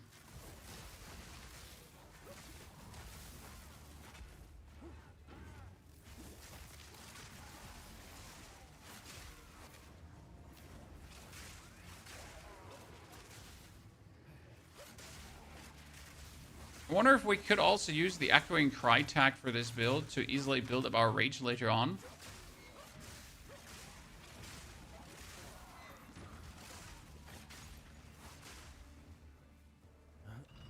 So there's Echoing Cry. There's Ferocious Roar with a Raging Cry, and then Echoing Cry. And you can give it a base rage amount as well, so that you instantly build up like 200 rage with just one press of the Ferocious Roar.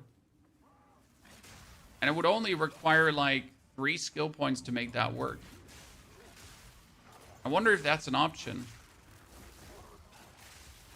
We might actually have to give that a try too for the build. And we've been using that on the Wyvern, obviously, to just instant rage up.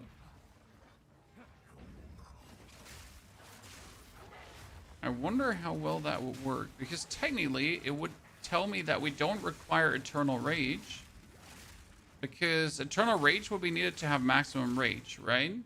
However, if we can Ferocious Roar to maximum rage up, and then we have 1 rage on melee hit on the pounds, we would technically remain fully raged up at any given point. That's a big technically, but it's not an impossible technically.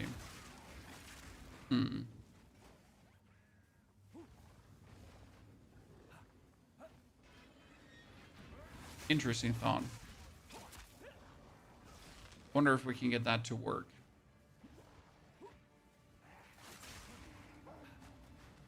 Where the fuck is that? Eh? Funny screen to tell. Eternal Rage is 100 spirit. Yeah, but we're wielding a scepter, so 100 spirit is like child's play for us. And I'm already sitting at 170 spirit currently.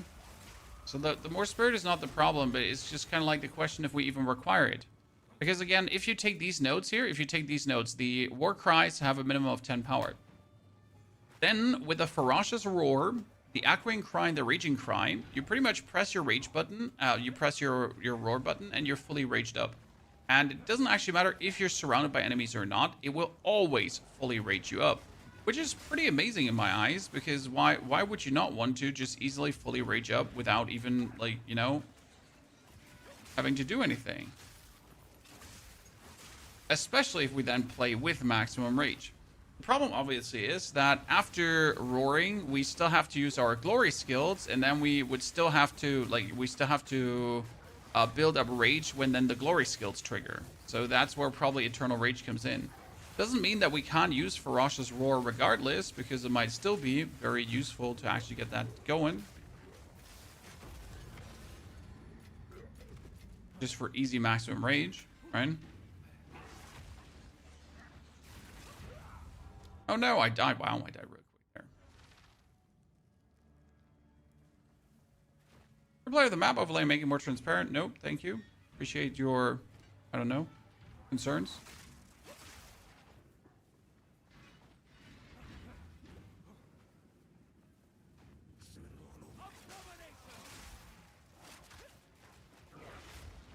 I like my map overlay that way.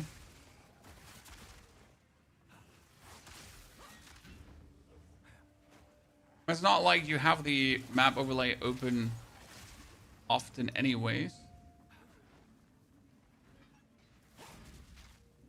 Would Spear be a suitable workaround? You need to be a druid. So the spirit is not the issue. I am already sitting at 180 spirits, so spirit wise I am good, right? I am very good spirit wise. I am fantastic. I'm fine.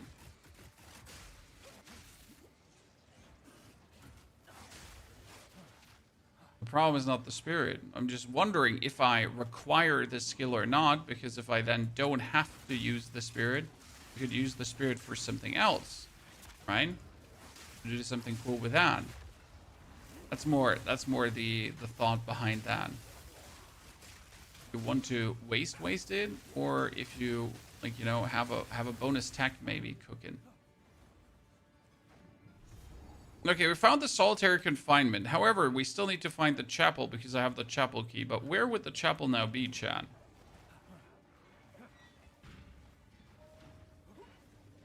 So obviously this is the Forgotten Cells. We got the...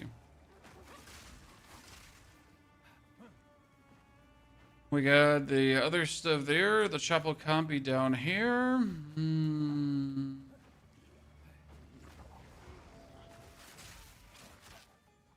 Up there's the chapel, not as well.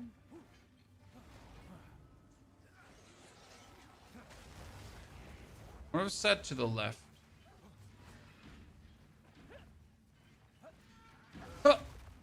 Ha ha! Look at me, I'm the chosen one. Much for the gods' mercy. Left her rot in her own chapel. They recover from life last. Thank you very much. Compassion is the first step toward redemption.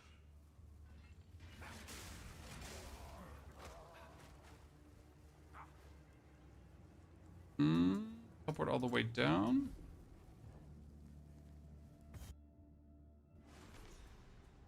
Is this the spell of XL2? Reviving minions leave corpses behind. No. To be trapped down here for so long, a slit throat would have been a kind of fate.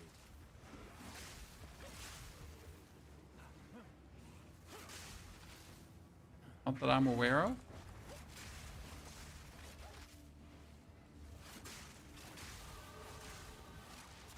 The water waves were coming. My lightning wasn't doing any damage. Sadness. Okay, why was I going in this direction? Bonus lightning damage.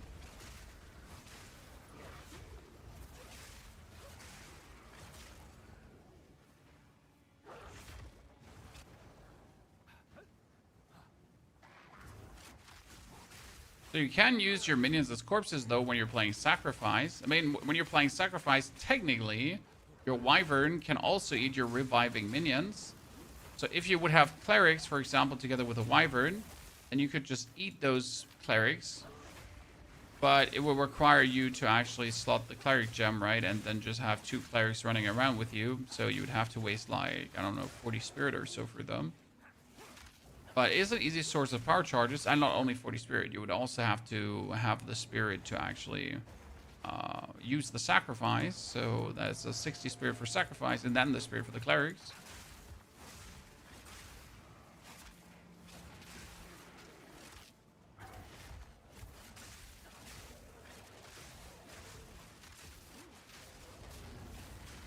Okay, almost next temple visit. And we're just going in, opening, and closing. I'm doing this to prepare for Etziri, because as soon as I'm like level 75, I can get the Royal Access Chamber. I don't think I actually have to be 75. It's like if I go on a level 75 map that has a level 75 temple, right? Then I can get the Royal Access Chamber. So if I'm already level 72, and we're going to do a tier 15 temple, then I should be getting the Access Chamber right away. Hopefully.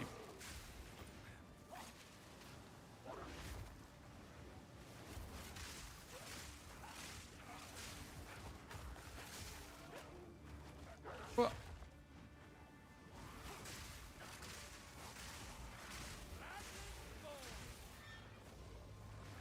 okay, come on. Bring me to the end of this.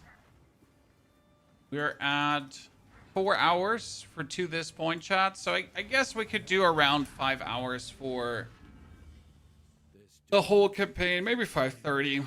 It was pretty relaxed tempo. I like it.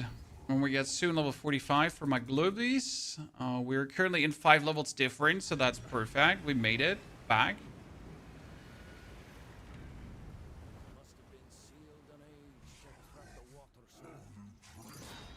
One of my favorite boss designs.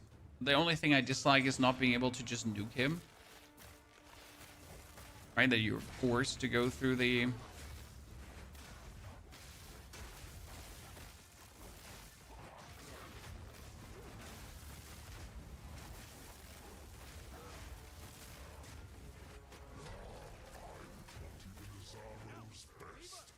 Okay. Go in. See? Go in. Pounds. It's always pounds, explosive spear, right? And the damage is great. Pounds that, explosive spear. Pounds that, explosive spear.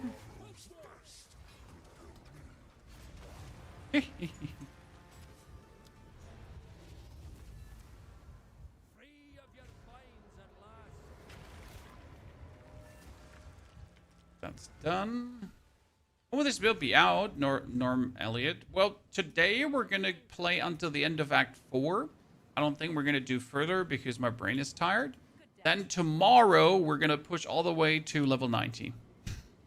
I mean, making a build at this stage of the game is a 2-day process. It's not longer. Just bop, done, right?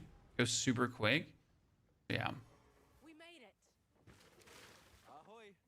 Ahoy. Ahoy! What's your step? Be wary. I mean, obviously, we're also at the end of this season, so I'm going to splurge currency. I'm not scared of doing that.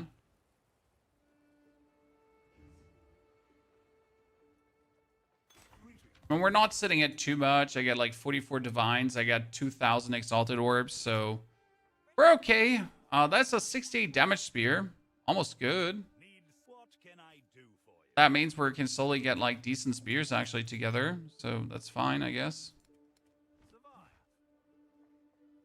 This is my shop here for the finest available. How's at the end of the season of 3 months to start new ones? It's the end of the season content creation wise. I guess that's better to say it that way. And if you look for the current Path of Exile content creators, unless they're making specific pieces of content, you won't find much more Path of Exile content out there. New content. So how can it be the end of the season with 3 months less? Well, it is simply is. Not like I'm making the rules.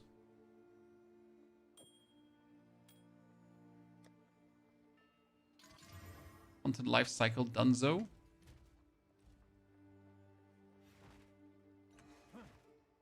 Etusion, give me the Book of Skill passives. Tier 13. So what we're looking at, if I get this one...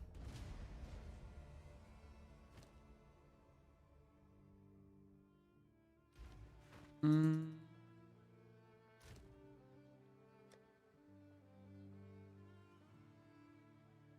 got full damage, that's lightning damage. I have one of my levels, so that had increased lightning damage 17%. You had 9%. Looking for like 1 to 17.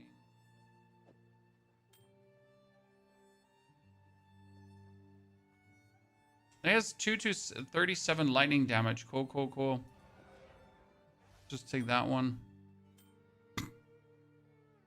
Let's just take that one, okay, chat? Because why wouldn't we? That makes super sense. Decent.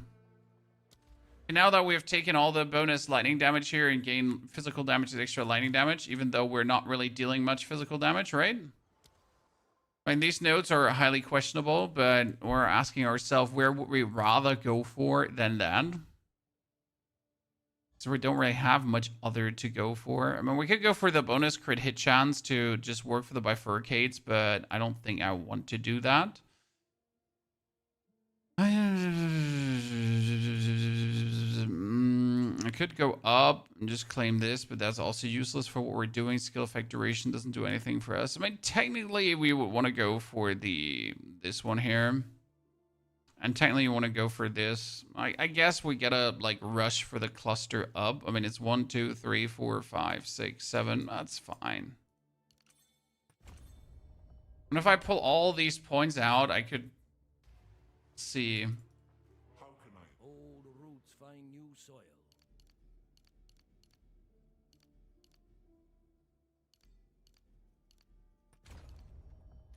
I need, what was it? Int, dex, dex, bop, bop, bop. Because this is increased elemental damage if we have crit recently, and we kind of always crit recently, right? So that should work in our favor.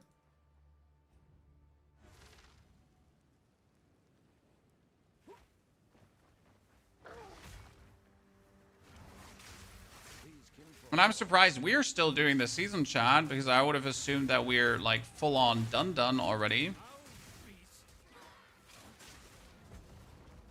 Okay, I need to get a different potion than the potion I have right now, because the potion I have right now is removing from our mana. But take that one. It's going to drain me empty. I'm gonna afford that.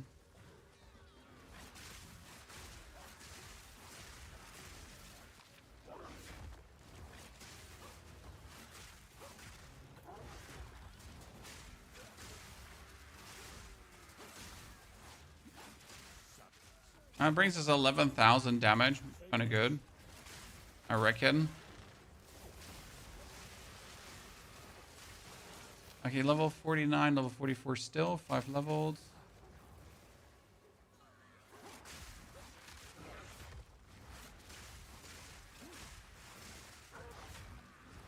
Are going places. Oh my goodness! He puked at me, Mom. He puked at me.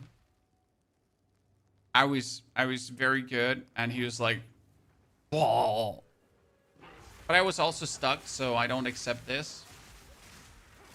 Ladies and gentlemen, I don't accept this. I was stuck. They were hacking. Right? That's the onslaught symbol. Found him. Okay, see, now we can take the 30% bonus damage as well, so that's also good. I guess you could take the magnitude of non-damaging ailments, because that would increase the magnitude of shock too. So this seems like the better way to go with my points. Right, we get the movement speed, the lightning damage, the area damage, and we get this. Better than just taking the lightning, because the lightning itself was like nifty, but I feel like the all elemental is just stronger.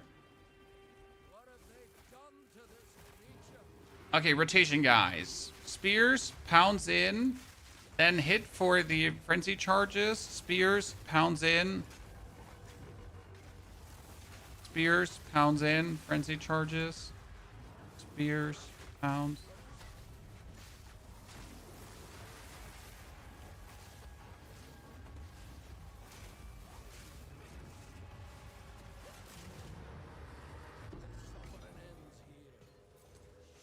Can't wait to make our spear absolutely obnoxiously powerful.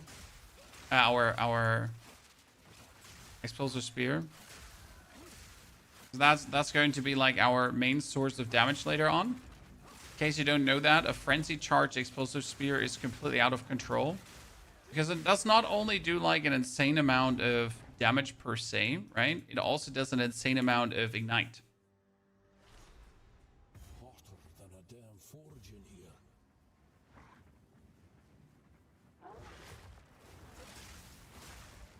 Oh. Okay, my life still drains empty my mana whenever I use the life potion.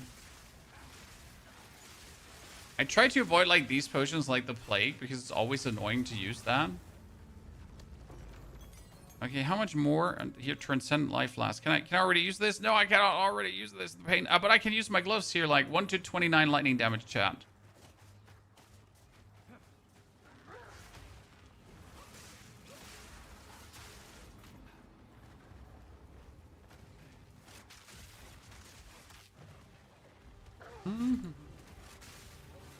Why do my support gems move from Shred to Punch without me doing anything? But when I move it back to Shrek, I can't use the skill.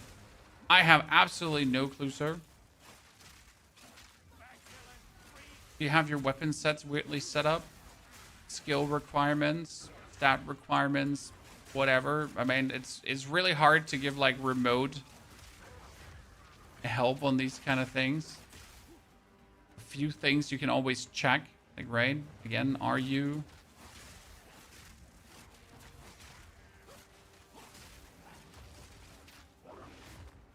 Could we not just buy a spear right now, chat? That has a high physical percentage and then just craft it up with a greater essence of abrasion, perfect essence of abrasion. Probably, right? I mean, it's not that I want to go away from the Tangled Tongue, it's just that question is how much longer is the damage from Tangled Tongue going to be top tier? Geez, see those like big explosions? That's when we're getting frenzy charges, and my explosive spear are explosive spearing. Why is my not hitting? That's when shit hits the fan. I mean, we might have to like see that we go away from the concentrated area. It just works well. However, I feel like I sometimes miss the boss. I sometimes feel like I miss the boss. Lower the anchor. Tell 'em, Juana. Where to? Okay, I did all the islands. No, we still have to do Wakapano. So I don't want to do the Eye of Hinakor today. I'm going to pretty much do all the islands but the Eye of Hinakor because the Eye of Hinakor annoys me. I don't like it. We've arrived. Let's go. Here we are. So what is our armor saying, chat? It says 60%. Do you have an idea how we could break armor later, guys? Because if I go for full armor, I would like to play scavenge plating. Are tribal masks even worth something? I tried to sell my... What are they called again? I tried to sell my heavy belts, but no one wants to buy heavy belts anymore.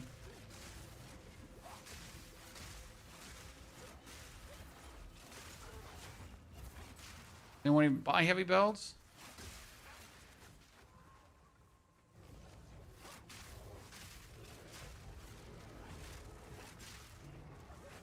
I guess it's also slowly the time where just everyone has their headhunter already. Right?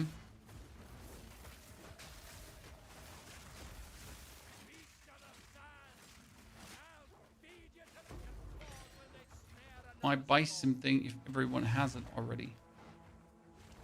I'm stuck and I cannot get up. There is a note or two for gaining damage, extra physical, and desecrated modifier for it, I believe. Ivan, there is here this is extra damage when an element. This is extra these are all extra damage when shapeshifted. So that's the one. There is the this percent gain 10% extra physical damage, right? I mean, it wouldn't be worth it unless I could take this note over pain attunement. What build is this, Echoes? So this is a Druid build with spears.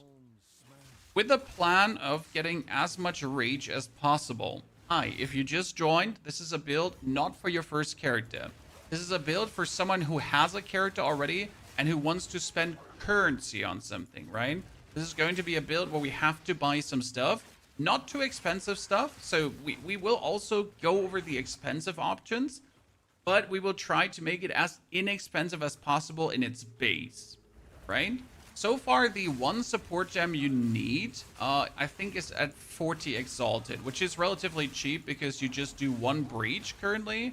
And one breach splinter was recently 11 Exalted orbs.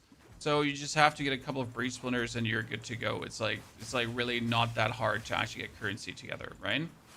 So yeah. Considering that, we're still going to try to make it like as cheap as possible and not as expensive as possible.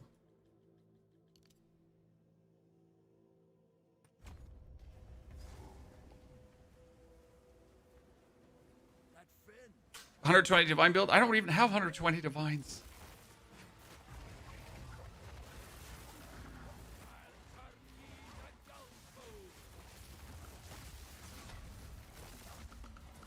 Right? Can't make it 120 divine build as I do not possess 120 divine.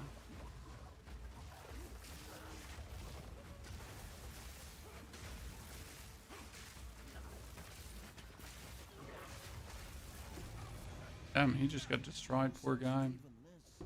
Get out the shark fin. Where's the next league server vibe? 3 months.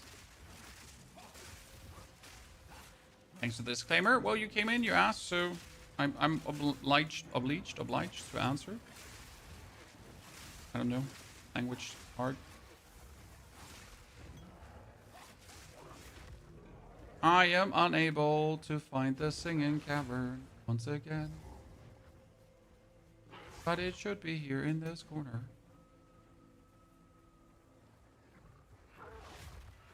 The 120 divines, you can buy yourself 35% of mass boots. Let's go. 120 divines. Greatly invested.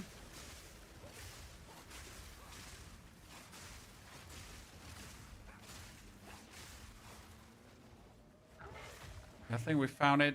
Finally. Woo! If you don't do the eye... Oh, Leo, you have to do the eye. I don't think you can finish the act without doing the eye, right? But I will do the eye. I just don't want to do it today. The eye always makes me tired, and I just hate the region. I genuinely hate the region. It makes me...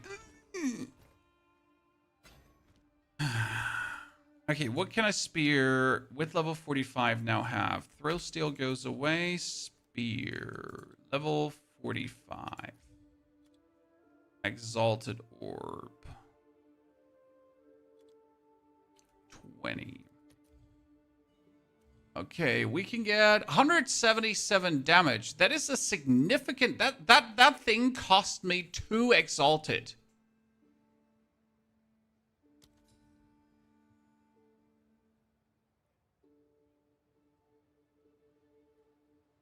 Huh?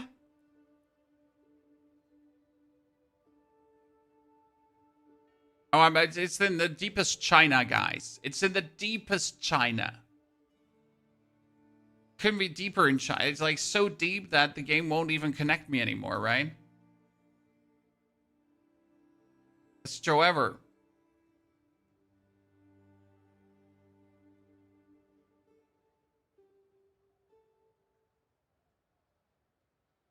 Market scare. Yeah, that hideout doesn't even exist anymore. Gonna crash Path of Exile and restart in. I was so deep into China, it just crashed my game. Video editing tool in the background, chap. Sorry.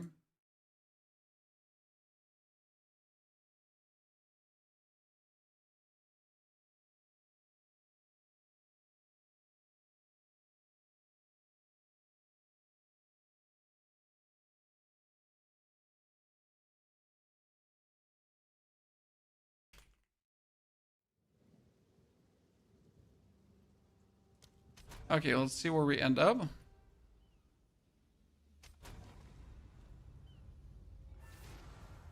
Let's see if we can find that spear again, chat, or not.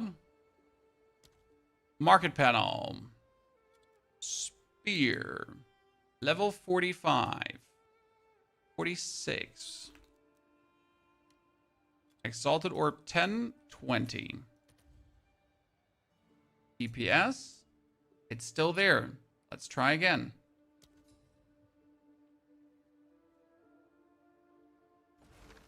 Uh-huh.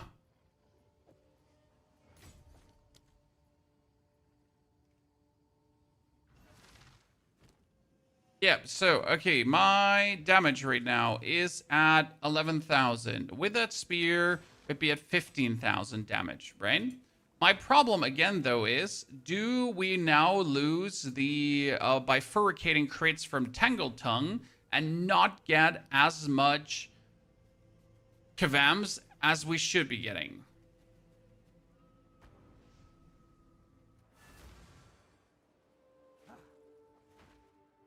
Welcome here for impeccable offerings.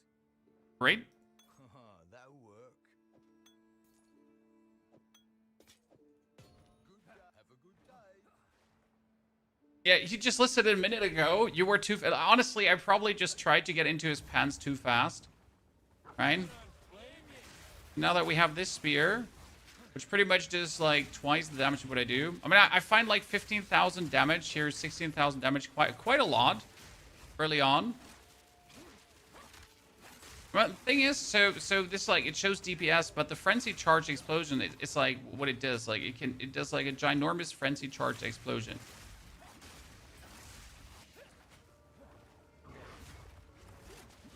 So I wonder how easy we're now critting. But again, I think we are going to wait for the third Ascension to then get the inevitable crits to then swap over to the build that I'm looking for. I mean, what means swap over? So the interesting part is that we don't swap over into a build, right? We pretty much keep playing what we play here, just with some changes in support gems. So it's still the same build. Nothing has essentially changed. Oh, I forget to fill up my potions, I guess. That should be fine. Professional. Is massive at your level? Dude. Just like my booty.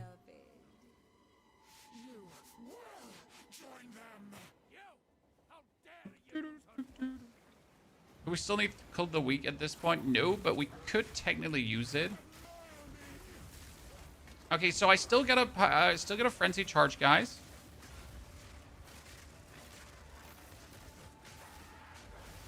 So, yep. Let's go. We're still getting the frenzy charges. It's still working. Even without the bifurcating crits. Thumbs up. That was a nice kill on her, right? Do, do, do, do, do, do, do, do.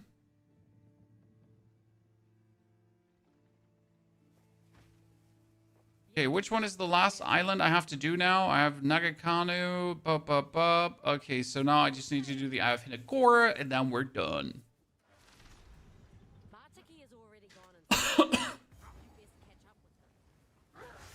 Alright, let me just try to, I guess, leap through this one as fast as possible to ignore it.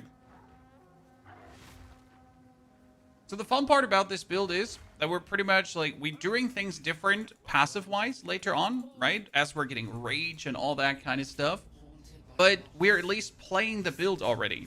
So you will use Explosive Spear, you will use Lightning Spear, and we will use Glacial Lance. Glacial Lance we only use for one thing. What is that? Batire's Vengeance. Batire's Vengeance gives you extra cold damage in regards to how much rage you have.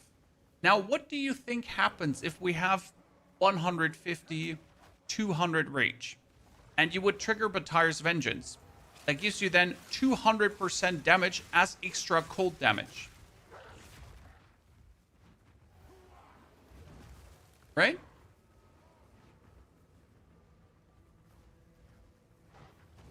If you speedrun 3 levels, aren't you going to be 200 level? No, sir. As you can see right now, I'm level 51. I'm in a level 51 area, and I'm level 46. So we are speeding through, but we're still killing things. So we're currently not speedrunning for the sake of speedrunning. We're just progressing quick, okay? So I'm using my items from trade, obviously, and all that kind of stuff, just to make things quicker. But I am not ignoring any progression for my character. So I'm still getting all the bonus skill points that we could be getting. I'm getting the bonus resistances that we could be, all that kind of stuff. So we're not just like trying to now get to the end game to have a half functional character. We're trying to get to the end game with a fully functional character as quick as possible to then obviously be able, as soon as we're in the end game, make like a super cool build.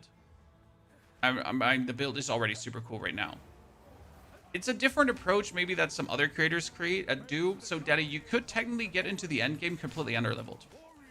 Just to be in the end game, because technically you can level faster in maps because you only kill things. And if you're already in maps, you are able to put on like abysses, and you're able to put on rituals and so on and breaches, right? Which will then give you breach splinters, abyss tablets, abyssal materials, and all that kind of stuff. So you'd say, hey, I don't care about the 44% minus XP, but I don't think that's a good experience for the average player. So sure, we could do this right now, but I don't think it would lead to a fun experience. And that's like something to not underestimate, because you still want to also enjoy the leveling, right? How's this different from the Glacial Lance build? We're not going to go for poison or anything, Mike. This is also on an Oracle and not on a Pathfinder. So the Pathfinder, the Glacial Lance build was on the Pathfinder. This one is only going to use Glacial Lance for Bataille's Vengeance. We're using Explosive Spear for killing, and we're using a complete different Frenzy Charge generation.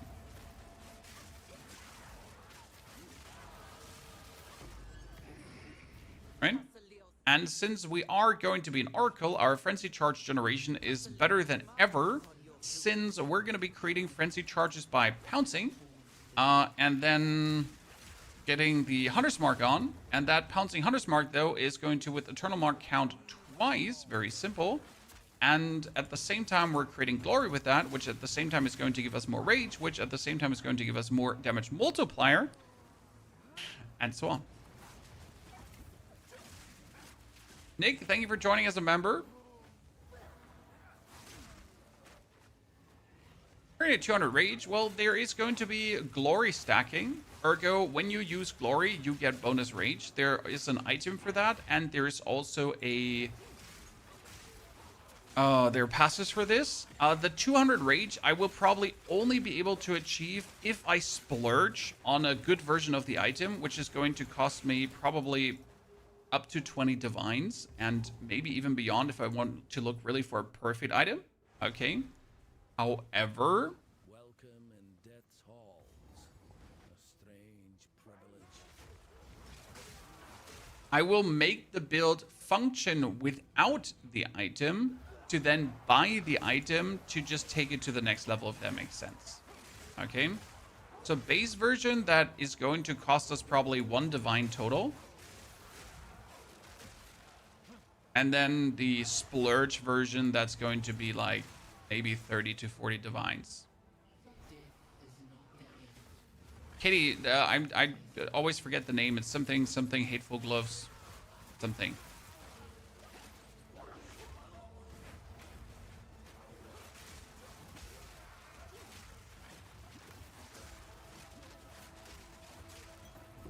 Warwind's Meat looks weird today. Warwind's Meat has to wait for the 23rd, brother. Because that's where we're going to get the next installment of the 9 Mortal Waste base, right?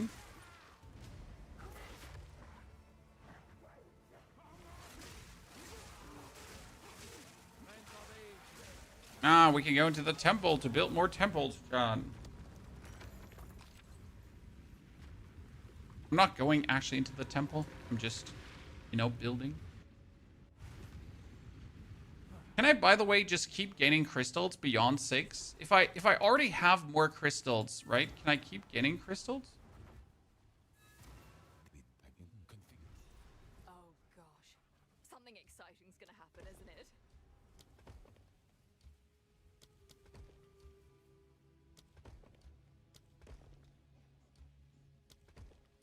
Don't mind me, John. Oh my goodness. Just building. Haven't touched POE 2 thanks to Werewind's Meat. Yeah, I've already done everything you can do in Werewind's Meat, so I'm pretty much at a loss there, you know? I can only keep grinding equipment every 3 days.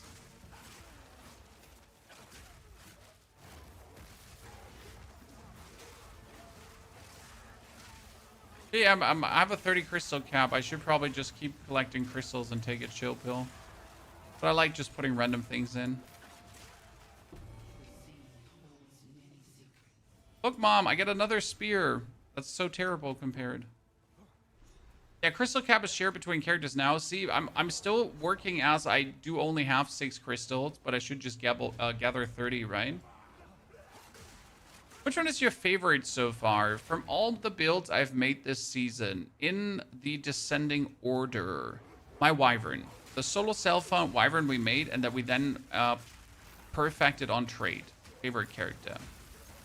Second favorite character is probably the Grenade Merc with the Burning Grenade, because that's so hilariously stupid and shouldn't exist that it's just too good to be true. Which gets followed up by our Glacial Lance character, because Glacial Lance was just great to play. And we also made a Tornado Char, however, Tornado is sadly undertuned a bit.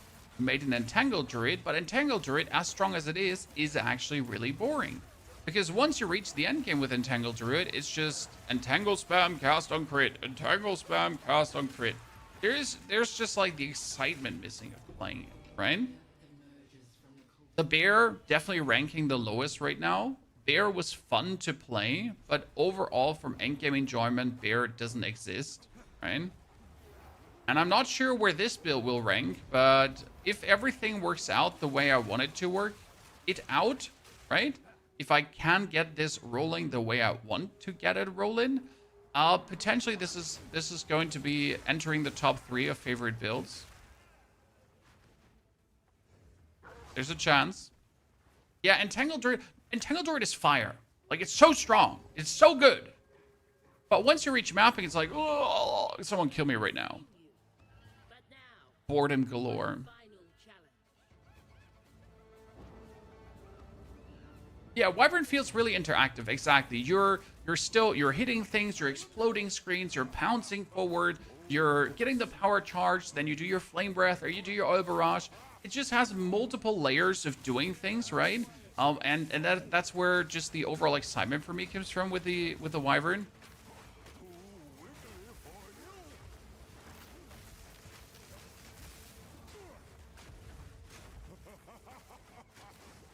That should kill him. Boom, let's go. This is just a leveling build. Well, so this is just a leveling build. However, these are still the skills we're going to use.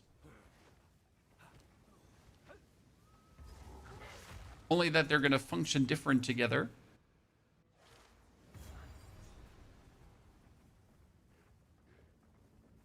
Katie, you have 20 divines in your temples not set up? Katie, that's what I love to hear. This is how the temple should be, right? Should be a source of joy and loot. Okay, we're going to increase our shock. And now I'm again lost where I want to go skill point wise.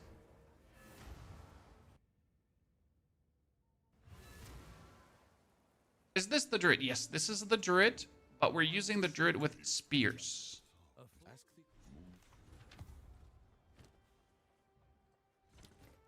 So it might be the Druid, but it's not the Druid. You know? You know? Will you throw in some banners too? No, banners are too slow. So with this skill here, Glory, that we get more rage if we use Glory in the past 6 seconds. Banners are too slow because banners would slow you down. We want to have an interactive, quick gameplay, right? We don't want to have a gameplay where we have to stand still to put down a banner. That would feel horrible. Like, imagine having to stutter step, put down banner, keep doing damage. Stutter step, put down banner, keep doing damage. Nah. That is not what I want to do, right? I want to go blasting, more blasting, and then, like, more blasting. Banners get some buffs. Banners are crazy good, Ogre God. However, they're only good versus bosses. If I now could put banners on the back of my, like, you know, if I could hiss a banner and put it on my shoulder, and that banner I'm now taking with me, and it gives me a permanent buff, like, you know, like a buff bot, then I would play banners more. But right now it's just like, oh, in a boss, get glory, put down banner, do more damage. Yay! Not exciting.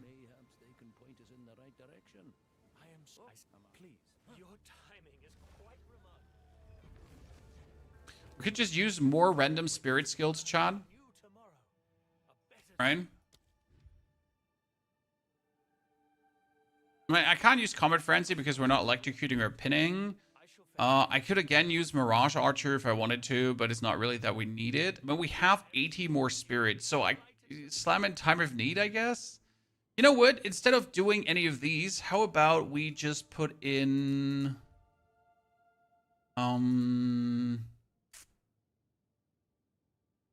Supports like Vitality 2 for random life regeneration, and we're gonna put in Clarity 2 for some mana regeneration. That's it. Like if I already have 80 Spirit, I might as well just use it, right? Done. Just give me safety. Ta-da. Right. I mean, discipline is active, so it should work.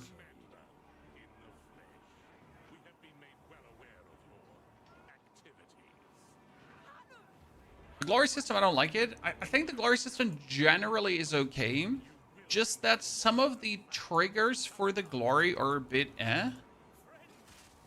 Right? For example, like that the calamity just needs you to produce rage is obviously insanely good. That is well executed. That's amazing glory skill. Because what are you going to do with the bear? You're going to produce rage with almost everything you do. So that feels like a really good and well thought out glory skill. I just have the feeling sometimes with the glory skills, they were like an afterthought and they were kind of like jammed in. So a lot of the glory skills need a passing over to really feel like they're synergistic, fitting into the gameplay, and not that they're just like somewhere there.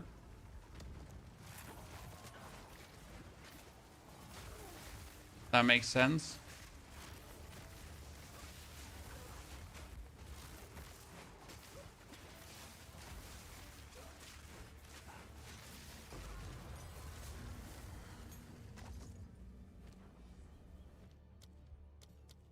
Formula.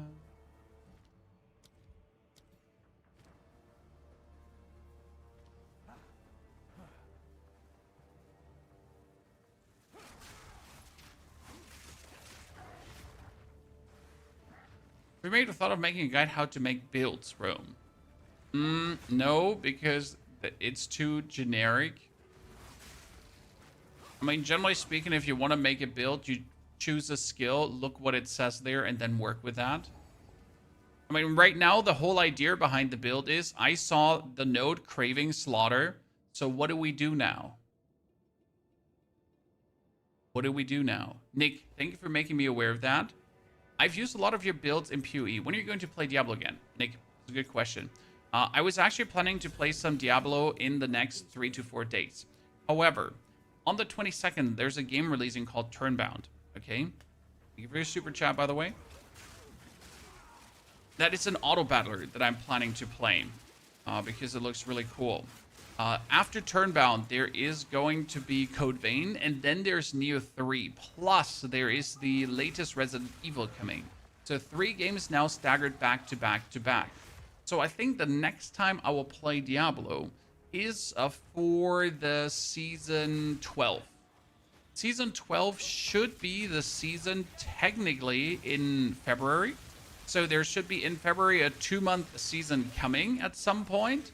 That will then lead into the expansion because they can't make the current season 5 months long. That would be a big mistake, right? I mean, Diablo also launched on the, what was it? When did Diablo launch? On the 9th? So 9th of December, that's 9th of January, the 9th of, so either in February or March, they would have to like already put out the next season. Because if they're dragging it out, like I would be absolutely surprised if they drag it out. This is increased damage and increased physical damage. This would be increased lightning damage, and this would increase fire, lightning, cold, physical, everything. So technically, we want to make it over there.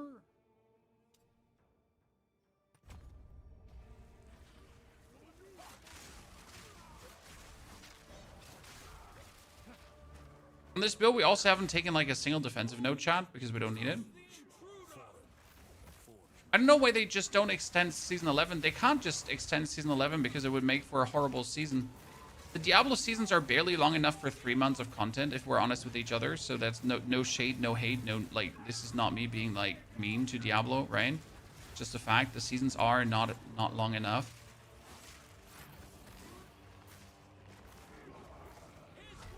The reality is probably and stays that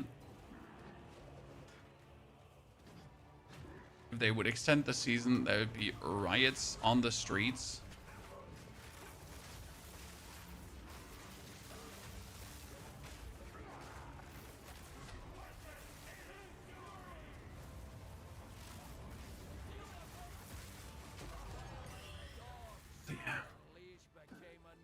It would be better for them to squeeze in an in-between season, right? I'm in D4 now. The current season ends in 50 days according to the season journey tab. So right now we have the 20th. 50 days would then be the first week of March.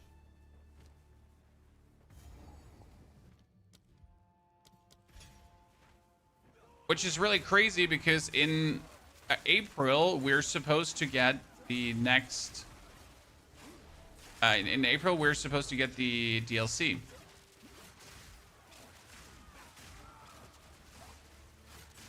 So I'm honestly asking myself, how do they want to handle that?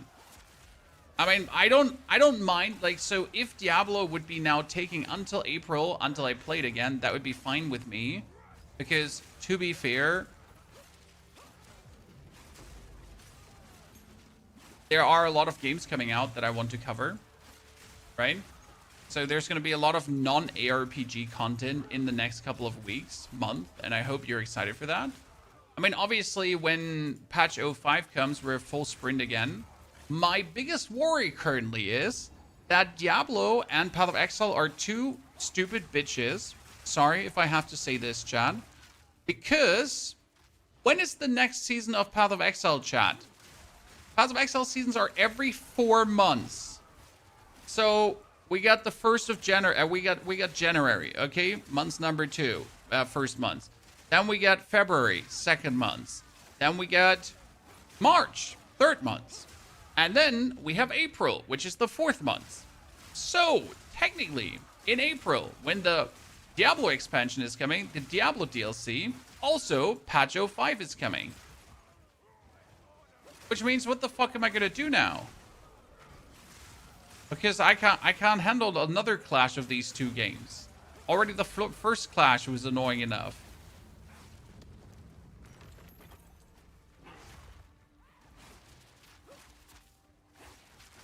So please, for the love of God, don't you overlap again. I mean, like, holy Christ, McGee. You should be able to get that figured out, right?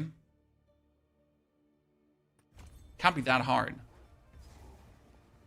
When you would imagine that the companies are actually talking to each other, right? Right? Would we imagine, chat, that these companies talk to each other, that they don't overlap? Or do we imagine that they both think they have the biggest schlong in town and just slap it in each other's faces? Because sadly, if 05 and Diablo 4 DLC release around the same time, I will have to do Diablo 4 first. Because the new DLC is like new campaign, new bosses, new systems, new everything. And that's always very exciting to kind of like make content on. Destroy. The Savior is precious.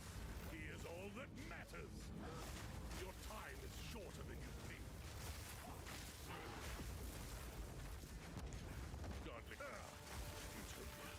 Godly. Hehe, you died so quick. You must take your lead. Oh, that would be 05 for POE. Yes, the next patch is 05. I will bury it all. For the Didn't know how they stagger releases from POE 1 to POE 2. So POE 2 is getting every 4 months new content, no matter what's happening to POE 1. Okay.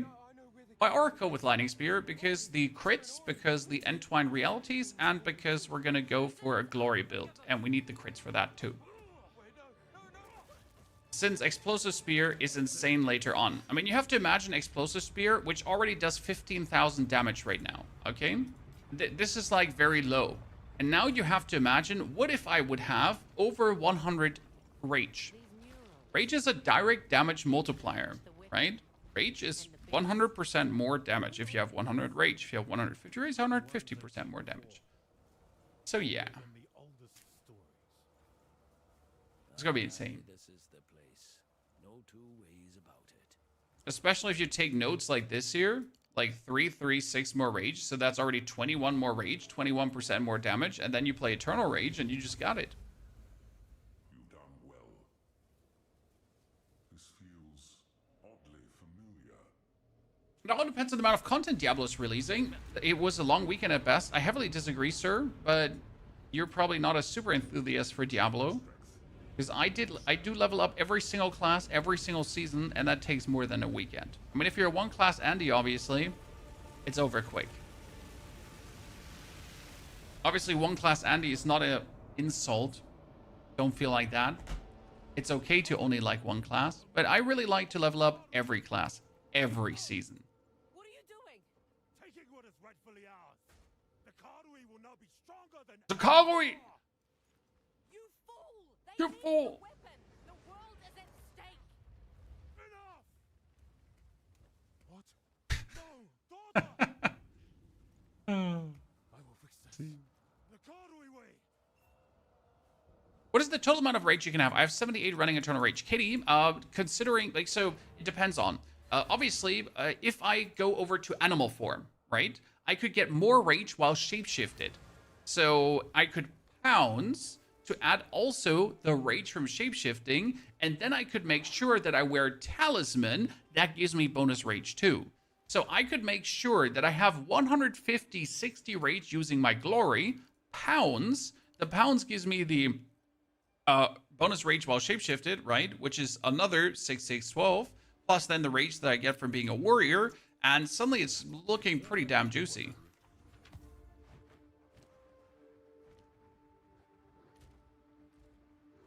Yeah, they're giving us a new class on the D4 expansion, which is going to be played like there's no fucking tomorrow. Right? Really excited for the new class. I mean, I love Paladin, so Paladin was super fun in Diablo. I don't know if you've played it, chat, but I gotta say it was worth the pre-order. Personally, for me, I had my fun, and I can't actually wait to see what the other class is going to be.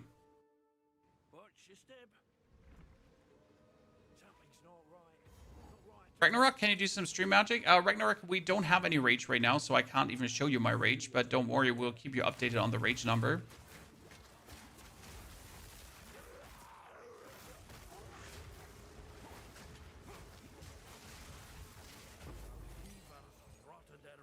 We'll make sure to get you something.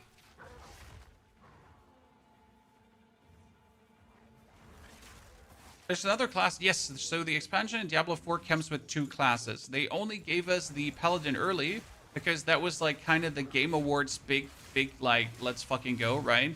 There's like, here's the trailer for Diablo 4. Oh, and by the way, if you pre-order, you can already play the Paladin. Oh, and by the way, there's a second class coming. I mean, it was a great sales strategy from Blizzard. You can say what you want. Obviously, it's shitty that we still have to pay for the expansion, but, you know, cannot blame them for good marketing at this point. Can't blame them for not making the best game possible, but that marketing was on point.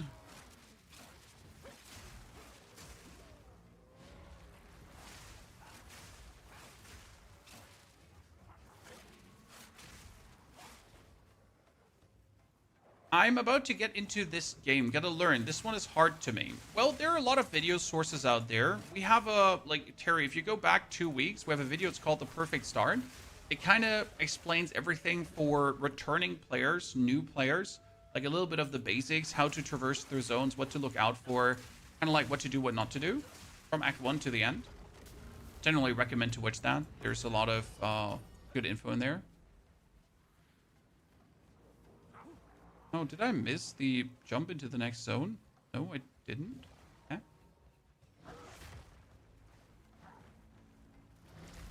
Oh yeah, I did. I did literally miss the jump into the next zone. I'm blind. Okay. I mean, luckily I went up because I got a greater jeweler's orb.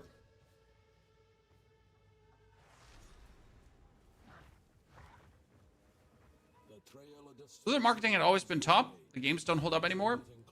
We can only hope that with the DLC, they're finally doing the promised class rework, because we've pretty much have been waiting now over a year since we got promised a rework of all the old classes.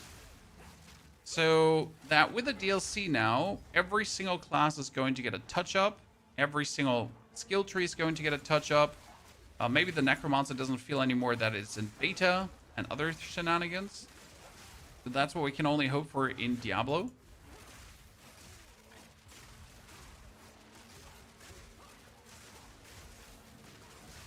I remember when I took like that life regeneration gem support chat instead of taking the what was the support called on kill?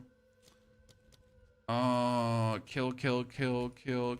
Which one is the kill? the cannibalism, right? Because I can't actually play the vitality. I cannot play vitality? Well, I don't have life regeneration. Yeah. I do.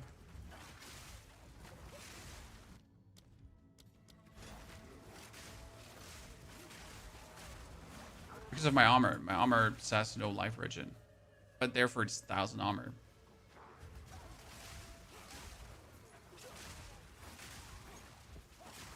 Yeah, I actually didn't think we would finish Act 4 today. Not from a timing standpoint, because I was like kind of like so annoyed to do the Eye of Inakora. Probably the only thing I truly despise currently about the campaign, the Eye of Inakora. Like whenever I get to that point, I'm like, oh no, I don't want to do this anymore. No, Tawakai, please, no, don't force me. Like seriously, that's how much I don't like it.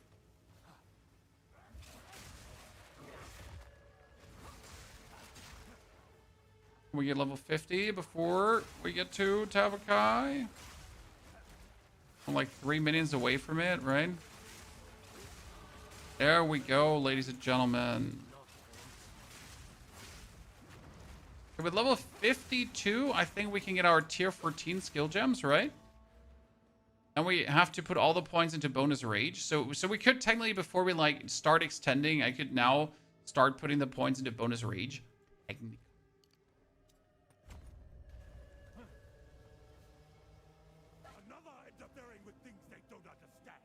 Okay, we're sitting at 15,000 damage, 6,000 for that. Our storm lance is at 1,500.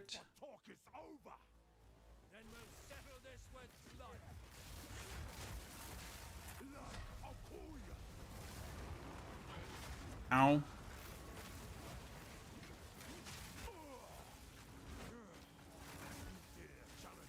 Okay, number 1 done. Do you have build guides for Diablo for POE 2? Yes, only. We have around 10 builds plus made this season. Yeah.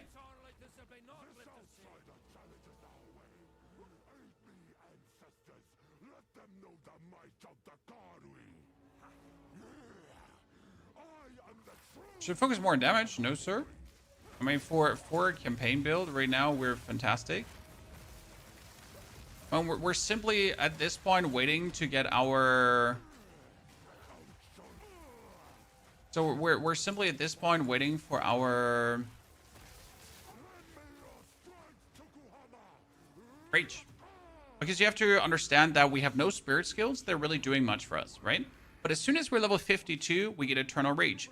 With Eternal Rage, we're instantly going to get a 50 or 60% damage multiplier, not additive damage, not increased damage. Like we get Eternal Rage, we have the rage, boom, 50% more damage. It's the freest ever, but I have to reach level 52 for that.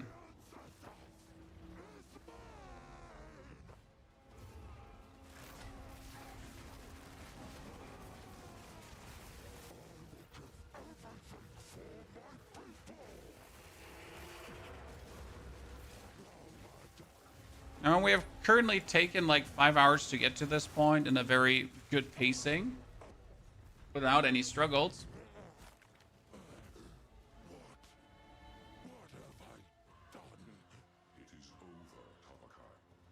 It is over, Tawakai. Can you heal her? I believe so, but we have to move quickly. You must relinquish the weapon.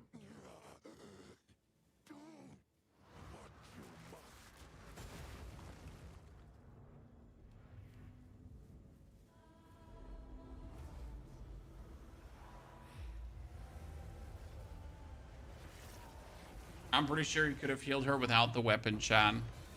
I'm loving Diablo. Should I start playing PoE 2? Not necessarily, sir. Two vastly different games in terms of how they're being played and how they're done. Can you dual wield? Yes, with certain nodes and not everything. I mean, I am having a spear, so I can always dual wield with a spear. Okay, chat. So, 5 hours to this point with this character played. 4 hours and 55 minutes. Tomorrow, then, this is it for today. Tomorrow, we will continue and we get the rage stacking going. Again, in order to get the rage stacking going, we need to reach level 65. But I can then use the glory jewel. So we need a support gem for that. It is called Zerfi's Infamy.